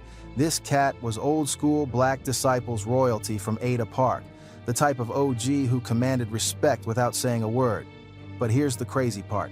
Von barely knew his pops. Silk was in and out of prison Von's whole childhood, only meeting his son when the kid was 8 years old. Yet somehow, this absent father became Von's biggest influence. The same streets that made Silk a legend also kept him away from his family. And when that sniper took him out, it set Von on a path that would end the exact same way 15 years later. To understand how King Von became the demon he was, we gotta go back to where it all started, with Silk from Ada Park. Let's rewind to October 28th, 1974, gang. Walter E. Bennett came into this world during one of Chicago's most violent eras. But yo, this birth wasn't normal. His parents were so deep in the streets, they couldn't even have him in a regular hospital. They was worried about ops pulling up, so Silk got delivered by a midwife on actual silk sheets. That's how he got his name, for real. Growing up in Ada Park on Chicago's South Side, Silk was surrounded by the Black disciples from day one. This wasn't just any neighborhood. Ada Park was BD territory since the 1960s, back when David Barksdale was running things. The park itself was located in the Morgan Park area, and it was where young cats learned the game from OGs who had been putting in work since the Civil Rights era. Silk's pops was a laid-back gangster who only spoke when necessary, but his mama? Shorty was a live wire who would whoop your ass if you talked stupid. She was independent and respected throughout the hood. When you got that type of mama, you learn early that respect ain't given, it's earned. And Silk's mama had earned hers through being real and never backing down from nobody. The family had money from the jump because both parents were hustling hard. They wasn't struggling like a lot of families in the hood. Silk grew up seeing what it looked like when you got your paper right, when you commanded respect, when people knew not to play with you. That foundation shaped everything about how he would move later in life. When Silk's parents split up, his stepdad, Big Reggie, stepped in. Another street legend who was pulling in millions. Big Reggie wasn't just rich, he was smart about his money. He taught young Silk the difference between getting money and keeping money, between being feared and being respected. These lessons would serve Silk well when he started building his own empire. But here's the wild part. Silk almost never made it to the streets at all. Homie was nice with the basketball, playing at Ada Park courts every day. We talking about a dude who could handle the rock, had court vision, and could shoot from anywhere on the court. People who knew him back then said he was good enough for the NBA. No cap. Think about that for a second. If Silk had made it to the league, he would have taken his whole family out the hood. Vaughn would have grown up as some spoiled rich kid in the suburbs, never would have seen O-Block, never would have become the demon we knew. The whole drill scene might have been different, but instead of shooting hoops, Silk chose to shoot ops. He joined the Black Disciples and started hustling hard in these streets. By the late 80s and early 90s, Silk was already making moves that got him noticed by the higher-ups in the Black Disciples. This was during the era when Chicago gangs were more organized, more structured. You couldn't just claim a set, you had to prove yourself, show that you was about that life, demonstrate that you could handle responsibility. Silk started at the bottom like everybody else, but he had something different about him. While other young cats were reckless, getting into unnecessary beef and drawing heat, Silk moved calculated. He understood that the goal wasn't just to survive in the streets, it was to thrive, to build something that could last. His first major test came when he was tasked with handling some business for the BDs. The details of what exactly went down ain't fully documented, but word on the street is that Silk handled it with the type of precision that made the OGs take notice. He wasn't just muscle, he was smart muscle, the type of dude who could think 3 moves ahead. But with that recognition came consequences. The more successful you become in the streets, the bigger target you become. Silk's rise didn't go unnoticed by rival gangs or by law enforcement. His first major charge came in the early 90s, and it was serious enough to land him 9 years in Menard Correctional Facility. Now, Menard wasn't just any prison. This was one of the most dangerous facilities in Illinois. We talking about a place where gang politics from the streets continued behind bars, where you had to stay alert 24/7 just to survive. A lot of cats would have folded under that pressure, started snitching to get their time reduced, or switched sides to protect themselves. Not Silk. This dude kept his mouth shut the entire bid, never gave up a single name, never cooperated with authorities, never showed any weakness. He did his time like a true soldier, earning respect not just from his own people, but from inmates across all gang affiliations. That type of loyalty and strength don't go unnoticed in the joint.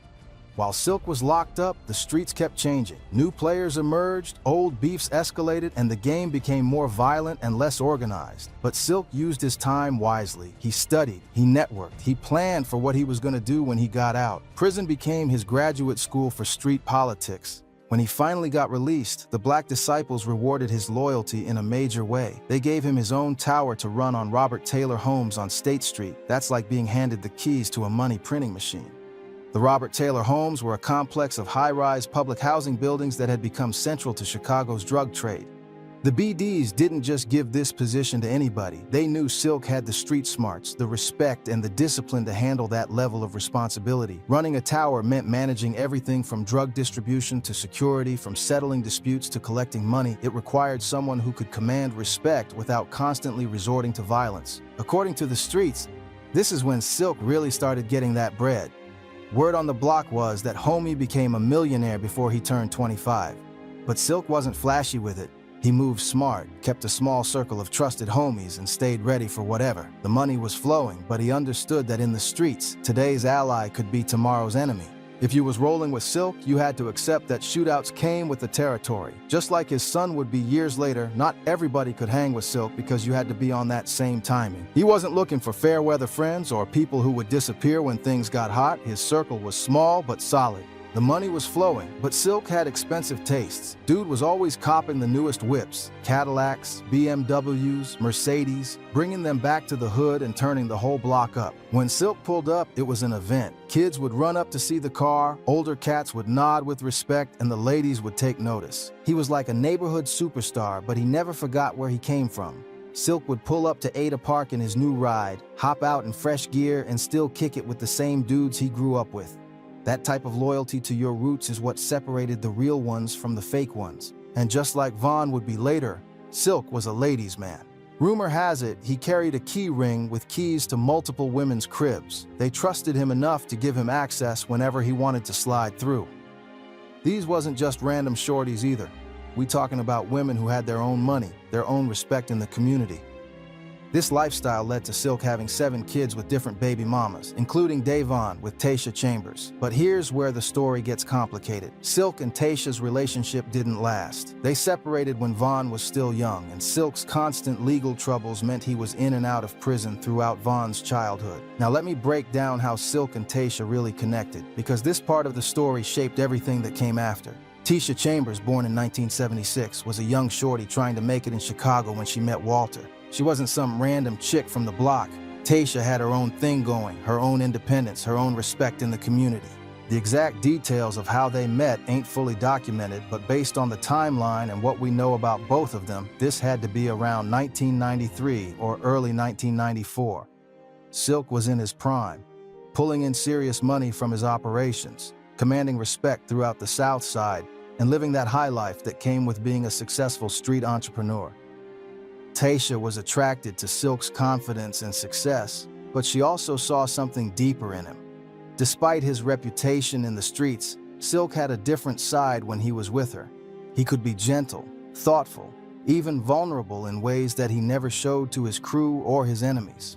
Their relationship was intense from the jump. When you dealing with someone who lives the type of life Silk was living, everything happens fast. The highs are higher, the passion is more intense, but the risks are also greater. Tasha knew what she was getting into when she got involved with Silk, but love don't always listen to logic. By the time Vaughn was born on August 9, 1994, Silk was already deep in his criminal activities. The same streets that made him rich and respected also made him a target. He couldn't be a regular father because he was constantly watching his back, constantly alert to danger. Every time he left the house, there was a chance he might not come back.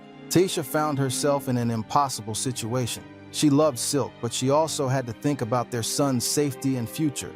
The constant stress of not knowing if your man is going to make it home alive, the fear of retaliation from his enemies, the knowledge that law enforcement was always watching. It was too much for any relationship to handle. The breakup wasn't dramatic or messy. It was practical. Tasha realized that she needed to create a stable environment for Vaughn, and that wasn't possible while she was with Silk. So she made the difficult decision to raise Vaughn on her own, moving to Parkway Gardens, what would later become known as O Block. This decision probably saved Vaughn's life in the short term, but it also created the absence that would define his entire childhood. Tasha was now a single mother grinding to provide for her son while his father was either locked up or handling business in the streets that she was trying to escape.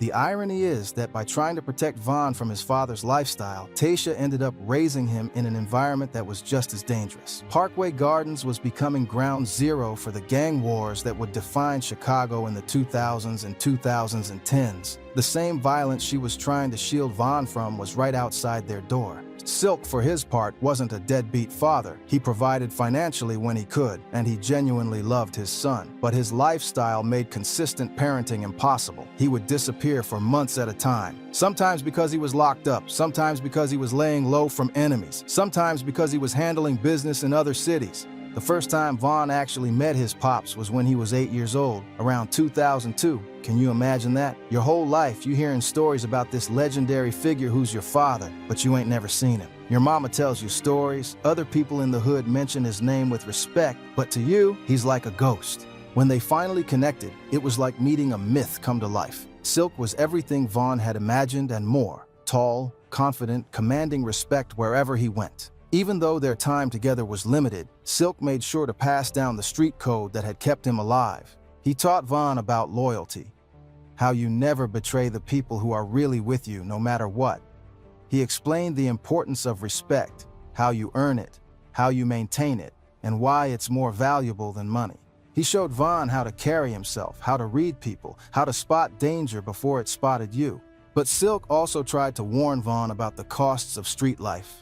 He would tell his son about friends who had died, about opportunities he had missed, about the constant stress of always having to watch your back. He wanted Vaughn to learn from his mistakes, to maybe find a different path. Vaughn absorbed every word, every lesson, every moment they spent together. But just as quickly as Silk would appear in Vaughn's life, he'd disappear again. Back to prison, back to the streets, back to the dangerous life that eventually consumed him. By 2005, Silk was still moving heavy in these streets, but the game was changing. The organized structure of the 90s was giving way to more chaotic, more violent conflicts. Younger cats were coming up who didn't respect the old codes, who were willing to break rules that had kept the peace for decades. Silk had survived over a decade of gang wars, multiple prison bids, and countless attempts on his life. He had built a reputation that extended far beyond Ada Park, earning respect from BDs across the entire South Side. But success in the streets also means accumulating enemies, and by 2005, Silk had plenty of both. The skating rink on 87th Street where Silk would meet his end wasn't just a place for kids to have fun, it was a known meeting spot for street business. This was neutral territory where different crews could conduct business without the territorial tensions that existed in their home neighborhoods. On July 31, 2005, Silk was allegedly there handling some type of deal when everything went wrong. The streets say he was set up by someone he trusted, led into a trap that had been carefully planned. This wasn't some spontaneous beef that got out of hand. This was a calculated assassination. What happened next changed Vaughn's life forever. A sniper, positioned at a distance, took the shot that would end Walter "Silk" Bennett's reign in Ada Park. The use of a sniper rifle showed that whoever wanted Silk dead couldn't get close to him. His reputation and the way he moved made it impossible to just walk up on him, so they had to take him out from a distance. The bullet struck him in the head, but here's the part that makes it even more tragic. He was rushed to the hospital where doctors fought to save his life for 2 days. Vaughn's family held on to hope, praying that the OG would pull through like he had survived everything else. For 48 hours, the Bennett family lived in limbo. Taisha brought Vaughn to the hospital where he saw his father fighting for his life, hooked up to machines, surrounded by the beeping of monitors and the antiseptic smell of the ICU. This was Vaughn's last image of his hero. Not the confident, powerful figure who commanded respect in the streets, but a man reduced to tubes and wires. On July 31, 2005, during surgery, Walter "Silk" Bennett took his last breath. The man who had survived the most violent streets in America, who had built an empire from nothing, who had commanded respect from the most dangerous people in Chicago, was gone. And his 11-year-old son was left to process not just the loss of his father, but the violent way he died. The investigation into Silk's murder revealed just how calculated this hit was. Chicago PD knew they was dealing with something different from the usual gang violence that plagued the city. This wasn't some random street beef that got out of hand. This was a professional assassination that required planning, resources, and inside information. The use of a sniper rifle immediately told investigators that this was personal. In Chicago's gang culture, most hits happen up close. Drive-bys, ambushes outside gas stations, confrontations in alleys. But a sniper attack, that's some military-level planning, the type of hit you use when your target is too dangerous to approach directly. According to street sources, the shooter was allegedly a dude known as Killer Wall from a gang called Terror Dome. But like most street justice in Chicago, no official charges were ever filed. The case went cold faster than a Chicago winter, leaving Vaughn and his family with questions that would never be answered. The lack of witnesses wasn't surprising. The skating rink might have been neutral territory, but that didn't mean people were willing to talk to police about what they saw. In Chicago's street culture, snitching is the ultimate violation, even when it comes to solving murders. The code of silence that Silk had lived by also protected his killers. But the streets talk, even when people don't talk to police. Word got around about who was responsible, about why Silk was targeted, about the chain of events that led to his death. Some said it was about money, a deal gone bad, a debt that couldn't be collected any other way. Others claimed it was about territory, about Silk's influence threatening someone else's operation. The most persistent rumor was that Silk had been backdoored, betrayed by someone in his own circle. This theory made sense given how the hit went down. The shooter knew exactly where Silk would be, exactly when he would be there, and exactly how to position themselves for the shot. That type of inside information only comes from people close to the target. Vaughn's uncle confirmed in an interview years later that his big brother was indeed killed by a sniper rifle, adding credibility to the street version of events. But he also hinted at the betrayal aspect, suggesting that Silk's trust in the wrong person had cost him his life. The immediate aftermath of Silk's death sent shockwaves through Ada Park and the broader BD community. This wasn't just the loss of another gang member. This was the assassination of an OG who had represented the old school way of doing things. Silk had been a bridge between the structured gang culture of the 80s and 90s and the more chaotic era that was coming. His funeral was a testament to the respect he had earned. Despite the danger of being seen publicly mourning a known gang leader, hundreds of people showed up to pay their respects. The service was a who's who of Chicago's street elite, with representatives from BD sets across the South Side coming to honor Silk's memory. For 11-year-old Davin Bennett, watching his father's casket being lowered into the ground was a defining moment. This was the man he had barely known but desperately wanted to emulate. The stories he had heard about Silk's power, his respect, his success, all of it ended with this wooden box in the dirt. Von's mother, Tisha, tried her best to help her son process the grief, but she was dealing with her own complex emotions. Despite their separation, she had never stopped caring about Silk. He was the father of her child, her first love, and now he was gone in the most violent way possible. The trauma of losing his father to gun violence at such a young age created a wound in Von that would never fully heal, but instead of making him want to avoid the streets, it had the opposite effect. Von became obsessed with understanding his father's world, with proving that he was worthy of the Bennett name. Tasha tried to keep Von focused on school, on staying out of trouble, on building a different kind of life, but she was fighting against forces bigger than herself. The same Parkway Gardens projects where she was raising Von were becoming ground zero for the gang wars that would define Chicago in the 2000s. Without his father's guidance, even the limited guidance Silk had provided, Von turned to the streets for the male role models he desperately needed. The black disciples in O Block took Von under their wing, seeing Silk's son as someone who carried that legendary bloodline. They told him stories about his father's exploits, about how Silk had commanded respect, about how he had built an empire from nothing. These stories became Von's blueprint for how to move in the streets. But they also created unrealistic expectations about what street life could provide. The OGs who had known Silk tried to guide Von, but they were also products of the same system that had consumed his father. Their advice was well-intentioned, but ultimately led Von down the same path that had destroyed Silk. They taught him the code, the loyalty, the willingness to die for respect, the same qualities that had made Silk legendary and gotten him killed. By the time Von was 13, he was already showing signs of following his father's path. He was getting into fights at school, running with older kids from the block, displaying the same fearless attitude that had made Silk respected and feared. Teachers and counselors tried to intervene, but Von was already too deep in his own head about living up to his father's reputation. The juvenile arrest started when Von was 14. Small stuff at first, but escalating quickly. Each time he got locked up, each time he proved he wouldn't snitch or cooperate with authorities, his reputation grew. He was becoming known as Silk's son, the young cat who had that same energy, that same refusal to back down. But here's the tragic irony. The same code that made Silk legendary also contained the seeds of his destruction. The loyalty, the violence, the refusal to back down, the willingness to die for respect. These weren't just admirable qualities in street culture, they were also death sentences in Chicago's increasingly violent gang wars. Von inherited all of these traits, along with the trauma of watching his father die violently. By 16, he was facing serious charges himself: armed robbery, attempted murder, the type of cases that could have sent him away for decades. The cycle that had consumed Silk was already consuming his son. The streets that had taken Silk were now calling Von with the same seductive promise of respect, money, and power. And just like his father, Von answered that call with everything he had. He joined the same black disciples that had made Silk a legend.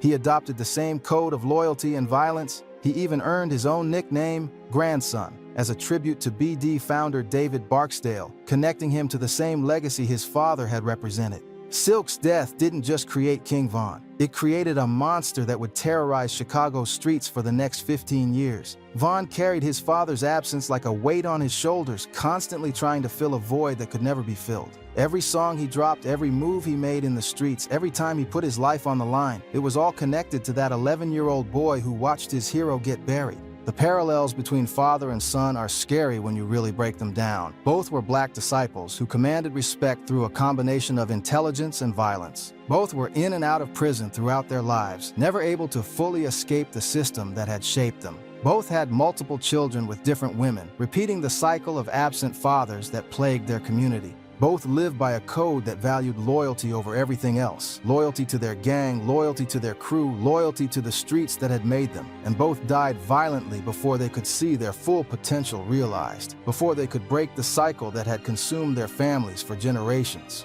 Von would reference his father constantly in his music, using Silk's memory as motivation to provide for his family in ways his father never could. Songs like Exposing Me dealt directly with the trauma of losing his father to gun violence, with Von rapping about the pain of growing up without that male guidance, about the anger he felt toward the streets that had taken Silk away. But Von also understood that those same streets had made his father a legend. In his music, he celebrated Silk's reputation, his success, his ability to command respect in one of America's most dangerous cities. Von saw his father as a king who had been taken down by jealous enemies, and he was determined to reclaim that throne. The problem was that Von was trying to live up to a myth. The stories he had heard about Silk were filtered through the lens of street legend, where every victory was magnified and every mistake was minimized. Von didn't just want to be successful, he wanted to be Silk, to embody everything his father had represented. This obsession with living up to his father's reputation drove Von to take risks that even Silk might have avoided. While Silk had been calculated in his moves, Von was more impulsive, more willing to engage in public beefs, more likely to put himself in dangerous situations for the sake of maintaining his image. The old heads who had known Silk watched Von's career with mixed emotions. They saw the same charisma, the same leadership qualities, the same magnetic personality that had made Silk special. Von had inherited his father's ability to inspire loyalty, to make people want to follow him, to command respect through presence rather than just violence. But they also saw the same reckless energy, the same willingness to risk everything for respect, the same inability to walk away from beef even when it made strategic sense. Von was Silk's son, but he was also a product of a more violent, more chaotic era of Chicago street culture. When Von started making real money from his music career, he did exactly what his father would have done. He broke off his crew, made sure everybody ate, and stayed loyal to the same people who had been with him from the beginning. That generosity and loyalty were direct results of Silk's influence, passed down through the stories Von had heard about how his father had taken care of his people.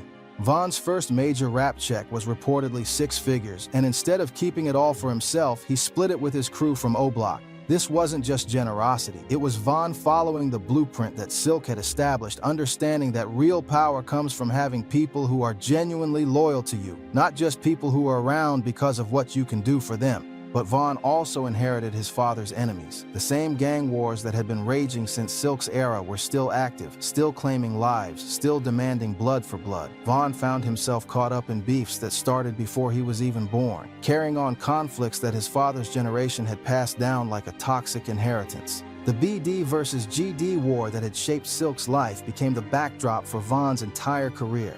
Every song was a declaration of war, every video was a challenge to his enemies, every public appearance was a risk. Von was living his father's life in fast forward, compressed into a few short years of fame before the streets caught up with him. The drill music scene that Von helped create was, in many ways, a direct result of the trauma that Silk's generation had passed down. These young cats were rapping about the same violence, the same loyalty, the same codes that had governed their fathers' lives. But they were doing it in public, on social media, in ways that made them even bigger targets. Von's music videos were like psychological warfare, designed to intimidate enemies and inspire allies, but they also served as evidence for prosecutors, as target practice for rivals, as recruitment tools for the same lifestyle that had killed his father. Von was simultaneously celebrating and perpetuating the cycle that had destroyed his family. The success of Von's music career gave him opportunities that Silk never had. He could have used his platform to escape the streets, to build legitimate businesses, to create generational wealth for his family. And to some extent, he was trying to do exactly that. Von was investing in real estate, starting businesses, planning for a future beyond the block, but he could never fully leave the streets behind. The same loyalty that made him split his first check with his crew also made him unwilling to abandon the people and places that had shaped him. Von felt obligated to represent for O-Block, to carry on his father's legacy, to prove that the Bennett name still meant something in Chicago's streets. This internal conflict between his desire to escape and his loyalty to the streets created a tension that defined Von's entire career. He was simultaneously trying to build a legitimate future and maintain his street credibility, to provide for his family and represent for his fallen friends, to honor his father's memory and avoid his father's fate. The tragedy is that Vaughn was actually succeeding in many ways. His music was connecting with millions of fans who related to his story of trauma, loyalty, and survival. He was building a brand that extended far beyond Chicago, creating opportunities for himself and his crew that previous generations of street cats could never have imagined. But success in the music industry also brought new dangers. Vaughn's fame made him a bigger target. His wealth made him worth robbing. His platform made his enemies more motivated to take him down. The same success that was supposed to be his escape route became another reason for people to want him dead. On November 6, 2020, outside a hookah lounge in Atlanta, King Von's story ended the same way his father's had, with gunshots and a hospital bed. The cycle that had started with Silk's death in 2005 was complete. Another Bennett man had lived by the gun and died by the gun, leaving behind children who would grow up with the same absence that had shaped their father. The immediate aftermath of Von's death mirrored his father's in many ways. The streets mourned the loss of another legend, another young man whose potential had been cut short by violence. But there was also a sense of inevitability, a recognition that Von had been living on borrowed time, that his lifestyle made this outcome almost certain. Von's funeral, like his father's, was attended by hundreds of people who had been touched by his life and music. But it was also a reminder of how little had changed in the 15 years since Silk's death.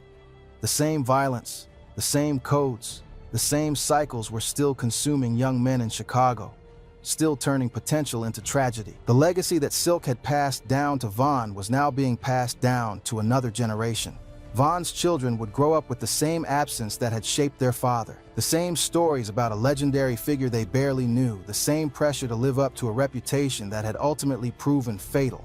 Today, Silk's legacy lives on through Von's music and the stories that old heads still tell about the Ada Park OG, who commanded respect without saying a word. His influence shaped not just his son, but an entire generation of Chicago street culture. The discipline, the loyalty, the structure that Silk represented became the foundation that Von built his own legend on. But that legacy is also a warning about the cost of street life. 2 generations of Bennett men, both talented, both respected, both gone too soon. The same qualities that made them legends, the fearlessness, the loyalty, the refusal to back down, also made them targets in a culture that ultimately consumes its own heroes. The streets that made Silk and Von legends also took them away from the people who needed them most. Their children, their families, their communities were left to deal with the aftermath of their choices, to try to break cycles that seemed impossible to escape. In the end, Walter Silk Bennett's story is about more than just one man's rise and fall in Chicago's gang culture. It's about how trauma gets passed down through generations, how absence shapes presence, how the streets create legends and then consume them. It's about the price of respect in a culture where respect is often measured in blood. Silk never got to see his son become King Von, never got to witness the success that his own sacrifices had made possible. But his influence was there in every bar Von rapped, every move he made, every decision that defined his short but impactful life. The Ada Park OG, who was delivered on silk sheets and died by a sniper's bullet, created a legacy that outlived him by 15 years. But in the end, that legacy couldn't save his son from the same fate. The streets took Silk in 2005, they took Von in 2020, and somewhere in Chicago right now, another young man is probably hearing these stories and thinking he can be the one to break the cycle. But the streets don't care about your plans, your potential, or your promises. They only care about the code, and the code always collects its debt, no matter how long it takes. That's the real legacy of Silk from Ada Park. Not just the legend he became, but the price his family paid for that legend. And that price is still being paid today in the children who grow up without fathers, in the mothers who bury their sons, in the communities that lose their brightest stars to the same violence that created them. The story of Walter Silk Bennett and his son King Von is ultimately a story about America itself, about how poverty, racism, and systemic neglect create conditions where young men see the streets as their only path to respect and success. It's about how cycles of violence perpetuate themselves across generations, how trauma becomes inheritance, how legends become curses. Until we address the root causes that create these conditions, until we provide real alternatives to street life, until we break the cycles that turn potential into tragedy, the The story of Silk and Vaughn will continue to repeat itself in cities across America. The streets will keep calling, young men will keep answering, and families will keep paying the ultimate price for a respect that costs everything and lasts only until the next bullet finds its target. Give it up, Young Dolph, in the building. A lot of people, they have vision, they have dreams and shit, but they don't put up no percentage or no effort trying to make that shit come to life. Bro, for the last 6 months, I've been having a $22 million contract debating on should I do the deal or not. Fuck the $22 million. November 17th, 2021, 12:24 p.m. A bulletproof Corvette pulls into a cookie shop in South Memphis. By 12:30, one of hip-hop's most independent success stories is gone. 22 bullets ending a life but igniting a war that would claim over a dozen more. Violent attack against rapper Young Dolph, a man who proclaimed to be the, quote, king of Memphis. Young Dolph, the man who survived 100 shots in Charlotte, who turned down millions to stay independent, who built Paper Route Empire from the mud, executed in broad daylight at Makita's Cookies. But this wasn't random. This was the culmination of a 7-year beef that started with a rejected record deal. Take the $22 million, or fuck the $22 million. And spiraled into one of the deadliest rap wars Memphis has ever seen. The numbers tell a chilling story: $100,000 bounty, multiple attempts on Dolph's life, a white Mercedes, 2 shooters. And in the aftermath, bodies dropping every few months for 3 straight years. From comedians to rappers, from street soldiers to the brother of a rap mogul, nobody was safe. The Memphis Police Department literally told citizens to stay home. The city became a war zone. But here's what most people don't know. If Young Dolph hadn't been killed that day, Yo Gotti might have been the one in a casket. Evidence would later reveal that Paper Route Empire wasn't just defending. They were hunting, and the man who allegedly orchestrated Dolph's murder, Big Jook, Yo Gotti's own brother, he'd be dead within 3 years, gunned down outside a funeral in what many call the ultimate get-back. 5 police sources have confirmed with Fox 13 that the person killed is Anthony Mims, also known as Big Jook. This is the story of how a business disagreement between 2 Memphis legends became a blood feud that changed the city forever. How pride, money, and street politics turned the birthplace of blues into a battlefield. And how even after arrests, trials, and convictions, the war still isn't over. I'm always on edge because there's cases I thought I would have won easily, and the jurors just get swayed by the publicity and the media. It's been so one-sided, calling him a mastermind. The press has been going crazy because only the DA talks. Stay until the end, because what I'm about to reveal about the bounties, the failed peace talks, and who's really pulling the strings will change everything you thought you knew about this beef. This is the Deadly Memphis War, CMG versus Paper Route Empire. To understand how this war started, you gotta understand Memphis. This ain't Atlanta with room for everybody. This ain't LA where you can have your own lane. Memphis is a small city with a big ego. And for decades, the question of who runs it has been answered in blood. By 2014, Yo Gotti was already a Memphis legend. Born Mario Mims in the Ridgecrest Apartments in North Memphis, Gotti had been grinding since the late 90s. He'd battled 3-6 Mafia for the crown, survived the streets, and finally broke through mainstream with hits like Down in the DM and Rake It Up. He'd started his label, CMG, Collective Music Group. Label bought 500 and I was just 500 in the hole with you. And was positioning himself as the kingmaker of Memphis rap. Gotti wasn't just a rapper anymore, he was a mogul, a businessman who transformed from street hustler to legitimate entrepreneur. His come-up story was the blueprint for Memphis success. Then there was Young Dolph. Born Adolph Thornton Jr. in Chicago, but raised in South Memphis's Castalia Heights, Dolph represented something different. He was the ultimate independent artist. No major label, no cosigns needed, just hustle, bulletproof confidence, and Paper Route Empire. Period. One thing about life is like people can try to and be fake and go around it like, oh, you change, like ain't no changing you. You can be a better you can be the best you. The label he built with his partner Daddy-O. By 2014, Dolph was buzzing hard with mixtapes like High Class Street Music and Blue Magic. What made Dolph special wasn't just his music, it was his message. He preached independence, self-reliance, and ownership. He'd invested his own money from the streets into his career, and he wore that badge with pride. Here's where it gets interesting. According to multiple interviews, Yo Gotti saw Dolph's potential early. Some people say Gotti wanted to sign Dolph and Dolph didn't want to sign. Right. Some people say, well, both of them had crews that were into some street shit or whatever. He wanted to sign him to CMG. It made sense. Two Memphis titans joining forces could have dominated the industry. Gotti had the machine, the connections, the infrastructure. He had relationships with major labels, distribution deals, and a proven track record of breaking artists. Dolph had the talent, the streets, and the hunger. On paper, it was a perfect partnership, but Dolph said no. In a 2016 interview with Sway, Dolph explained his reasoning with a clarity that showed this wasn't just business, it was personal principle. Gotti wanted me to do the CMG paper route thing. Like, I could have went over there and got with Gotti and got the co-signer and sped my whole process up, but at the same time, I couldn't do it because I had too much of my own money and too much of my own time invested into it.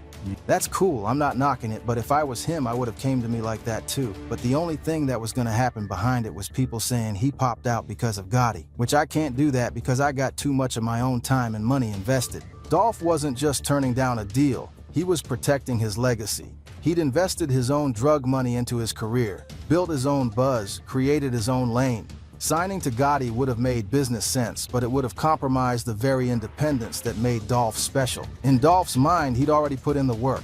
He'd already built the foundation. So it wouldn't have made sense for me. It's business. You see what I'm saying? And man, it's like, that's Memphis, bro. That town is too small. Why would he give someone else credit for what he'd built with his own hands? For most artists, this would have been the end of it. A declined offer, mutual respect, everybody moves on. But in Memphis, where respect is currency and perception is everything, Dolph's rejection was seen as disrespect. Gotti had extended his hand to help, and Dolph had slapped it away. In the streets, that's a violation. It suggested that Dolph thought he was too good for CMG, that he didn't need Gotti, that maybe he even looked down on what Gotti had built. And in the streets, disrespect gets answered. If you pay attention, it always been a artist at the city saying, I'm the king of Memphis, I'm the king of Memphis. The tension started building slowly. There were subliminal shots in songs, social media posts that seemed innocent but carried weight if you knew the context. Gotti would rap about fake independent artists who were really struggling. Dolph would rap about label bosses who were really just middlemen taking percentages. The shots were subtle at first, but anyone paying attention could see the storm clouds gathering.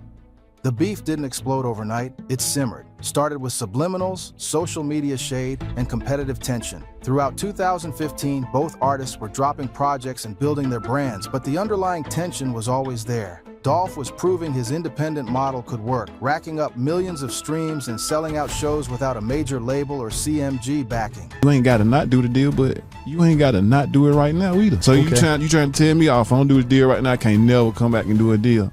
No. Every success Dolph had was an indirect challenge to Gotti's authority as the king of Memphis. By early 2016, things were getting personal. Dolph had started making comments in interviews about how certain Memphis rappers had tried to sign him, but he wasn't interested. He never said Gotti's name directly, but everyone knew who he was talking about. Gotti, for his part, was dropping subliminals in his music about artists who were too proud to accept help and would regret it later. Then came February 19th, 2016, the day everything changed. Dolph dropped an album called King of Memphis. The title alone was a declaration of war. From back in the day, in the 3-6 era and Yo Gotti era, that didn't make it and didn't really just pop out big, that could have made it and supposed to made it. But Memphis got that I mentality. It always been the king of Memphis. I'm the king, I'm the king, I'm the king. Gotti had been calling himself the King of Memphis for years, ever since he'd outlasted 3-6 Mafia and become the city's biggest star. Now Dolph was claiming the crown, and he didn't stop there. He released the song, Play With Yo Beach, a vicious diss track aimed directly at Gotti. The lyrics were brutal and personal in ways that crossed every line. Dolph rapped about sleeping with the mother of Gotti's child, describing intimate details that made it clear this wasn't just rap. This was real disrespect. He talked about Gotti begging him to sign, painting him as desperate and thirsty. He brought up how Gotti only got famous by dissing 3-6 Mafia, suggesting his entire career was built on clout chasing and controversy rather than genuine talent. But the most inflammatory part was when Dolph went at Gotti's brother, Big Jook. He claimed he used to serve Jook drugs back in the day, essentially calling him a customer and putting him beneath Dolph in the street hierarchy. In street culture, that's unforgivable disrespect. You can diss a man's music, his money, even his woman, but when you disrespect his family and suggest you were above them in the streets, that's a line you can't uncross. The music video made it even worse. Dolph hired actors who looked like Gotti and Big Jook and had them playing weak, emotional characters crying about Dolph taking their girl. It was humiliating, public, and designed to provoke a response. And it worked. Gotti's artist, Black Youngsta, responded within days. Youngsta was known as Gotti's shooter, the wild card who handled the grimmier side of CMG business. He pulled up to Dolph's neighborhood, Castalia Heights, with guns drawn, filming himself calling out Dolph. "Where you at? We in Castalia right now. We just left the store. Where you at right now, dog?" It was reckless, public, and a clear escalation. Youngsta was walking through Dolph's hood with choppers, essentially daring him to come outside. Dolph responded on social media, laughing at the whole thing. He posted videos mocking Youngsta and Gotti, calling them broke and desperate for attention. He said they were using his name to stay relevant because their own music wasn't popping. The disrespect was mutual now, and it was spiraling out of control. Behind the scenes, things were getting even more serious. According to later court testimony and street rumors, this is when the first real discussions about putting money on Dolph's head started happening. It wasn't just about music anymore, it was about respect, territory, and who really ran Memphis. But the real turning point came on February 26, 2017, in Charlotte, North Carolina. Dolph was in Charlotte for the CIAA basketball tournament, a major annual event that draws thousands of people from historically black colleges. It's a weekend of parties, concerts, and networking, basically a cultural event for the black community. Dolph had been booked to perform at multiple venues throughout the weekend. He'd just finished a day party performance around 5 p.m. and was heading to his next show scheduled for later that night. Around 6:30 p.m., as Dolph's convoy rolled down Caldwell Street in downtown Charlotte, a vehicle pulled up alongside them. What happened next was described by witnesses as something out of a movie. The occupants of the trailing vehicle opened fire with high-powered weapons, unleashing a barrage of bullets that seemed to never stop.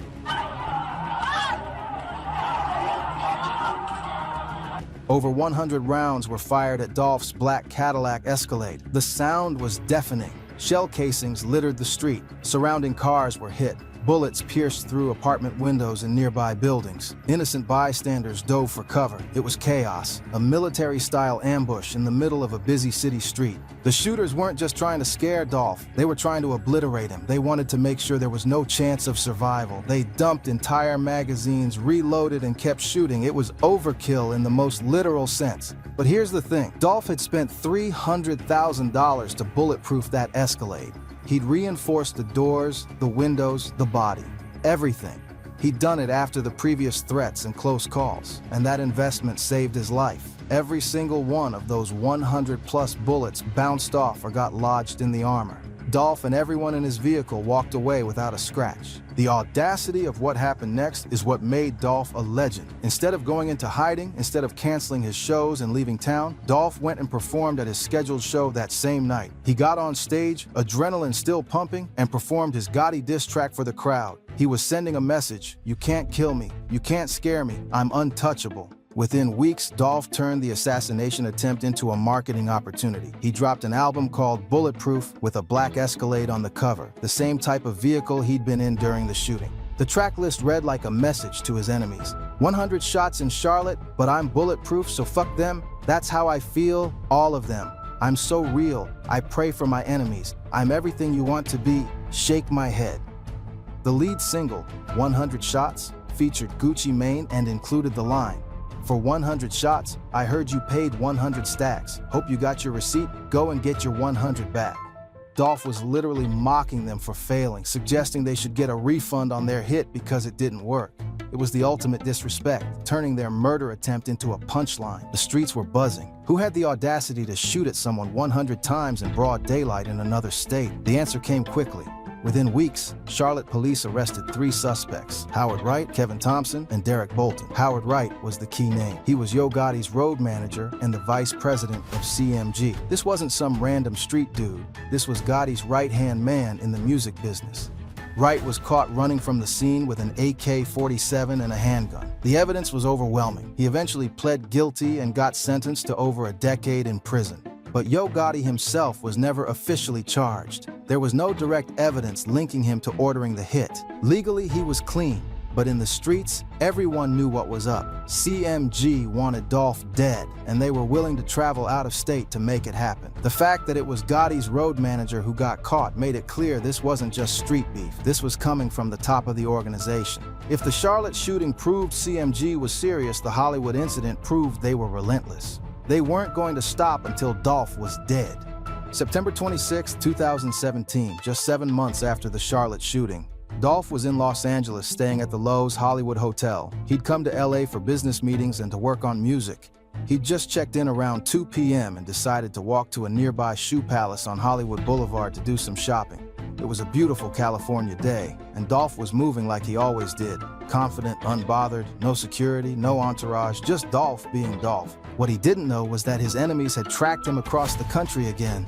As he approached the shoe palace, a gold Cadillac Escalade crept up behind him. 2 men jumped out and opened fire, hitting Dolph multiple times before he could react. Dolph managed to run into the shoe palace, where terrified employees and customers watched him bleeding, trying to get help. Someone called 911, and Dolph was rushed to the hospital in critical condition. This time, the bulletproof car couldn't save him. He'd been on foot. He'd been shot in the buttocks and hip. The injuries were serious, and for a moment, it looked like CMG had finally succeeded. But once again, Dolph survived. He was tough, resilient, and apparently blessed with incredible luck. He spent weeks recovering in the hospital, but he made it through. The suspects crashed the Escalade in the Hollywood Hills and tried to run, but LAPD helicopters tracked them down within minutes. LA doesn't play when it comes to shootings in tourist areas, and they had the resources to catch these guys fast. One of the men arrested was Corey McClendon, a longtime childhood friend of Yo Gotti from Memphis.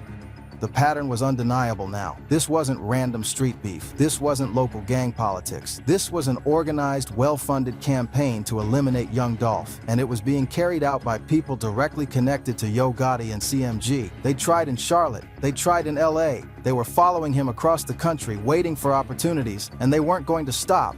After 2 years of legal maneuvering, McClendon's charges were eventually dropped due to lack of evidence. The DA said he had a rock-solid alibi, and there were no witnesses or scientific evidence linking him to the shooting. It was a frustrating outcome for Dolph and his team, but not surprising. These cases are hard to prove, especially when the suspects have good lawyers and the witnesses are scared to testify. But the streets knew what was up, and so did Dolph. He knew CMG was hunting him. He knew they had the money and the motivation to keep trying, and he knew that eventually they might succeed. Here's something most people don't know. Someone actually tried to broker peace between Dolph and Gotti, and that someone would later be charged as the mastermind behind Dolph's murder. The irony is almost too much to believe. Hernandez Govan was a street figure from Orange Mound, a neighborhood in South Memphis with deep ties to various gangs and street organizations. Govan had connections on both sides of the beef. He knew people in CMG's circle, and he also had relationships with people close to Dolph and Paper Route Empire. He was the type of dude who could move between different worlds, someone who was respected enough to potentially bring enemies to the table. According to later testimony in Govan's own interviews, he reached out to both camps in 2021. The violence had been going on for years at this point. Bodies were dropping, people were getting arrested. You know, back in November of 2022, he was arrested and charged with, The beef was bad for business and bad for Memphis. Govan allegedly called Dolph and tried to set up a sit-down meeting with Gotti to squash the beef once and for all. Yo Gotti was reportedly open to it. By 2021, Gotti had evolved significantly from his street days. He was a legitimate businessman now, with a successful label that had signed major artists like Moneybagg Yo, who was becoming one of the biggest rappers in the country. He'd signed a distribution deal with Interscope Records. He was making real money, building generational wealth. The beef with Dolph was becoming a liability. It brought heat, it brought violence, and it kept his name associated with street drama when he was trying to be seen as a mogul. Gotti had also matured personally. He was in his 40s now, with kids and responsibilities. The street stuff wasn't as appealing as it used to be. If he could squash the beef with Dolph, shake hands, and move forward, it would be good for everyone. They could both make money, both rep Memphis, and stop the cycle of violence that was destroying their city. You know what I mean? It ain't about young Dolph, it's about Paper Route Empire. That's my brand. You know what I mean? Like, I got too much time invested in it, too much of my money invested in it. But Dolph wasn't interested. Not even a little bit. In interviews, Dolph had made his position crystal clear. When asked if he could ever squash his beefs, he said, "Nah, forever. Ain't no stopping. It's up. When it's up, man. It don't stop. We ain't doing it for the culture or nothing. Just is what it is. We gonna be doing it heaven to hell, still jail, however. Just up. It ain't never gonna stop. When pressed further about whether he could ever let things go, Dolph responded, "Nah, I ain't let nothing go. No matter how rich I get, whatever. Just did for life.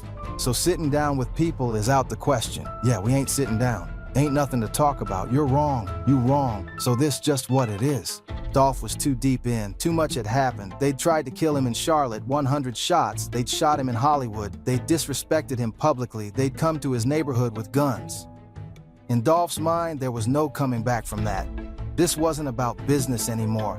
This wasn't about music or money or territory. This was personal. This was about principle. This was about the fact that they'd tried to take his life multiple times, and he couldn't just shake hands and pretend it never happened. There's also another factor that people don't talk about enough: Dolph's pride. His entire brand was built on being unbothered, untouchable, and uncompromising. He'd survived multiple assassination attempts and turned them into album promotions. Yeah. Shit, the next thing you know, there's footage up online of Dolph performing. He'd built a successful independent empire without bowing to anyone. If he sat down with Gotti and made peace, it would look like weakness. It would look like he was scared, like he was backing down, and Dolph would rather die than look weak.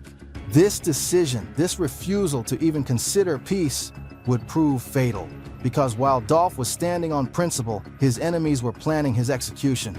Young Dolph loved Memphis. Despite everything, the attempts on his life, the constant threats, the beef that had consumed years of his life, he never abandoned his city. He'd come back regularly, especially around Thanksgiving for his annual turkey giveaway where he'd feed thousands of families in need. It was one of the things that made people love him. He wasn't just a rapper who got rich and left. He stayed connected to his community, gave back, and showed love to the people who'd supported him from the beginning. November 17, 2021 started like any other day. Dolph was in town driving his signature camouflage-wrapped Corvette through South Memphis. He'd been posting on social media, letting people know he was home. He'd been visiting family, checking on his businesses, and preparing for the turkey drive that was coming up. Around 12:24 p.m., he pulled into Makita's Cookies on Airways Boulevard, a black-owned bakery he frequented and promoted on social media.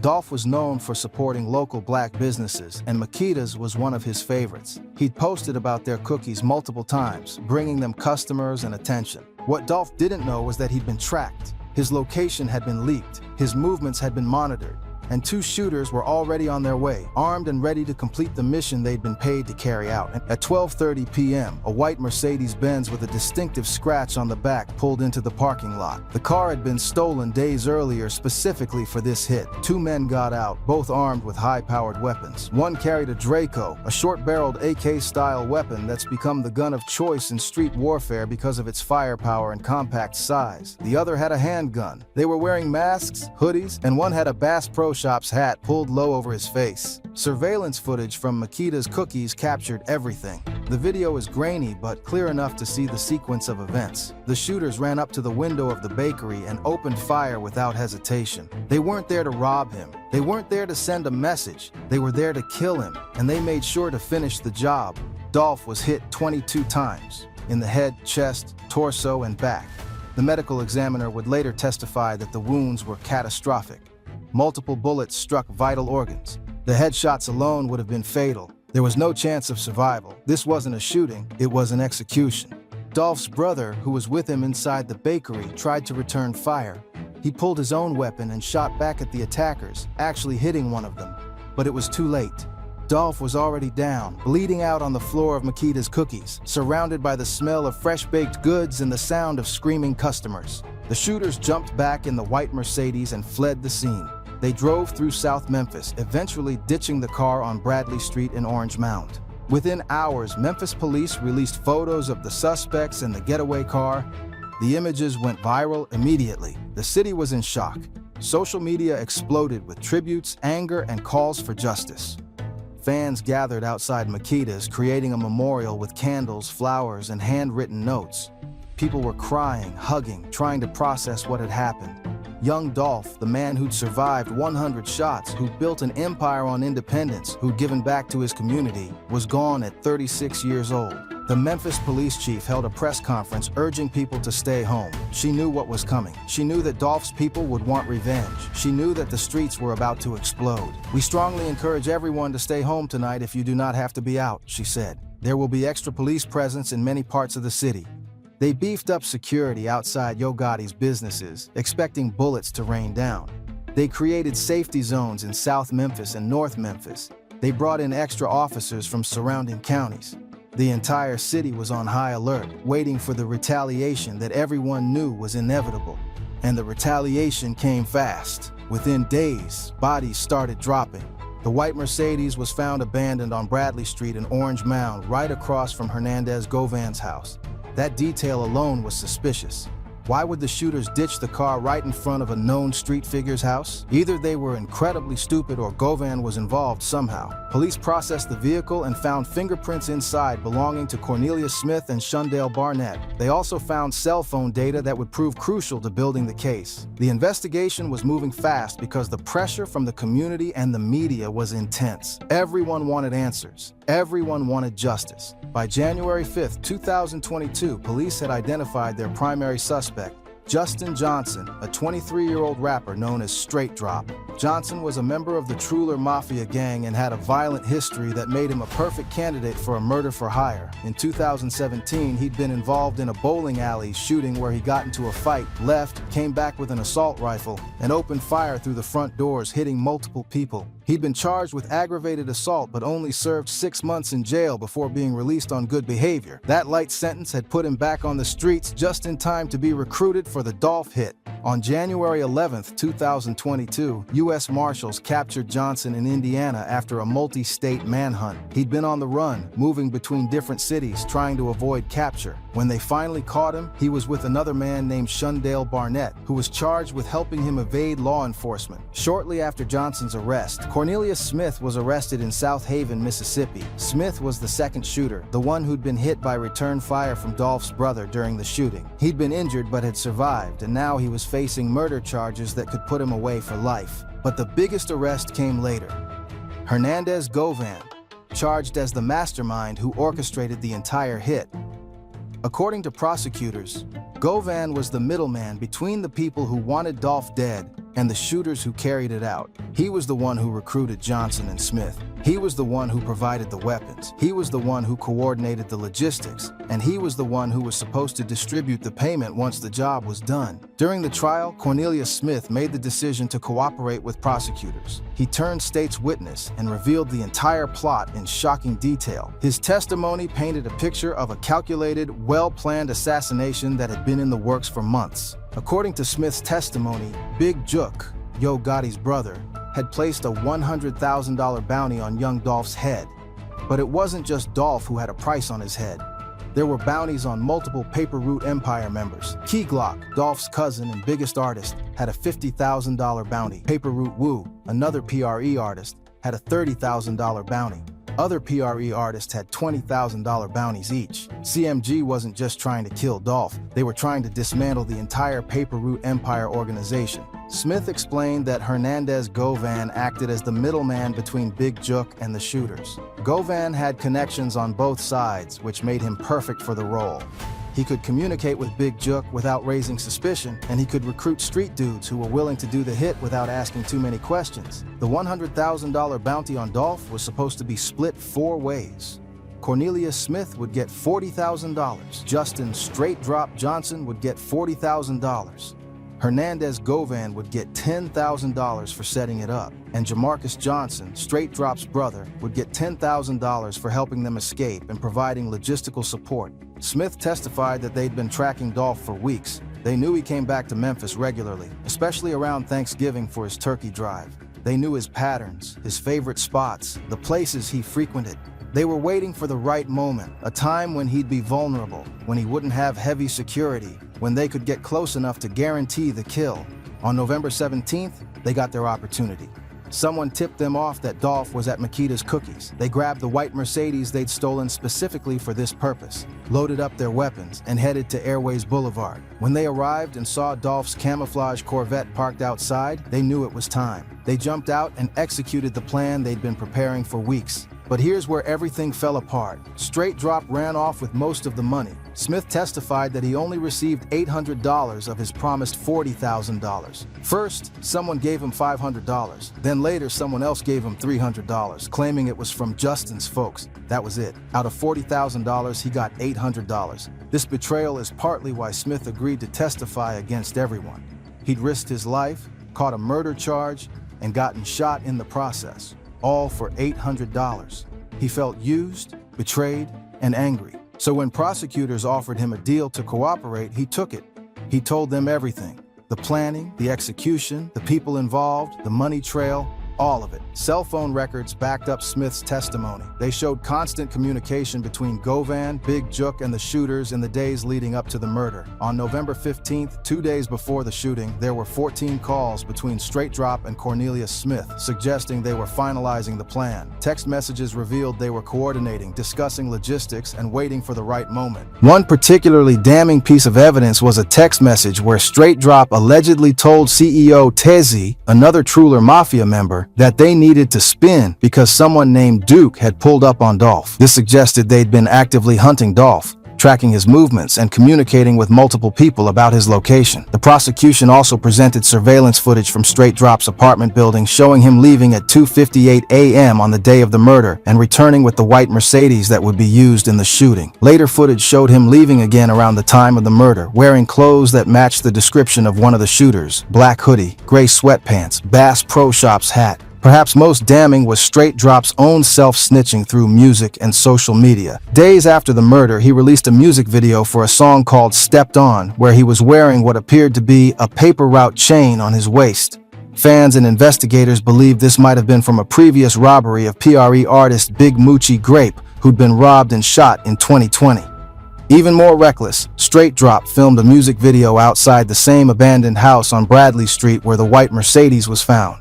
The video was posted on YouTube with hashtags clearly trying to get CMG's attention. It was like he was bragging about the hit, trying to prove himself to the people who'd paid him. Justin Straight Drop Johnson was found guilty on all counts in September 2024 after a 2-week trial. The evidence was overwhelming: surveillance footage, cell phone records, witness testimony, and his own self-incriminating behavior. He was sentenced to life in prison plus 35 years for conspiracy and firearms charges. At 23 years old, he'll likely die behind bars. Cornelius Smith is still awaiting his own trial, but given his cooperation, he'll likely receive a reduced sentence. He's already served as the star witness against Johnson and will probably testify against others as the case continues to unfold. Jamarcus Johnson, Straight Drop's half-brother, pled guilty to accessory after the fact charges in June 2023. He admitted to helping his brother escape, renting him a car, and facilitating 3-way phone calls where they discussed getting paid by someone called Ank, believed to be Big Jook. He was sentenced to a maximum of 12 years. Anthony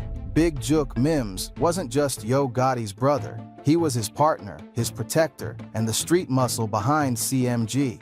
While Gotti played the businessman role, shaking hands with executives and negotiating deals, Jook handled the grimmier side of things. He was the enforcer, the one who made sure people respected CMG, the one who handled problems that couldn't be solved with contracts and lawyers. Jook was older than Gotti and had been in the streets longer. He'd seen the worst of Memphis, survived the crack era, and built a reputation as someone you didn't want problems with. When CMG started becoming successful, Jook transitioned from pure street life to being Gotti's business partner.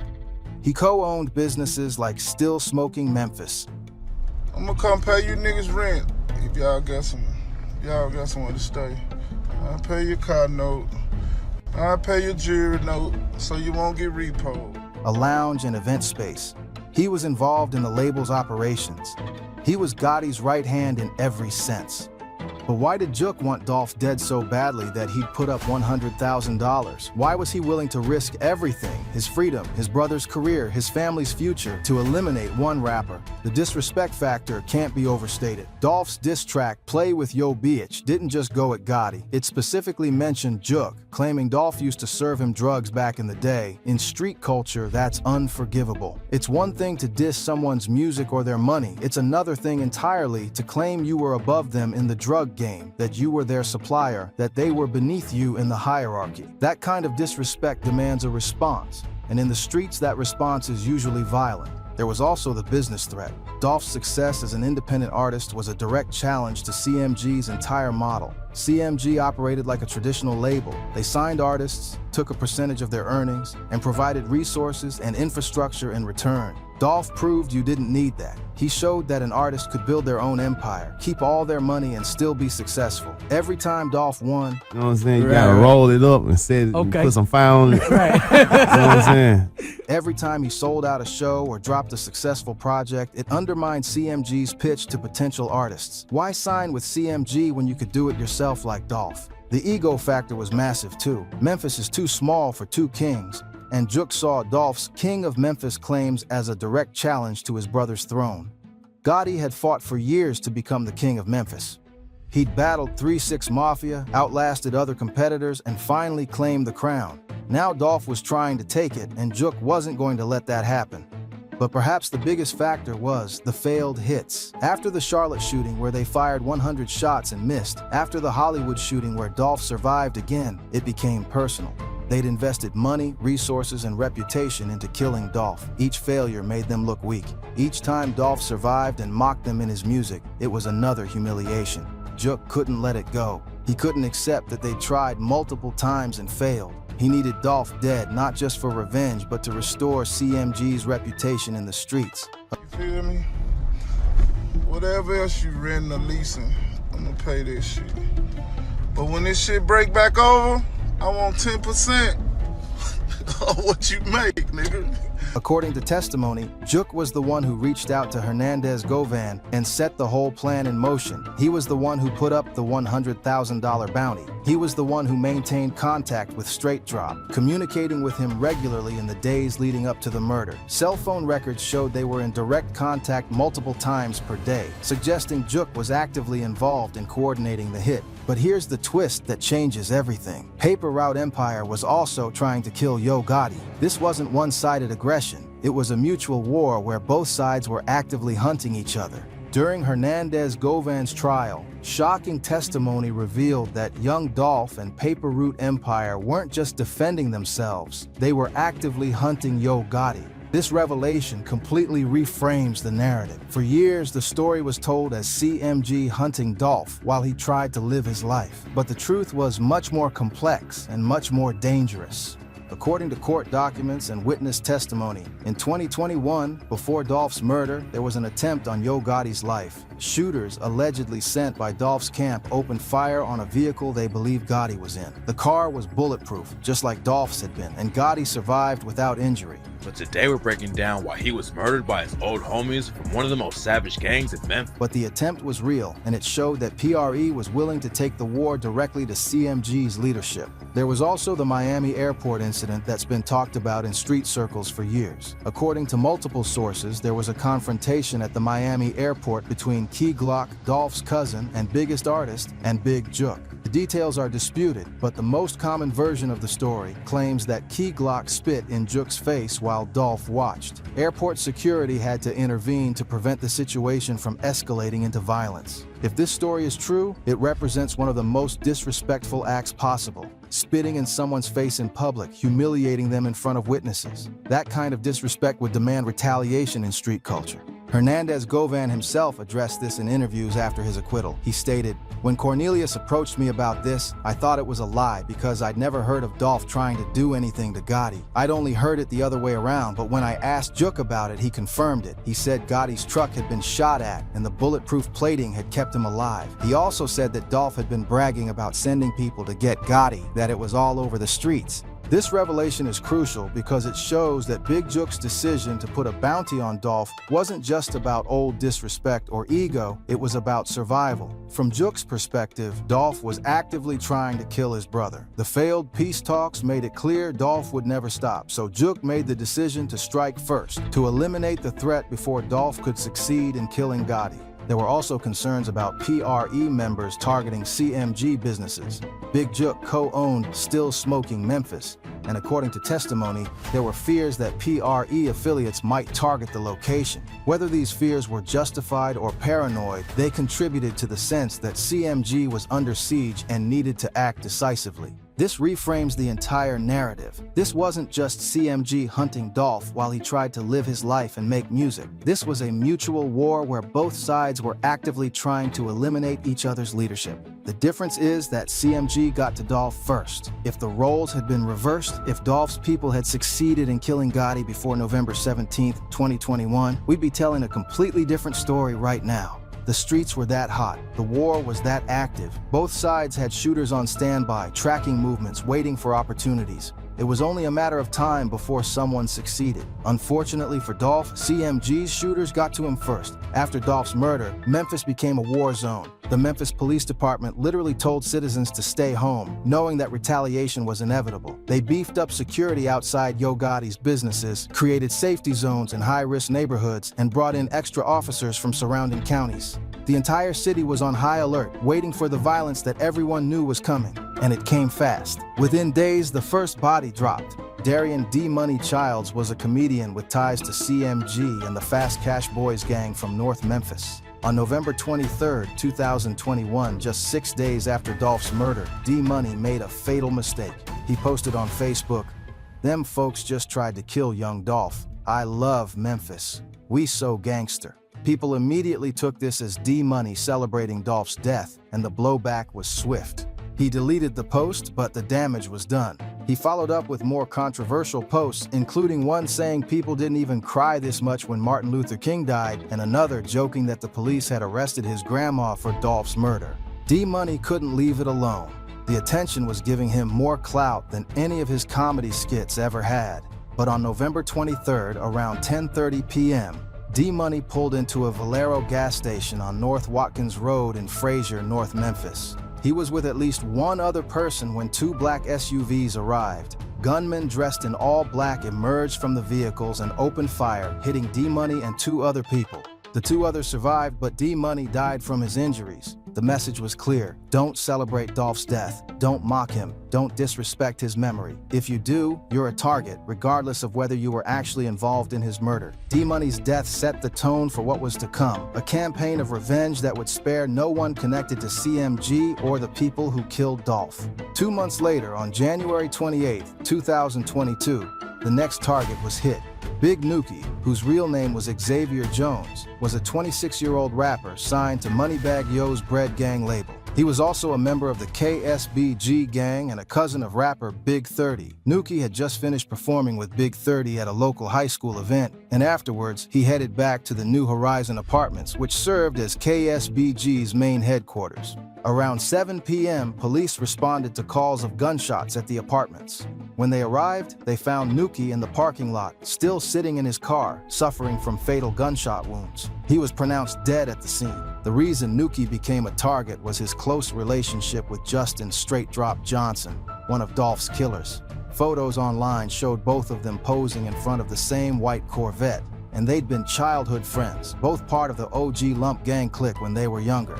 After Straight Drop was arrested for Dolph's murder, Nuki became guilty by association in the eyes of PRE and their allies. But the situation was more complicated than just revenge for Dolph. Nuki was also caught in the middle of a separate beef between Young Mob, who were aligned with PRE, and KSBG, who were aligned with CMG through Moneybagg Yo. Young Mob's leader, Stupid Duke, had just been released from prison after 9 years and was ready to reclaim his position as a kingpin in South Memphis.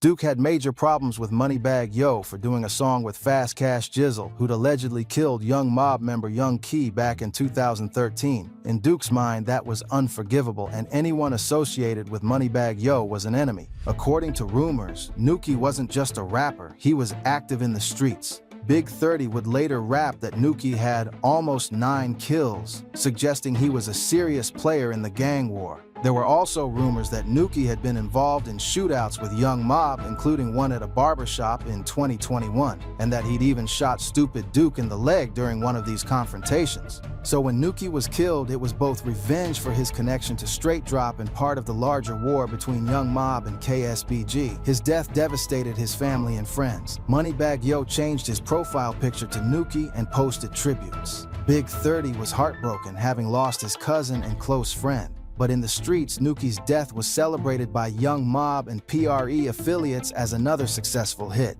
5 months later, on June 14, 2023, another major target was eliminated. CEO Tezzy, whose real name was Joshua Taylor, was a high-ranking member of Truller Mafia and one of the best friends of the gang's late leader, J Money. Tezzy had been named as a person of interest in Dolph's murder investigation, though he was never formally charged. Around 1 p.m., police responded to a call about a body found in a car on Spotswood Avenue in Orange Mound. When they arrived, they discovered Tezzy had been shot to death. According to neighbors, he'd actually been killed the night before, and his body had been sitting in the car for hours before being discovered. Tezzy's death sparked multiple theories. Some believed it was Paris getting revenge for Dolph, taking out one of the people who'd helped orchestrate the hit. Others believed Tezzy was killed by his own people to prevent him from snitching. His name had appeared on the witness list for the Dolph case, which made some people in Truller Mafia nervous. If Tezzy decided to cooperate with prosecutors to save himself, he could bring down the entire organization, including potentially implicating Big Jook directly. Hernandez Govan would later address this in interviews, downplaying his relationship with Tezzy and suggesting that things had changed between them. When pressed about their close friendship, Govan said, "How can that be my little bro when his name was on the witness list?" The implication was clear. Tezzy had betrayed the organization by potentially cooperating with law enforcement, and that betrayal may have cost him his life. In September 2022, another death connected to the case made headlines. Lot Cash Desto, whose real name was Destiny Govan, was a 25-year-old rapper signed to Lil Uzi Vert's label. She was also the daughter of Hernandez Govan, the alleged mastermind behind Dolph's murder. Desto was shot and killed in Houston during what police described as a botched robbery attempt. According to reports, 2 men approached her vehicle and opened fire. Desto shot back, hitting one of the assailants in the abdomen, but she died from her injuries. The timing of her death, coming just months after her father was indicted for Dolph's murder, raised questions about whether it was connected to the Memphis War. Desto had been affiliated with Truller Mafia and had made music with J Money back in 2015. Some speculated that PRE had reached all the way to Houston to get revenge on Govan by targeting his daughter. However, Govan himself would later explain in interviews that his daughter's death had nothing to do with the Dolph case. He said she was targeted because of expensive jewelry that Lil Uzi Vert had given her to boost her profile. Robbers had seen her at a Houston club, recognized the jewelry was real because of her association with Uzi, and followed her when she left. It was a robbery gone wrong, not a hit connected to Memphis street politics. On August 18, 2023, another body dropped that sent shockwaves through the CMG camp. Tamanuel Benson, the brother of rapper Black Youngsta, was shot and killed at a BP gas station in South Memphis around 9:30 a.m. Black Youngsta, you'll remember, was the CMG artist who'd pulled up to Dolph's neighborhood with guns in 2016, threatening him and escalating the beef to violence. He'd also been arrested in connection with the Charlotte shooting, where 100 shots were fired at Dolph, though those charges were eventually dropped. The shooter who killed Tamanuel wasn't even masked. Police released a clear image of the suspect, and Randy Ewing was later arrested and charged with the murder. The boldness of the hit, in broad daylight at a gas station with no attempt to hide his identity, suggested this was a message killing. The shooter wanted people to know who did it and why. It was direct retaliation for Black Youngsta's role in the beef with Dolph. Black Youngsta was devastated. He'd lost his brother to a war that he'd helped escalate years earlier. The pain and anger were evident in his social media posts, but there was nothing he could do. The cycle of revenge had claimed another victim, and it showed no signs of stopping.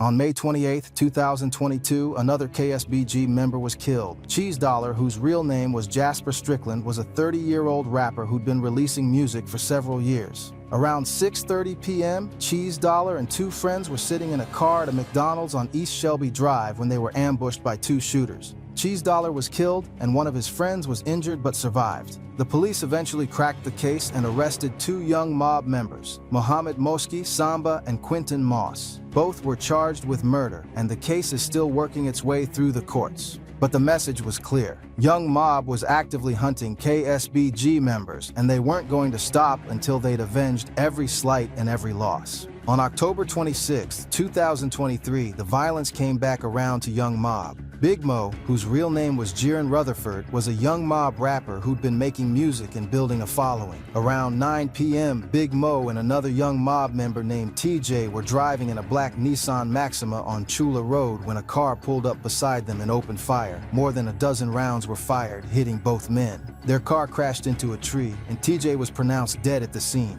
Big Mo was rushed to the hospital in critical condition but died the following day. The timing of the double murder, coming just one day after KSBG member Big Grape was killed, suggested this was immediate retaliation. The war between Young Mob and KSBG had become so intense that bodies were dropping within 24 hours of each other. Neither side was willing to let a death go unanswered. On February 10, 2023, one of the most tragic deaths occurred. J.R. Splat, whose real name was Lorian Smith, was only 15 years old. He was a KSBG member and the little brother of Baby Migo. Around midnight, someone walked up to his yard on Kirkwood Road and opened fire, killing the teenager in his own home. The murder of a 15-year-old showed just how out of control the violence had become.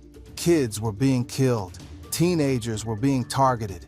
The war had consumed an entire generation of young people in Memphis, and there seemed to be no end in sight. CEO Jizzle from Double R, who was aligned with PRE, posted cryptic messages after J.R. Splat's death, suggesting he might have been involved. In his song Step Brothers 2, Jizzle rapped about ops who couldn't afford tombstones and who lived short lives. Lyrics that seemed to fit J.R. Splat perfectly, as there was a public funeral fund started for him after his death. But rumors also circulated that J.R. Splat had been backdoored by his own friends over a dispute about a gun.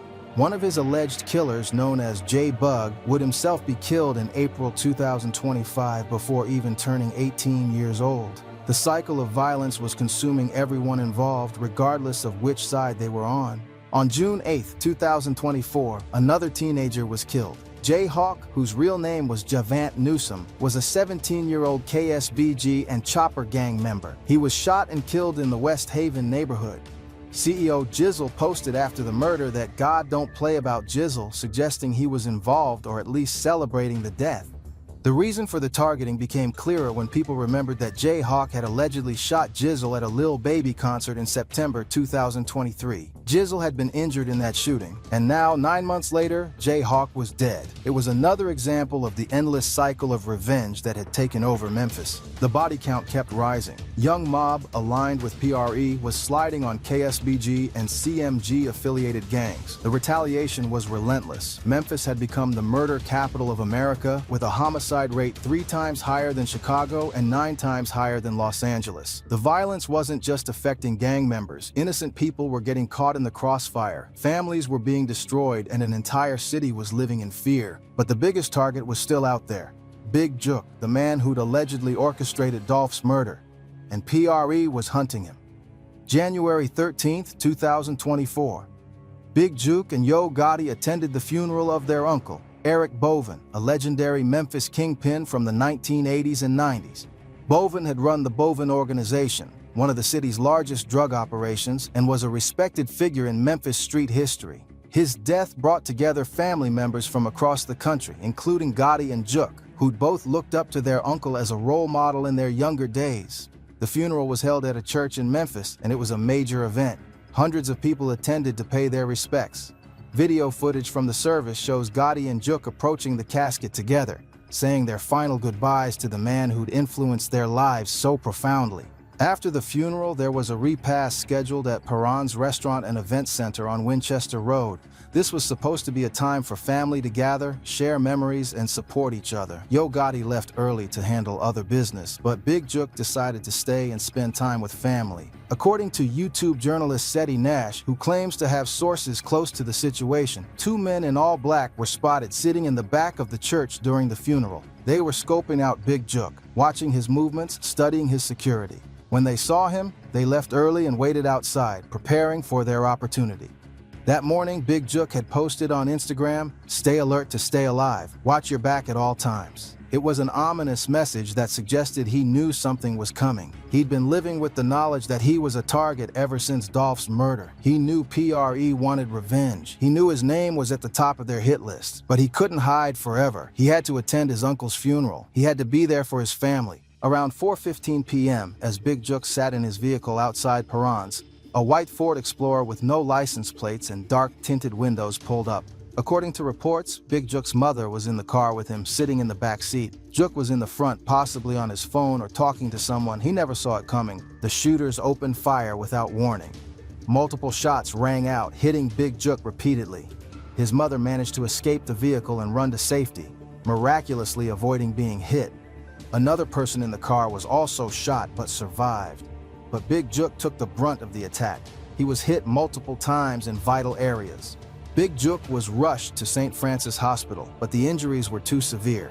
He was pronounced dead shortly after arrival. At 43 years old, Yo Gotti's brother, business partner, and the alleged mastermind behind young Dolph's murder was gone. The white Ford Explorer sped away from the scene. Surveillance footage captured it fleeing, and police released images asking for the public's help in identifying the vehicle and the suspects. But to this day, no arrests have been made. The case remains open, and the killers are still out there. The streets immediately connected Jook's murder to Dolph.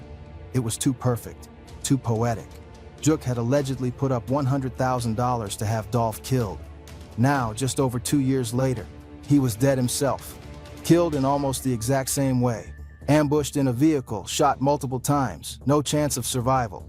Paper Route Empire members celebrated openly on social media. Grove Hero, a comedian affiliated with PRE, went on Instagram Live and could barely contain his joy. "Today feel good as hell," he said, using coded language to celebrate Jook's death. The Dolphins won today, using dolphins as a reference to Dolph. The message was clear. This was get back for young Dolph, and they wanted everyone to know it. Paper Route Woo posted mocking messages. CEO Lil Kenny from Young Mob performed a freestyle where he rapped about someone's brother getting killed in front of their mother with a fat stomach, clear references to Jook and the circumstances of his death. The disrespect was intentional and brutal. They wanted CMG to feel the same pain that PRE had felt when Dolph was killed. The irony of Jook being killed at a funeral wasn't lost on anyone. He'd come to pay respects to a dead family member and ended up becoming one himself. The shooters had shown no respect for the sanctity of the funeral, no concern for the other family members present, no hesitation about killing a man in front of his mother. It was cold, calculated, and ruthless, exactly the kind of hit that Jook himself had allegedly ordered on Dolph. Here's the tragic irony. If Big Jook had lived, he almost certainly would have been convicted for orchestrating young Dolph's murder.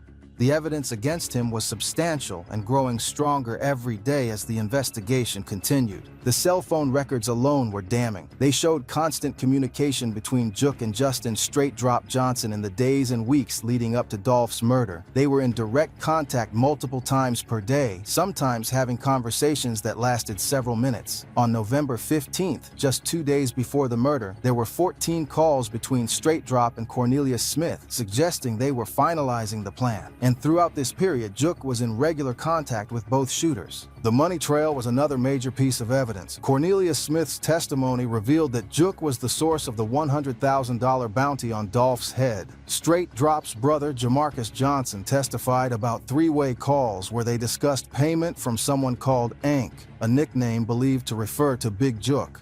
The prosecution was building a case that showed Jook wasn't just aware of the plot, he was funding it and coordinating it. The connections between Jook and the conspirators were well documented. Photos and videos showed Jook with Hernandez Govan, the alleged middleman. There were pictures of Jook with CEO Tezzi, another Truller Mafia member connected to the case. These weren't casual acquaintances. These were people Jook had relationships with, people he could call on to handle street business. The motive was clear and well established. Jook had publicly disrespected Dolph after his death, showing no remorse or sympathy. He'd mocked Dolph's murals, calling them disrespectful to real street legends. He'd posted videos offering to pay PRE artists' bills in what was clearly a thinly veiled diss, suggesting they were broke without Dolph. This behavior showed consciousness of guilt. He was celebrating Dolph's death because he'd been involved in making it happen. The witness testimony was piling up. Cornelius Smith had directly named Big Jook as the person who put the hit out. Jamarcus Johnson had corroborated parts of the story. As the case progressed, more people were cooperating with prosecutors, and more evidence was coming to light that pointed directly at Jook. Legal experts following the case believed Jook would have been indicted within months. The feds were building a RICO case against the entire organization, and Jook was at the top of the pyramid. They were connecting the dots between the bounty, the coordination, the payment, and the execution. It was only a matter of time before they had enough to bring charges. But street justice moved faster than the legal system. Juk was killed before he could ever face trial, before he could be arrested, before he could even be formally named as a suspect. In a way, his death saved Yo Gotti from having to watch his brother go to prison for life, or worse, having his own name dragged deeper into the case as prosecutors investigated CMG's involvement. The question that haunts many people is, did Yo Gotti know? Was he aware that his brother had put a bounty on Dolph's head? Did he approve it, or was Juk acting independently? These questions may never be answered. Gotti has never been charged with anything, and there's no public evidence linking him directly to the murder plot. But the fact remains that his brother, his business partner, the person he trusted most in the world, allegedly orchestrated one of the most high-profile murders in hip-hop history. As of 2025, the Memphis War continues to evolve, though the landscape has changed dramatically. The major players have either been killed, arrested, or forced underground. But the violence hasn't stopped. It's just taken on new forms and new targets. Justin Straight Drop Johnson is serving life in prison plus 35 years. He was found guilty on all counts in September 2024 after a 2-week trial where the evidence against him was overwhelming. Surveillance footage showed him at the scene. Cell phone records placed him there at the exact time of the murder. His own self-snitching through music videos and social media posts sealed his fate. At 23 years old, he'll likely die behind bars, never experiencing freedom again. His entire adult life will be spent in a cell, paying for 6 minutes of violence that earned him only $800 of the $40,000 he was promised. Cornelius Smith is awaiting his own trial, but he's already cooperated extensively as a witness against Johnson and others. His testimony was crucial in securing Johnson's conviction, and he'll likely testify in future trials as well. In exchange for his cooperation, prosecutors will probably offer him a reduced sentence, though he's still facing significant time. The betrayal he felt, risking his life and catching a murder charge for only $800, drove him to flip on everyone involved. He's now a marked man in the streets, someone who'll need protective custody for the rest of his life because he's labeled a snitch. Jamarcus Johnson, Straight Drop's half-brother, pled guilty to accessory after the fact charges in June 2023. He admitted to helping his brother escape, renting him a car, and facilitating communication between the conspirators. He was sentenced to a maximum of 12 years, though he could be released earlier with good behavior. His cooperation and willingness to testify against his own brother likely helped reduce his sentence. Hernandez Govan was acquitted in August 2025 after a controversial trial that shocked many observers. Despite Cornelius Smith's detailed testimony naming him as the middleman who orchestrated the hit, despite the cell phone records showing his communication with the shooters, despite the white Mercedes being found right outside his house, the jury found the evidence insufficient for conviction. The acquittal was controversial because many people believed the evidence was strong enough, but the prosecution couldn't definitively prove that Govan had coordinated the hit or that he'd received money for his role. Without that direct proof, the jury had reasonable doubt. Since his acquittal, Govan has done interviews on major platforms like Vlad TV and No Jumper, claiming his innocence and explaining his side of the story. He said he's leaving Memphis because the city is too dangerous for him now. Both sides see him as a target, PRE because they believe he helped kill Dolph, and CMG because they might think he's cooperating with authorities or could flip in the future. Govan's life will never be the same, regardless of the acquittal. In July 2024, the feds dropped a massive indictment on Young Mob, the gang that had been aligned with Paper Route Empire throughout the war. 15 people were charged with drug trafficking and firearm offenses in the initial indictment. Then in July 2025, 8 Young Mob members, including their leader, Stupid Duke, were hit with a RICO indictment that detailed the gang's structure, rivalries, and violent acts dating back to 2007. Stupid Duke, whose real name is Brian Lackland, is facing multiple charges including the attempted robbery of rapper Tripstar that left Young Mob member Rolo dead. He's also charged in connection with the murder of KSBG rapper Cheese Dollar. The RICO indictment paints Duke as the leader of a violent criminal enterprise responsible for numerous murders, robberies, and drug trafficking operations. If convicted, he could spend the rest of his life in prison. Other young mob members facing charges include Big Paul, who's charged in the Tripstar case, Mosky and Quentin Moss, who are charged with murdering Cheese Dollar, and Rhodey P., who's charged with various drug and weapons offenses. The feds are systematically dismantling Young Mob, using wiretaps, surveillance, and cooperating witnesses to build their case. An interesting piece of evidence that emerged from the Young Mob investigation was a 91-page affidavit that detailed their activities. According to this document, in March 2024, Stupid Duke was casually having a phone call with one of his hitters who told Duke that members of Pooh Shiesty's chopper gang were hanging out on a street corner. The hitter was essentially asking Duke's permission to slide on them, and Duke appeared to agree. Police intercepted this communication and sent officers to the location before anything could happen, potentially preventing another murder. The affidavit also included somewhat humorous surveillance photos of Duke taking out the trash while openly carrying a huge gun, showing that he was never caught lacking and always prepared for his enemies to strike. In August 2025, the violence continued with another high-profile death. Fast Cash C-Money, whose real name was Courtney Smith, was killed in one of the most insane shootouts Memphis had ever seen. Around midnight on August 10th, police were called to the suburbs area of Macaulay Drive and Macaulay Cove in North Memphis. When they arrived, they found several houses that had been struck by gunfire. Security cameras captured the shootout, and the footage is terrifying. It sounds like a literal war zone. Switch after switch going off, dozens of rounds being fired in rapid succession. Two vehicles were engaged in a running gun battle, with shooters from both cars blasting away at each other. Eventually, one car reversed out of the situation and the second car followed, either chasing them or fleeing the scene. Police found C-Money's body at the intersection of Maritavia Street and Georgian Drive, about half a mile from the initial shooting location. He was 29 years old and had been in the Memphis rap scene for over a decade. He was affiliated with CMG and had old beef with Young Mob dating back to 2013 when he was charged with murdering Young Mob member Young Key, though he was later acquitted.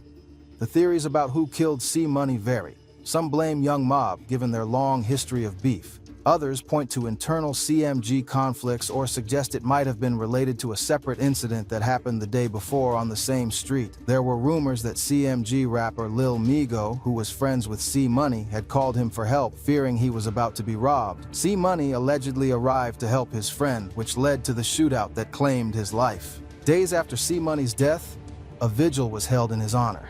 But even the vigil turned violent when 3 masked and armed men arrived at the location, leading to a police chase. The 3 men, Tyron Perkins, Derek Walton, and Khaled New, were arrested.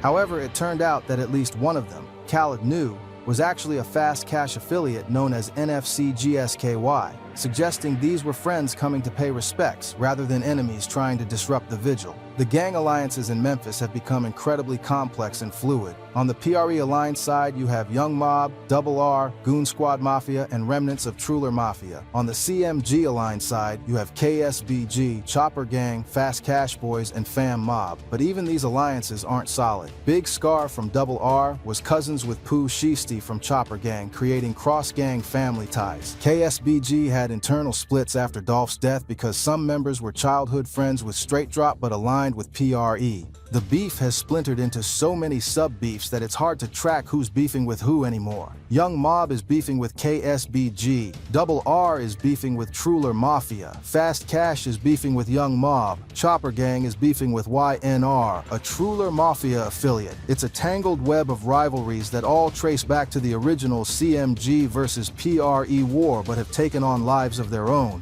Yo Gotti has largely stayed silent publicly throughout all of this. He's never been charged with anything related to Dolph's murder or the subsequent violence. He's continued building CMG into a powerhouse label, signing artists like Glorilla who've become major stars. He's maintained his business empire, opening restaurants and investing in real estate. From the outside, he looks like a successful businessman who's moved past the street life, but privately he's lost his brother, seen his artists killed, and watched his city tear itself apart. Some speculate he's cooperating with authorities to end the violence, providing information that could help solve cases and prevent future murders. Others believe he's simply insulated himself from the streets, letting the war rage on while he focuses on legitimate business. The truth is probably somewhere in between.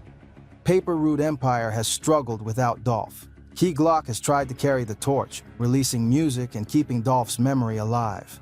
but he's also dealt with his own legal issues and the trauma of losing his cousin. Other PRE artists like Paper Root Woo, Big Moochie Grape, and Snoopy Bands continue making music, but the label's momentum has slowed significantly. Without Dolph's leadership, vision, and star power, PRE isn't the force it once was. Daddy-O, Dolph's business partner and the man who allegedly helped finance PRE from the beginning, has largely stayed out of the public eye. There are rumors he's still orchestrating moves behind the scenes, coordinating with Young Mob and other PRE allies to continue the war.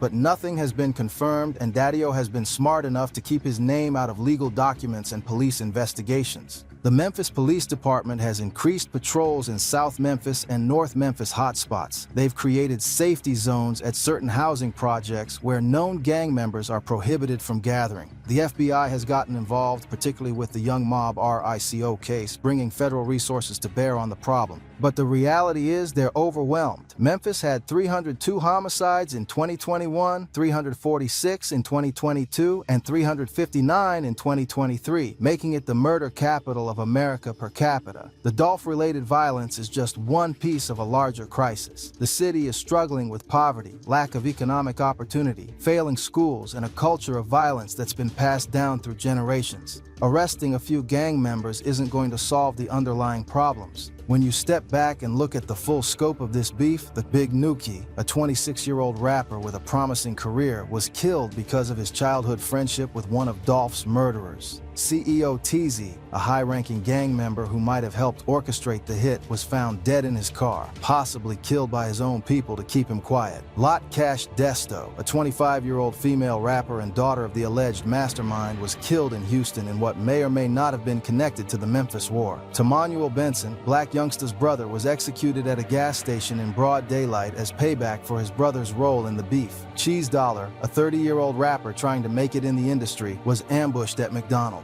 Big Mo and TJ, two Young Mob members, were shot and killed together, their car crashing into a tree. J.R. Splat, only 15 years old, was killed in his own yard, a child caught up in adult beef. Jay Hawk, 17 years old, was killed before he could even graduate high school. Fast Cash C Money, 29 years old and a veteran of the Memphis rap scene, died in a wild shootout that sounded like a war zone. And these are just the high-profile deaths. Countless others whose names never made the news have also lost their lives in this war. The lives destroyed extend beyond just the dead. Justin Johnson is 23 years old and will spend the rest of his life in prison, never experiencing freedom, never having a family, never fulfilling whatever potential he might have had. Cornelius Smith is facing decades behind bars and will live the rest of his life as a marked man, labeled a snitch needing protective custody to survive. Stupid Duke and 7 other Young Mob members are facing RICO charges that could put them away for life, dismantling an entire organization and leaving dozens of families without fathers, brothers, and sons. Children are growing up without their fathers, watching their role models get killed or locked up, learning that violence is the only way to solve problems. An entire city has been traumatized, living in fear, unable to feel safe in their own neighborhoods. The financial cost is enormous, too. The $100,000 bounty on Dolph's head was just the beginning. There are millions in legal fees as defendants hire expensive lawyers to fight murder charges and RICO indictments. There's lost music revenue. Dolph was making millions per year, and that income stream is gone forever. Key Glock and other PRE artists have seen their careers stalled by the violence and legal issues. The economic impact on Memphis's music scene is incalculable. How many artists have left the city because it's too dangerous? How many potential stars have been killed before they could reach their potential? How many investors and industry executives are avoiding Memphis because of its reputation for violence? And for what?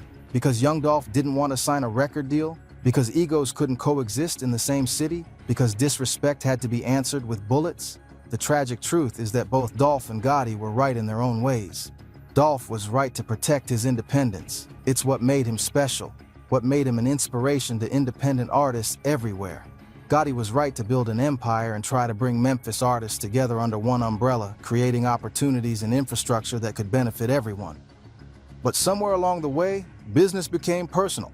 Competition became hatred, and hatred became a body count that Memphis will be dealing with for generations. The cycle of revenge has consumed everyone involved, and it shows no signs of stopping. Even with Dolph gone, even with Big Jook gone, even with people locked up and facing life sentences, the war continues. New beefs have sprouted from the original conflict. Young Mob versus KSBG, Double R versus Truler Mafia. Fast Cash versus Young Mob, it's like a hydra, cut off one head and two more grow back.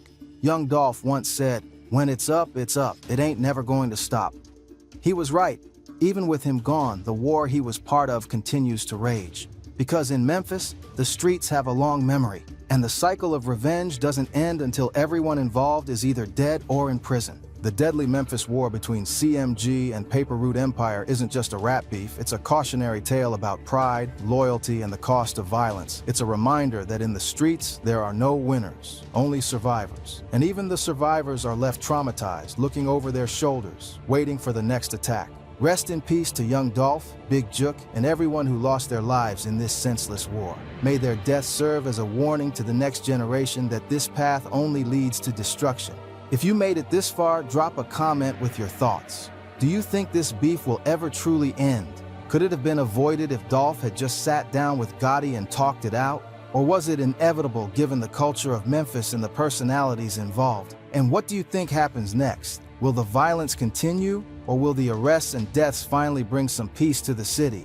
Hit that subscribe button because we're going to keep covering this story as it develops. The trials aren't over, the streets are still active, and the truth is still coming out. There are more indictments coming, more trials scheduled, and unfortunately probably more violence on the horizon. Remember that name? Because right now in the city of Memphis, it might be the most dangerous name you can say out loud. This is the man the streets are calling Yo Gotti's biggest op. This is the name that got tied to the murder of Big Juke. Tell you about off the top of the broadcast, a deadly shooting in Hickory Hill with connections to Memphis rapper Yo Gotti. Yo Gotti's own blood brother, the killing that's had the whole city on edge since January of 2024. And the wild part, this man walked out of a courtroom looking at not one but 2 life sentences. He stepped off the prison bus and shot a music video that same day, no cap. Gucci Mane jumped on his album.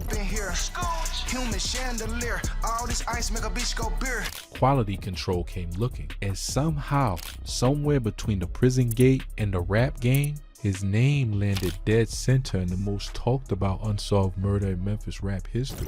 Now let me be 100 with you before we go 1 inch further, because this is important and I'm not going to play with your intelligence. Nobody has been charged in the murder of Big Juke. Not BEO Lil Kenny, not anybody. As of right now, that case is still open, still cold on paper, and the Memphis Police Department has never once stood at a podium and said this man's name.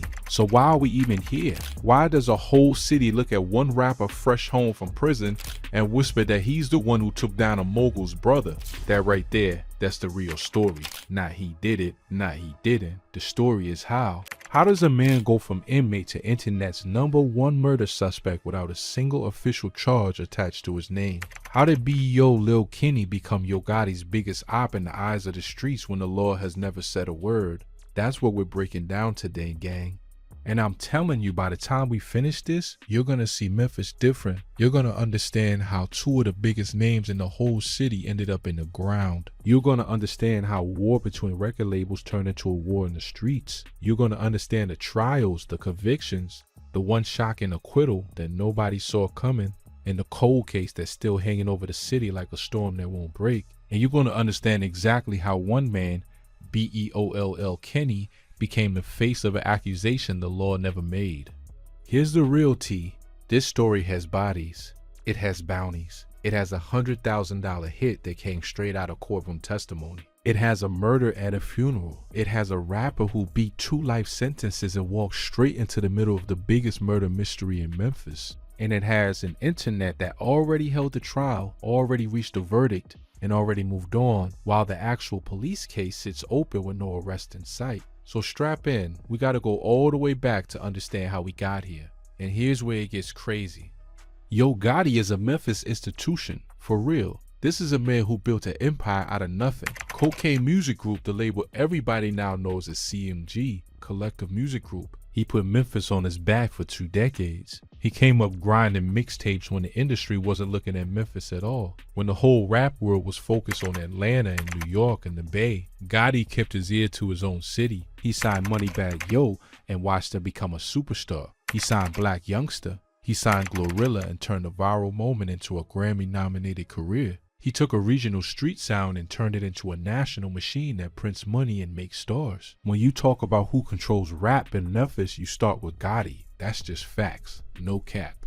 And understand what that kind of power actually means in a city like Memphis, because it raises the stakes on everything. When you're sitting on an empire that size, the artists, the catalog, the influence, the connections that run from the studio out into every neighborhood, you're not just a record executive, you're a target. You're a kingmaker and a marked man at the same time. Everybody wants in, everybody wants a piece, and everybody who didn't get the piece they wanted carries a grudge. The bigger Gotti's machine got, the more it pulled the whole city into its orbit, and the more enemies it made on the way up. That's the nature of the climb. You don't build something that big in a place that hard without somebody somewhere deciding you owe them. And in this world, debts don't always get settled with money, but every empire makes enemies. And in Memphis, the lines between the music and the streets were never really lines at all. They were the same thing wearing two different outfits. The trap and the booth sat in the same building. The same names that ran neighborhoods ran labels. The same beef that started over a corner could end up on a track, and the same beef that started on a track could end up back on a corner with real consequences. So when we talk about Yo Gotti having an op, understand we are not talking about a rap battle. We're not talking about two dudes trading clever bars for clout on the internet. We're talking about a war that put real bodies in the ground, murders that turned into trials, trials that turn into convictions, and a cycle of payback that, depending on who you ask, still isn't finished to this day.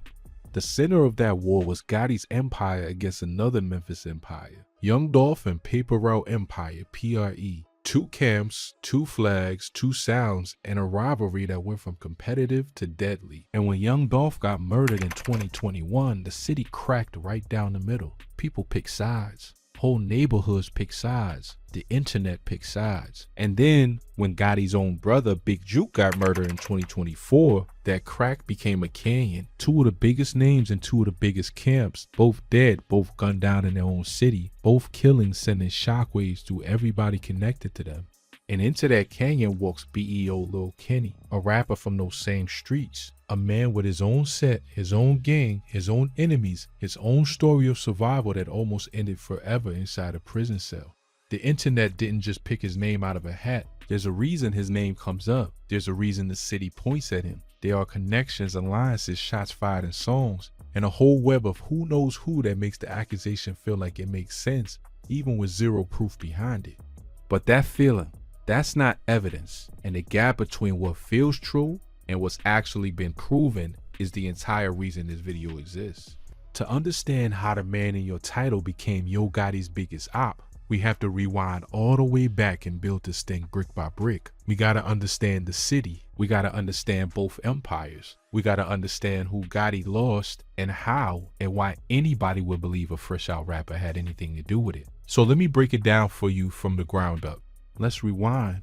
Now, to really understand this, you gotta understand what Memphis even is. This is a city where the music and the streets have always been married, where the same neighborhoods that produce platinum selling rappers produce the kind of pain that follows those rappers for the rest of their lives. Memphis didn't just stumble into rap. This city helped build the blueprint that the whole country is biting right now. Go back to 3 6 Mafia, Hypnotized Minds, DJ Paul and Juicy J. Go back to Project Pat, to Gangsta Boo, to a sound that was dark and menacing and raw, decades before dark and menacing and raw became the default setting for trap music everywhere else. That low, eerie, horror movie Memphis sound, half the rappers dominating the charts today are running on it, whether they admit it or not. Memphis is the source code, but the cost of being the source has always been steep, because the realness in the music came from real life, and real life in those neighborhoods was brutal.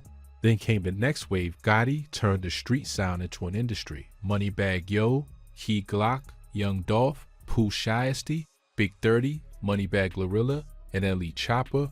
A whole generation of Memphis artists blew the doors off the mainstream. But here's the thing nobody likes to say out loud. That same generation carried the same wars with them into the spotlight. the money got bigger, the fame got bigger, and the beefs got bigger right along with them. The streets didn't stay behind when these dudes made it. The streets came with them. Back in that world, coming up in those neighborhoods, was a young dude named B.O. Lil Kenny. B.O., that's his set, his gang, his identity long before he was ever a name on the marquee. And this whole catalog tells you exactly where he comes from before he raps a single bar about anything else. Look at the project titles. 800 members. Look at the songs. No Hospital Gang, Set Talk, K&G. New Death Row. This is a man whose music is basically a roll call of the streets he survived. When he raps, he's not making it up. He's not playing a character. He lived it. And that authenticity is exactly why later on, when the streets started pointing fingers, people believed it could be him, because his entire brand is built on being from the part of Memphis where these things actually happen to actual people with actual consequences. Kenny's influences tell the story too. He came up idolizing Gucci Mane, OG Boo Dirty, and Young Scooter. That whole trap lineage where the line between the song and the lifestyle was always blurry on purpose. And Gucci wasn't just an influence from a distance either. Gucci Mane actually pulled up and appeared on Kenny's album. That cosign is massive, and you need to hold on to that detail, because Gucci's relationship to Memphis and to the other players in this story becomes very, very important by the time we get to the end. Trust me on that one. Lock it in. But here's where it gets crazy. While Kenny was building his name in the streets and in the booth, he caught a case, a serious one. We're talking about charges heavy enough that this man was staring down 2 potential life sentences. 2. Let that register for a second. Think about what that actually means. For most people, that is the end of the movie. That is the part where the credits roll and the dream dies behind a wall and nobody ever hears your name again. Kenny was looking at the rest of his natural life in a cell, and by all accounts, he should have never walked back out into the free world.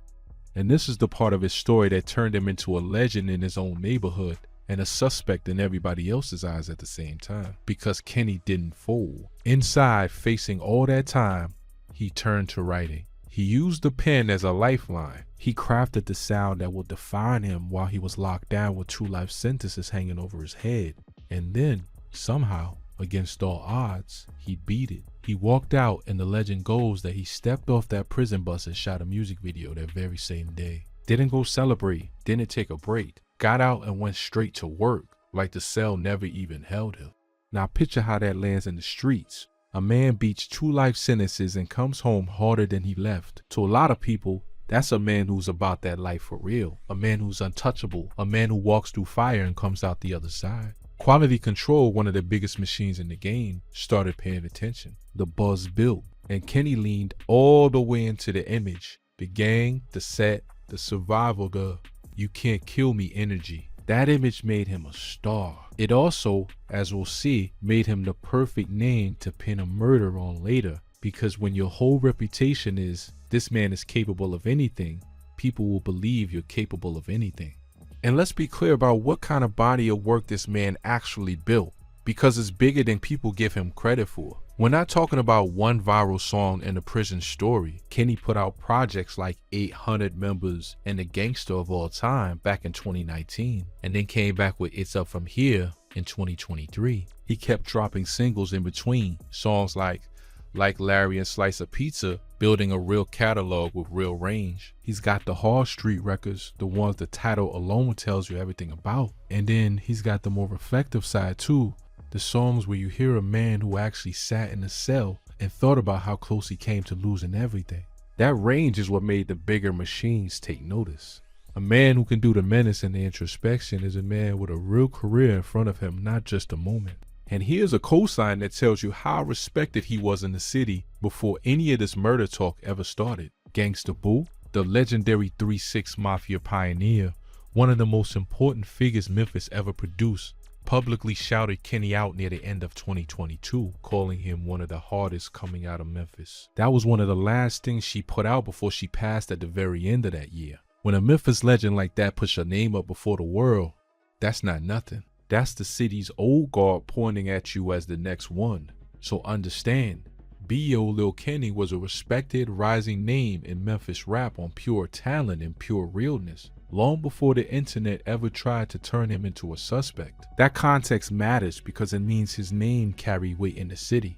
And a name that carries weight is exactly the kind of name that gets dragged into everything, true or not. But Kenny is only half this story. To understand the war he supposedly walked into, you gotta understand the other empire, the one across the tracks from Gotti. So let me introduce the man whose death set this entire thing on fire. Young Dolph, real name Adolph Thornton Jr., a different kind of star completely. Dolph built Paper Route Empire as an independent powerhouse and made it look easy. Major labels came at him with bags, real money, life-changing money, and he turned them down over and over. He'd rather own his masters and run his own ship than be anybody's employee, and that decision made him a folk hero in Memphis because he proved you could do it your own way and still win at the highest level. And Dolph wasn't just about the music. The man gave back. He handed out turkeys to families every Thanksgiving. He paid for funerals for people he didn't even know. He showed up for his community in ways that made the city love him beyond any song he ever made. To a whole lot of Memphis, Young Dolph wasn't just a rapper. He was the proof that you could come from the bottom, do it clean of the majors, and still touch the top. He was Hope wearing a chain. And make no mistake about how big Dolph actually was, because the bigger he got, the higher the stakes climbed. This wasn't a local act. Young Dolph put out King of Memphis back in 2016 and announced himself to the whole country. He had multiple albums crack the top 10 of the Billboard 200, with his 2020 project Rich Slave peaking all the way up at number 4 in the nation. He collaborated with Megan Thee Stallion, T.I., Gucci Mane, 2 Chainz, and Key Glock, who he mentored like a little brother. He built a label, owned his masters, and stayed independent through all of it. By the time he was murdered, Young Dolph was one of the most successful independent artists in all of rap, period. So when this man got executed at a cookie shop, it wasn't just Memphis that felt it. The whole industry felt it. The Grammys put him in their in memoriam segment. That's the level we're talking about. And here's something a lot of people don't realize, something that makes the whole thing even more chilling. The murder at Makeda's wasn't the first time somebody came for Young Dolph. Not even close. This man survived attempts on his life for years before they finally got him. Back in 2017, Dolph was approached and shot over what police called beef. His own security guard of 7 years would later testify in court about multiple separate incidents over the years where Dolph or his vehicle got shot at. 4 different times by that account, the last one being the day he died. Think about that. This was a man who knew people wanted him dead, who had already been shot and lived, who had already had his car lit up, and who kept coming back to his city anyway because he refused to let fear run his life. He turned those survival stories into music, into legend. The man built part of his whole mythology on walking away from gunfire, until the day he didn't. That's the kind of pattern that tells you this war was simmering for years before it boiled all the way over. But here's where it gets crazy, and this is the part that, according to prosecutors, got him killed. That same independence, that same refusal to bow down, ran straight into a rival label that wanted him bad. A label that, according to the case, the state of Tennessee would eventually build in open court, did not take no for an answer. That rival label was Gotti's, and that's where things started getting deadly. This is important because everything that happens to BEO Lil Kenny, every rumor, every accusation, every thumbnail with his face next to a question mark, all of it grows out of the war between these two camps, CMG and PRE, Gotti and Dolph. You cannot understand why the city calls Kenny Gotti's biggest op until you understand who Gotti lost and how and why. So let me walk you through exactly how this war turned from a record label robbery into a body count. Let me break down the war, because this is the engine that drives the whole story. Every single thing that comes after, the murders, the trials, the rumors about Kenny, it all runs off this. According to testimony given in open court, and I want to stress that, in court, under oath, in front of a jury, prosecutors laid out a theory that Cocaine Music Group, Gotti's operation that became CMG, wanted Young Dolph to come work with them. They wanted him on the team, and Dolph turned him down flat. He had his own thing with Paper Route Empire he was winning, and he wasn't interested in being anybody's artist but his own. Now, to really understand this, you gotta understand how a no in that world can curdle into something dark. In the music business, a rejection is a rejection. You shake hands and move on. But when the music and the streets are the same thing, a rejection can get taken as disrespect. And disrespect in that world has a way of turning into something nobody can take back. And it wasn't just a rejection, Part of what prosecutors pointed to as the engine behind all of this was the music itself, specifically diss tracks. The state's position was that there were diss records aimed at Big Juke and the label, and that those shots in the music were part of what fueled the deadly grudge. Think about how crazy that is for a second. Bars on a song, words over a beat, and most of the music industry, that's just competition, that's just sport, that's how you sell records and build a name. But in this war, prosecutors argued those words became a motive for murder. That's the lie Memphis was living on. The same diss track that's entertainment everywhere else becomes evidence in a homicide case here. That's how thin the wall was between the booth and the body bag in this whole situation. And it's exactly why everybody in this story has to watch what they say in a song. Because in this city, a verse can get read as a threat, and a threat can get answered with a trigger. So you had years of this, years of tension building between these two camps, years of shots in the music, shots in the streets, attempts that missed, grudges that festered. This wasn't a beef that popped off overnight. This was a slow burn that had been smoldering long before anybody died, and everybody connected to either side knew it was only a matter of time before it exploded for real. That's not even the crazy part. The crazy part is what prosecutors said happened next. The state's theory presented at trial was that Anthony Big Juke Mims, Gotti's older brother, a high-up figure connected to the label, put out a hit on young Dolph, and not a small one. According to the sworn testimony of a man who admitted he was one of the actual shooters, we're talking $100,000 bounty on young Dolph's head, $100 grand. And on top of that, this same witness testified there were smaller bounties placed on the entire Paper Route Empire roster. Every artist on Dolph's label supposedly marked with a price. Now here's why I gotta keep it real with you about what's proven and what's claimed. Because this matters, Big Juke was never charged with anything, ever. He was never even questioned by police about putting out a hit, never arrested for it, never indicted. That whole accusation came out of the mouth of a cooperating witness who was trying to save his own neck and cut his own time. And Big Juke's side has always said it was a lie told by a desperate man with every reason in the world to lie. So when you hear Big Juke put out the hit, understand there's a courtroom allegation resting on one cooperating witness. It was never tested against Big Juke himself, because Big Juke never stood trial. He never got to face it. Keep that locked in, because it matters for everything that comes after, especially the revenge theory. But here's the timeline, and the timeline is where it gets real, fam. November 17th, 2021. Young Dolph is back home in Memphis. He's doing what he always did, moving through his city, giving back, being Dolph. He pulls up to Makeda's homemade butter cookies on Airways Boulevard, a little spot in South Memphis right near the Castalia neighborhood where he grew up. This was his favorite cookie shop, a regular stop, a safe place, home turf. He's in there buying cookies. That's it. That's all he's doing, buying cookies in his own neighborhood in broad daylight. Then two men step out of a white Mercedes-Benz and open fire. According to the medical and forensic testimony at trial, young Dolph was hit roughly 20 times. 20. His neck, his chest, his arms. A catastrophic injury to his face. This wasn't a warning. This wasn't a robbery that went sideways. This was a straight up execution, carried out in the middle of the afternoon, in the middle of the city, on a man who thought he was finally home and safe. The shooters jumped back in that Mercedes and sped off. And here's a detail that became huge at trial. That white Mercedes was later found abandoned at a house on Bradley Street over in the Orange Mound neighborhood. And that abandoned house, it sat right next door to the home of one of the men prosecutors would eventually charge as the organizer. That's the kind of detail that builds a case. That's the kind of detail that turns a theory into an indictment. When the news hit, the city of Memphis shattered. I can't stress this enough. Dolph wasn't just a rapper to these people. They loved this man. He gave them turkeys. He paid for their funerals. He was the hometown hero who did it his own way. And now he was gone in the most brutal way imaginable, executed buying cookies. And the whole city wanted to know two things and only two things: who pulled the trigger and who sent them.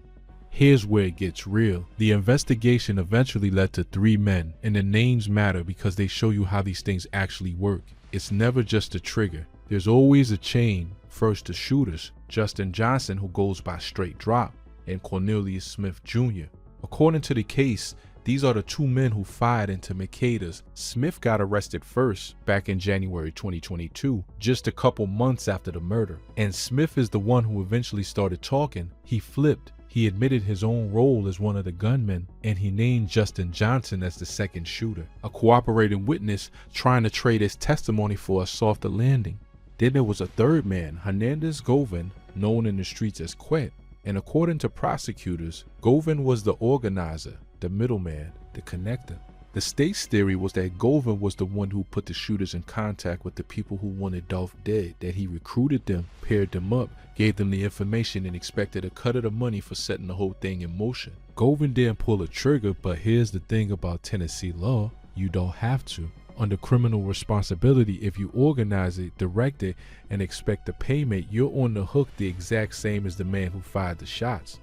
According to the testimony, the deal was that each shooter would get paid for their hit, and Govan would take $10,000 off the top as his cut for arranging it. But Smith testified that in the end, before his arrest, he only ever saw a tiny fraction of that money, a few $100s. The big payday the streets promise almost never shows up. That's a lesson buried in this whole thing if you're paying attention. So now you got the whole alleged chain laid out top to bottom. The shooters at the trigger, the organizer in the middle connecting everybody. And at the very top, according to the testimony, Big Juke, the brother of the most powerful man in Memphis rap, the man with the alleged $100,000 grudge.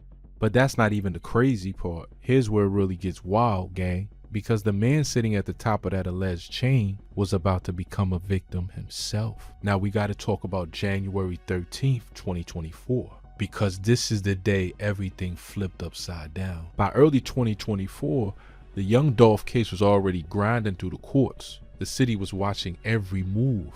The wounds were still wide open. And then, on a Saturday afternoon, the war reached all the way up and took the man at the very top of that alleged chain. It was around 4:15 in the afternoon. The location was Perignon's Restaurant and Event Center over on Winchester Road in the Hickory Hill area of Memphis. And the occasion, and this part is heavy, so sit with it, was a repast. For anybody who doesn't know, a repast is the meal that family and friends share together after a funeral. It's a gathering of grief. It's the moment after you put somebody in the ground and you come together to remember them and to hold each other up. Big Juke was there to mourn. He was attending the repast following the funeral of a relative, a man named Eric Boven, and the Boven name carries its own weight in Memphis going back decades. The Boven family had roots in the Memphis cocaine world of the 1980s. We're talking about a serious organization from a serious era, and the connections ran personal. The head of that family had been a former partner of the aunt of Yo Gotti and Big Juke, so this funeral, this repast, wasn't some random event in some random spot. This was family. This was history. This was Big Juke in a moment of real grief, surrounded by people connected to him by blood and by decades. And that's exactly where they got him, at his most human moment, at his most vulnerable, leaving the funeral. According to the Memphis Police Department, an officer was actually already in the area when the shots rang out. He was near 6385 Winchester Road around 4:15 when he heard the gunfire. He rushed toward it and found two victims down, both with multiple gunshot wounds. Both were transported to the hospital. Anthony Big Juke Mims, 47 years old, the brother of Yo Gotti, a name that carried real weight in every corner of the city, was pronounced dead. The second man, also shot, survived but was hit too. Two victims at a repast, blood on the ground outside a place where people had come to grieve.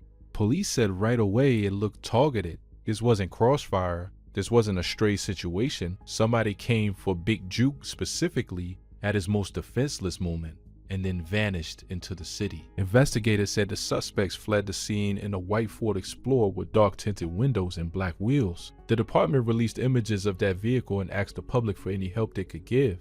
Now sit with the full weight of that for a second. The brother of the most powerful man in Memphis rap, a man who, according to courtroom testimony in the Dolph case, sat at the very top of the chain that killed young Dolph. Gunned down outside a funeral repast in his own city in broad daylight. If the Dolph murder cracked Memphis down the middle, the Big Juke murder set the whole thing on fire. Because immediately, and I mean immediately, within hours, everybody had the same exact thought. From the streets to the studios to the comment sections, one word was on everybody's lips: revenge. The logic writes itself, right? If Big Juke really did order the hit on young Dolph, then his own murder 2 years later, gunned down at a funeral. Looks like the bill coming due. It looks like the streets balancing the books. It looks like the war finishing what it started. That's the narrative that took over Memphis the second the news dropped. You didn't have to push it. You didn't have to sell it. The whole city connected those dots on its own within the hour. Dolph's people got their payback. That was the story, fully formed before the bodies were even cold. And the symbolism of it was almost too much for people to handle. Big Juke, allegedly the man behind the murder, taken out at a funeral repast, a place of mourning. If young Dolph died buying cookies in his own neighborhood, the most ordinary human thing a man can do, then Big Juke died grieving a relative, another deeply human moment. Two men both caught at their most defenseless, both taken in places that were supposed to be safe. The streets noticed that symmetry immediately. It felt biblical to people. It felt like a circle closing. Whatever you call it, karma, payback, the game taking its due. The city read Big Juke's death as the answer to a question young Dolph's death had asked 2 years earlier. And the fear that settled over Memphis after that was real. Because if the war could reach all the way up to Yo Gotti's own brother at a funeral surrounded by family, then nobody connected to any of this was safe. Not the artists, not the affiliates, not the people standing nearby. The whole city braced for what might come next, for the next link in the chain, for whoever the streets decided was responsible to catch the next round of it. People started watching their backs. People started watching their names. Because in a war like this, your name getting attached to a death, true or not, can be a death sentence all by itself. And that right there is the danger BEO Lil Kenny would soon find himself standing in the middle of. But here's the thing, and I need you to really hear me on this, because this is the hinge the entire video swings on. Connecting dots is not the same as proof. The idea that Big Juke's murder was revenge for young Dolph is a theory, a powerful one, a logical one that a whole lot of people in Memphis believe down in their bones. But a theory, because here's the cold hard fact that gets buried under all the noise, all the thumbnails, all the hot takes. Nobody has ever been arrested for the murder of Big Juke. Let that sink all the way in. For everything you've seen online, for every "they already know who did it" post, for every channel that ran with a suspect, the official reality is that this case remains open. Memphis PD put out that white Ford Explorer photo, asked for tips, and then for a long stretch said flatly that there were no new updates, no suspect named, no arrest made. The man who allegedly sat at the top of the most infamous murder for hire case in modern Memphis rap got murdered himself at a funeral, and the case went cold, at least as far as the public record shows. So if there's no arrest, no charge, no named suspect from the actual police, then where does BEO Lil Kenny come in? Why is his name the one the internet keeps screaming over and over again? Like the real one. The story doesn't end at the police tape, it's just getting started. Let me break down what actually happened in the real courts first, because this is the solid ground. This is what's proven, tested, and on the record. Then we'll get into the part that's pure street, where proof doesn't exist and the thumbnail counts as a verdict. In the young Dolph case, the state got most of what it came for, but not all of it, and the parts they missed are just as important as the parts they got. Justin Johnson's straight drop went to trial in September 2024. The prosecution put their cooperating witness Cornelius Smith on the stand, and Smith told the jury that he and Johnson carried out the hit at Makeda's, that the whole thing traced back through Govan up to Big Juke and a $100,000 bounty. The jury believed enough of it. They found Justin Johnson guilty of first-degree murder. He got sentenced to life in prison, and then they stacked more time on top for the additional convictions: conspiracy to commit murder and being a felon in possession of a gun, pushing the total to life plus decades. The district attorney Steve Mulroy called it a significant step toward justice for young Dolph and his family, while making clear the legal process for the other defendants was still ongoing. Then there's Cornelius Smith himself, the admitted shooter, the cooperator. Here's the strange dance of his situation. Smith got up on the stand and admitted out loud to being one of the two gunmen who killed young Dolph, but he's still charged with murder and conspiracy himself, and he pleaded not guilty, because that's how cooperation works. You trade your testimony, you help the state convict the others, and you bank on getting a lighter outcome on your own case down the line. As of the trials, Smith was still awaiting his own day in court, still the witness the whole prosecution leaned on.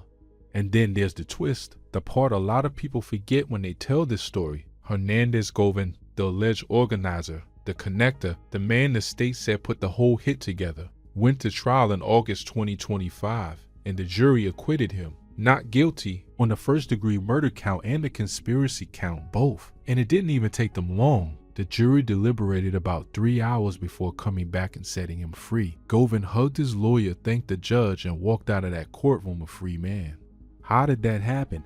Let me break it down because it tells you everything about how hard this stuff actually is to prove. Govan's defense attorney, Manny Aurora, went straight at Cornelius Smith. He painted Smith as an unreliable witness, at one point calling him a pathological liar, a man who would say absolutely anything to cut his own time. And Aurora had ammunition. He pointed to earlier testimony where Smith had once implied that Big Juke himself was the person who hired him, not Govan. He pointed out that after Smith's arrest, Smith's own attorney had called Big Juke's attorney and received somewhere between $38,000 and $50,000 in cash, a detail that raised all kinds of questions about who was really pulling strings. The defense hammered the phone records too, arguing that for all the dozens of calls between Govan, Smith, Johnson, and Big Juke before and on the day of the murder, none of those communications directly proved Govan ordered anybody to do anything. The jury looked at all of it and decided the state hadn't cleared the bar of reasonable doubt.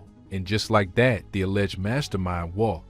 And here's a wild footnote to the Govan situation that shows you nothing about this world is ever clean or simple. This wasn't some choir boy who got railroaded. Govan had a lengthy arrest history going all the way back to the late 1990s, which is exactly why prosecutors have been seeking an enhanced sentence in the first place. He'd been released on bond during the case, around $90,000, and even during the years he was fighting the Dolph charges, he caught another arrest out of state. And then after the acquittal, after walking free on the biggest case of his life, Govan got arrested yet again, this time on stalking charges. So the man the state swore organized the murder of young Dolph, beat the murder rap, and then immediately landed back in handcuffs on something else entirely. That's how tangled and how messy these stories really are when you get up close. Nobody in this whole saga fits neatly into guilty or innocent.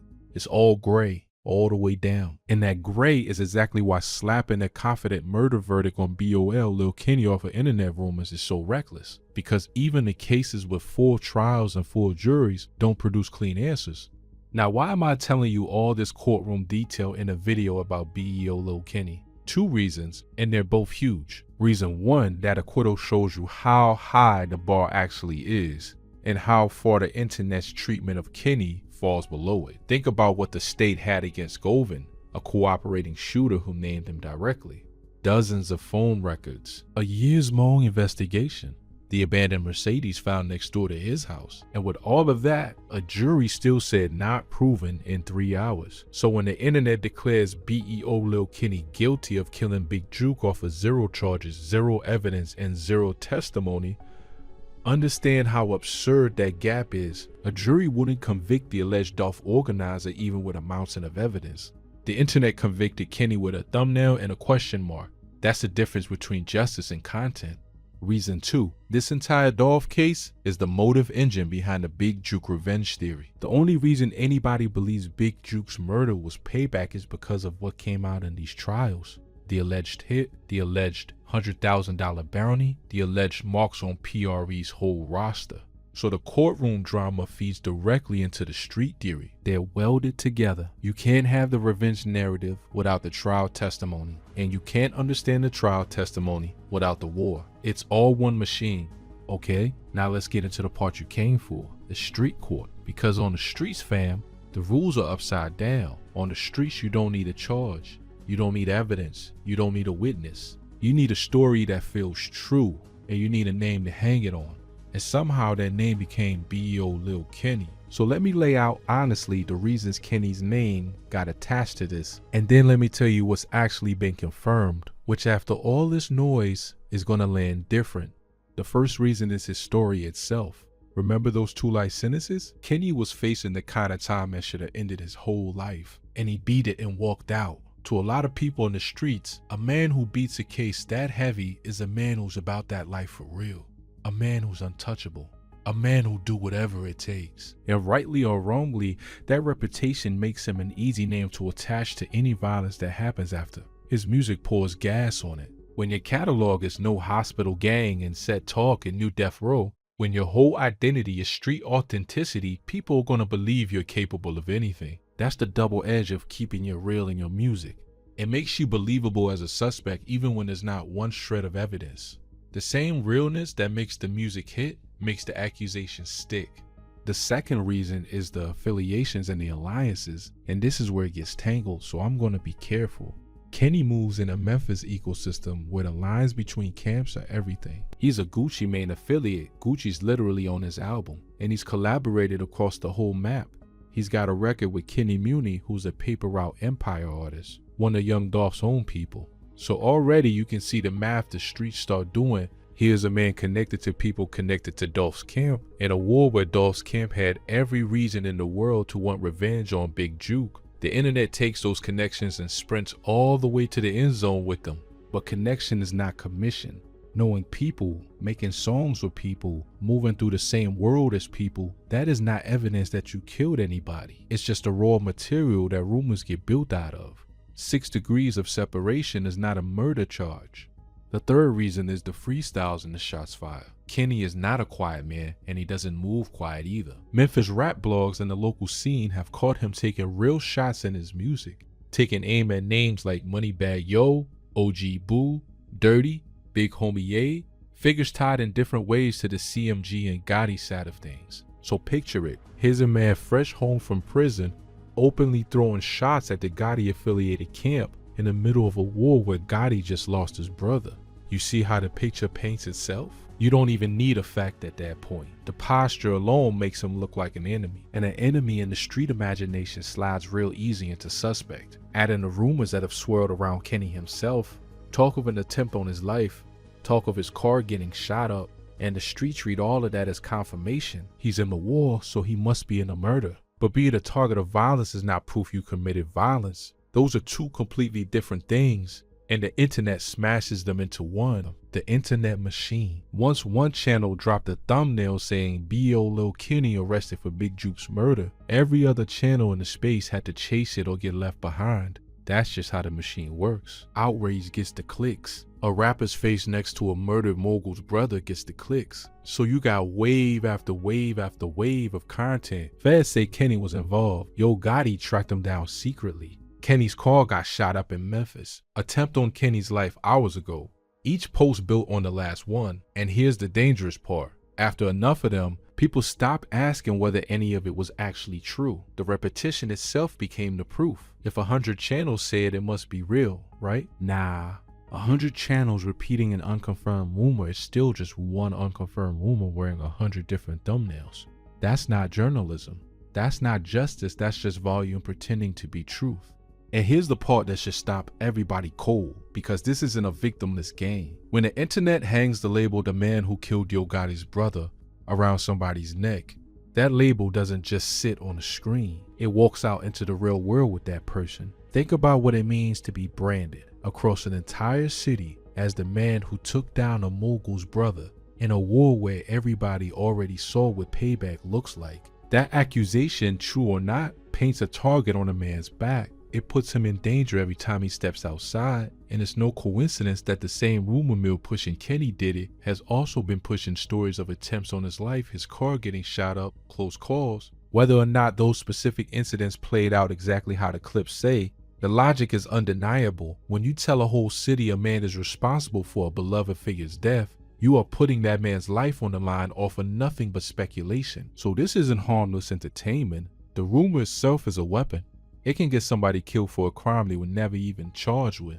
That's the real cost of trial by thumbnail, and everybody participating in it should sit with that for a minute. Now let me tell you what's actually confirmed. After all of that, after every thumbnail and every he did it video and all that energy, what's confirmed is this: Big Juke's murder is unsolved. B.O. Lil Kenny has not been charged with it. The Memphis Police Department has not publicly named him as a suspect in it. The arrest content you've seen circulating is not the same thing as a confirmed murder charge from the authorities. In the actual case, the one that would finally answer who killed Big Juke has on a public record never produced an arrest at all. That's the truth. That's the part that doesn't fit on the thumbnail and never will. The streets already held the trial, found him guilty, and moved on to the next story. The actual system has never even charged him. And both of those things being true at the exact same time, That's the realest, wildest, most uncomfortable part of this entire story. A man can be guilty in the eyes of a whole city and untouched by the law, all at once. And that's the world we're living in. Now, while we're talking about consequences and how active and dangerous this whole world still is right now, there's another storm happening around the people in this orbit that you absolutely need to know about, because it shows you this war is not history. It's happening in real time, and it's pulling in the biggest names in the city as we speak. Let's talk about Big 30 and Pooh Shiesty. You wanted to know how they fit, and here's exactly why they belong in this story. Pooh Shiesty and Big 30 are two of the hardest names to ever come out of Memphis. Big 30, real name Rodney Lamont Wright Jr., born in December of 1999, blew up off his feature on Pooh Shiesty's single Neighbors, which climbed all the way to number 51 on the Billboard Hot 100. His debut tape, King of Kill Branch, dropped in 2021 and it was stacked top to bottom. Lil Durk, Future, Quavo, Offset, Moneybagg Yo, Pooh Shiesty, and Yo Gotti himself all showed up on it. These are not small players. These are some of the biggest names in all of rap, and their world has been every bit as violent and legally tangled as everybody else's in this story. Big 30's history shows you that. Back in October 2020, he got arrested in Birmingham, Alabama, traveling from Memphis toward Atlanta with the driver, carrying more than $17,000 in cash, a loaded handgun, promethazine and codeine, and packaged cannabis. He caught charges off of that, and his relationship with Gucci Mane has its own backstory.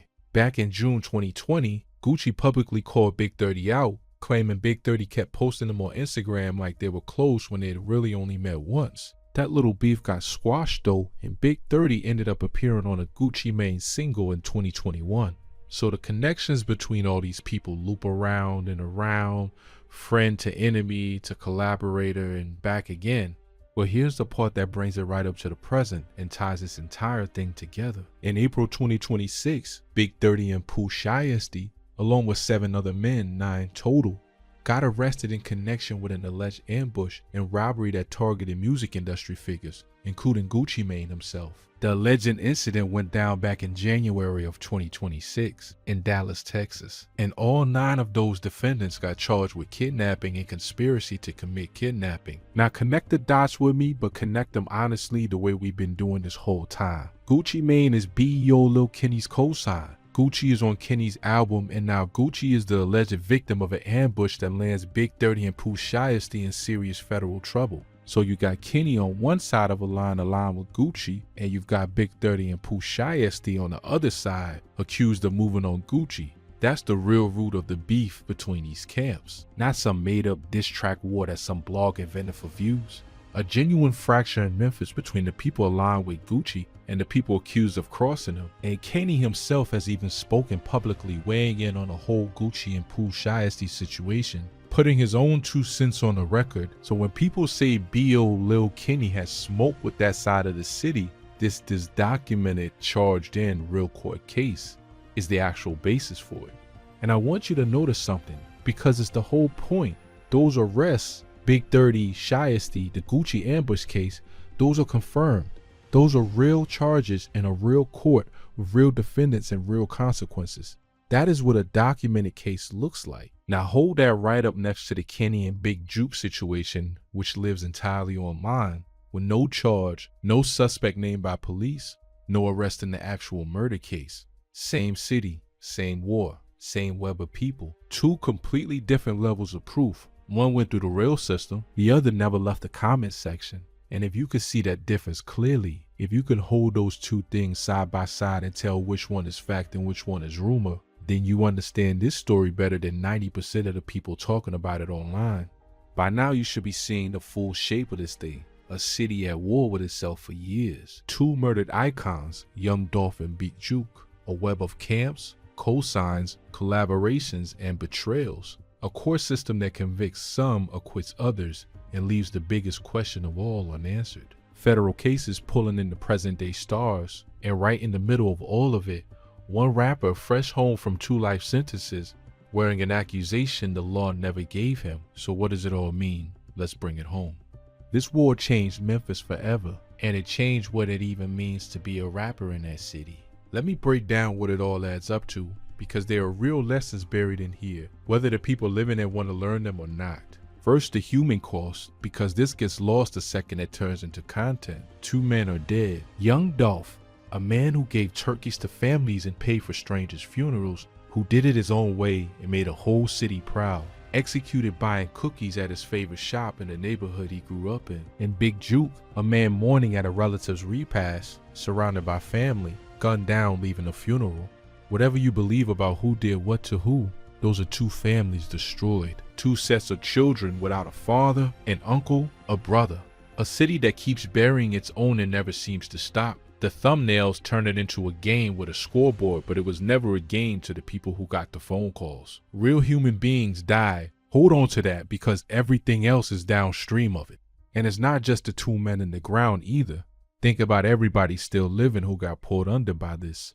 The families who have to watch the internet turn their loved ones' deaths into clickbait, replay for views over and over. The mothers who lost sons. The kids growing up with the story of how their father died as a YouTube genre.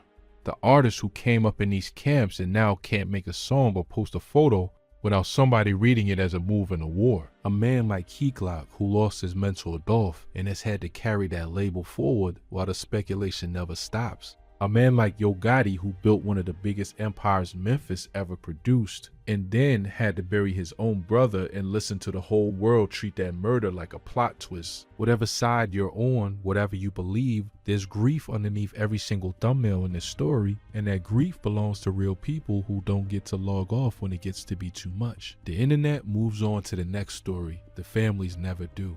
So before we go any further into the lessons, let's just be honest that this whole saga is at its core a tragedy, not a movie, not a storyline, a tragedy that keeps claiming people in the ground and out of it. That's the frame everything else has to sit inside. Second, the lesson about proof, and this is the one I really need you to walk out of here with. We are living in a time where the internet can convict you before the law ever even looks at you. B.O. Lil Kenny is the clearest example of it you will ever find. Here's a man the streets have already sentenced, already decided, already labeled Yo Gotti's biggest op, and the man who killed Big Juke. And the actual system has never charged him with that murder, not once, not a single time. Now think about how dangerous that really is. Think about how that follows a person around for the rest of their life. Think about what it does to somebody to have an entire city believe they did the worst thing a human being can do, with no charge, no trial, no evidence, no chance to even defend themselves in a real court, because the only trial already happened in comment sections that never had any rules in the first place. And here's the scary part. That could happen to anybody now. You, me, anybody whose name catches the wrong wave at the wrong time. This isn't just a rap story. It's a warning about the world all of us are living in.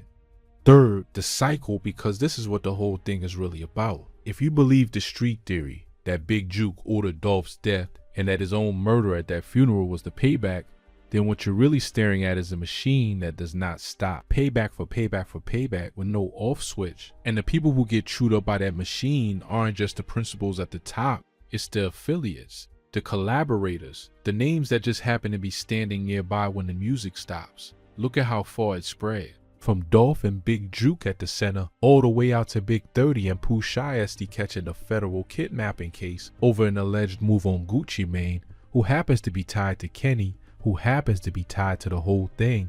The war keeps finding new bodies and new defendants and new chapters. It doesn't respect success. It doesn't respect money. Every single one of these men chased the dream and caught it. The deals, the fame, the platinum, the private jets, all of it. And the streets followed them right into the studio and the courtroom and sometimes the grave anyway. That's the tragedy sitting underneath every bar and every beat in this whole saga. You can leave the trap doesn't always leave you. And there's one more thing buried in all of this that you can't ignore, because it's the reason cases like Big Jokes go cold in the first place.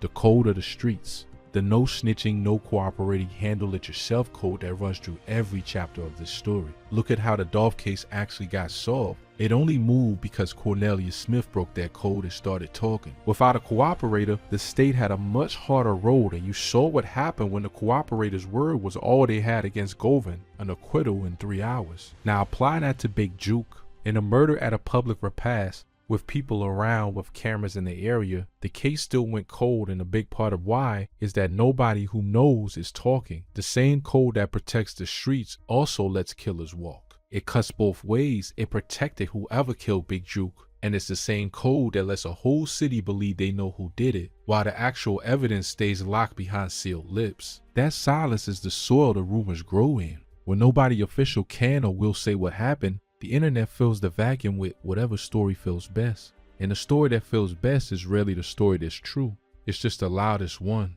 So you've got a perfect storm, a cold case, a code of silence, a grieving, angry city that wants somebody to blame, an algorithm that rewards the most shocking accusation, and a rapper whose whole image makes him an easy target. Put all of that together and you don't get truth. You get BEO Lil Kenny's name on 1,000 thumbnails for a crime nobody has proven he had anything to do with. That's not justice. That's a machine doing exactly what it was built to do, with a real man's name and a real man's reputation as the fuel. So where does all of this leave BEO Lil Kenny today? It leaves him right where this video found him. A talented Memphis rapper with a real story of survival, a real catalog, a real Gucci Mane cosign, and a cloud over his name that the Lord never once put there. He's still making music, he's still moving, he's still building, and he's still, for a whole lot of people, the face of an accusation that has never become a charge, a free man carrying the weight of a crime nobody has proven he committed and maybe never will. And here's my final word on it, because I'm not going to sit here and tell you what to think. I'm going to tell you what's true and let you make up your own mind the way it's supposed to work. What's true is that Big Juke was murdered and his killer or killers are on the public record still out there somewhere, unnamed and uncharged. What's true is that young Dolph was murdered and the system got some answers. A conviction for straight drop and missed on others with Govan walking free and Smith still waiting. What's true is that B.O. Lil Kenny faced 2 life sentences, beat them against all odds, and built a whole rap career on the other side of that cell. And what's true is that the internet, the streets, and the algorithm all decided to tie those stories together into one clean, satisfying narrative. The op who got his revenge, even though the one thing that would actually confirm it, an arrest, a charge, a conviction, has never come. Maybe one day the Big Juke case finally breaks open and we all find out the truth. Maybe it's a name nobody is even thinking about right now. Maybe it's somebody this video never mentioned. Or maybe, like so many of these cases in cities all across the country, it never gets solved at all and the streets keep the only verdict there ever was. But until that day comes, the honest answer to did B.O. Lil Kenny kill Big Juke is the exact same answer the police themselves would have to give you. Nobody has proven that. Nobody has even charged it. And in a story this serious, with this much blood already in the ground, that distinction isn't a small thing, it's everything. That's the real story of the man they call Yo Gotti's biggest op. Not what the streets decided in the comment section, not what the thumbnails scream for clicks, what's actually been proven, what hasn't, and the dangerous, fascinating gap in between.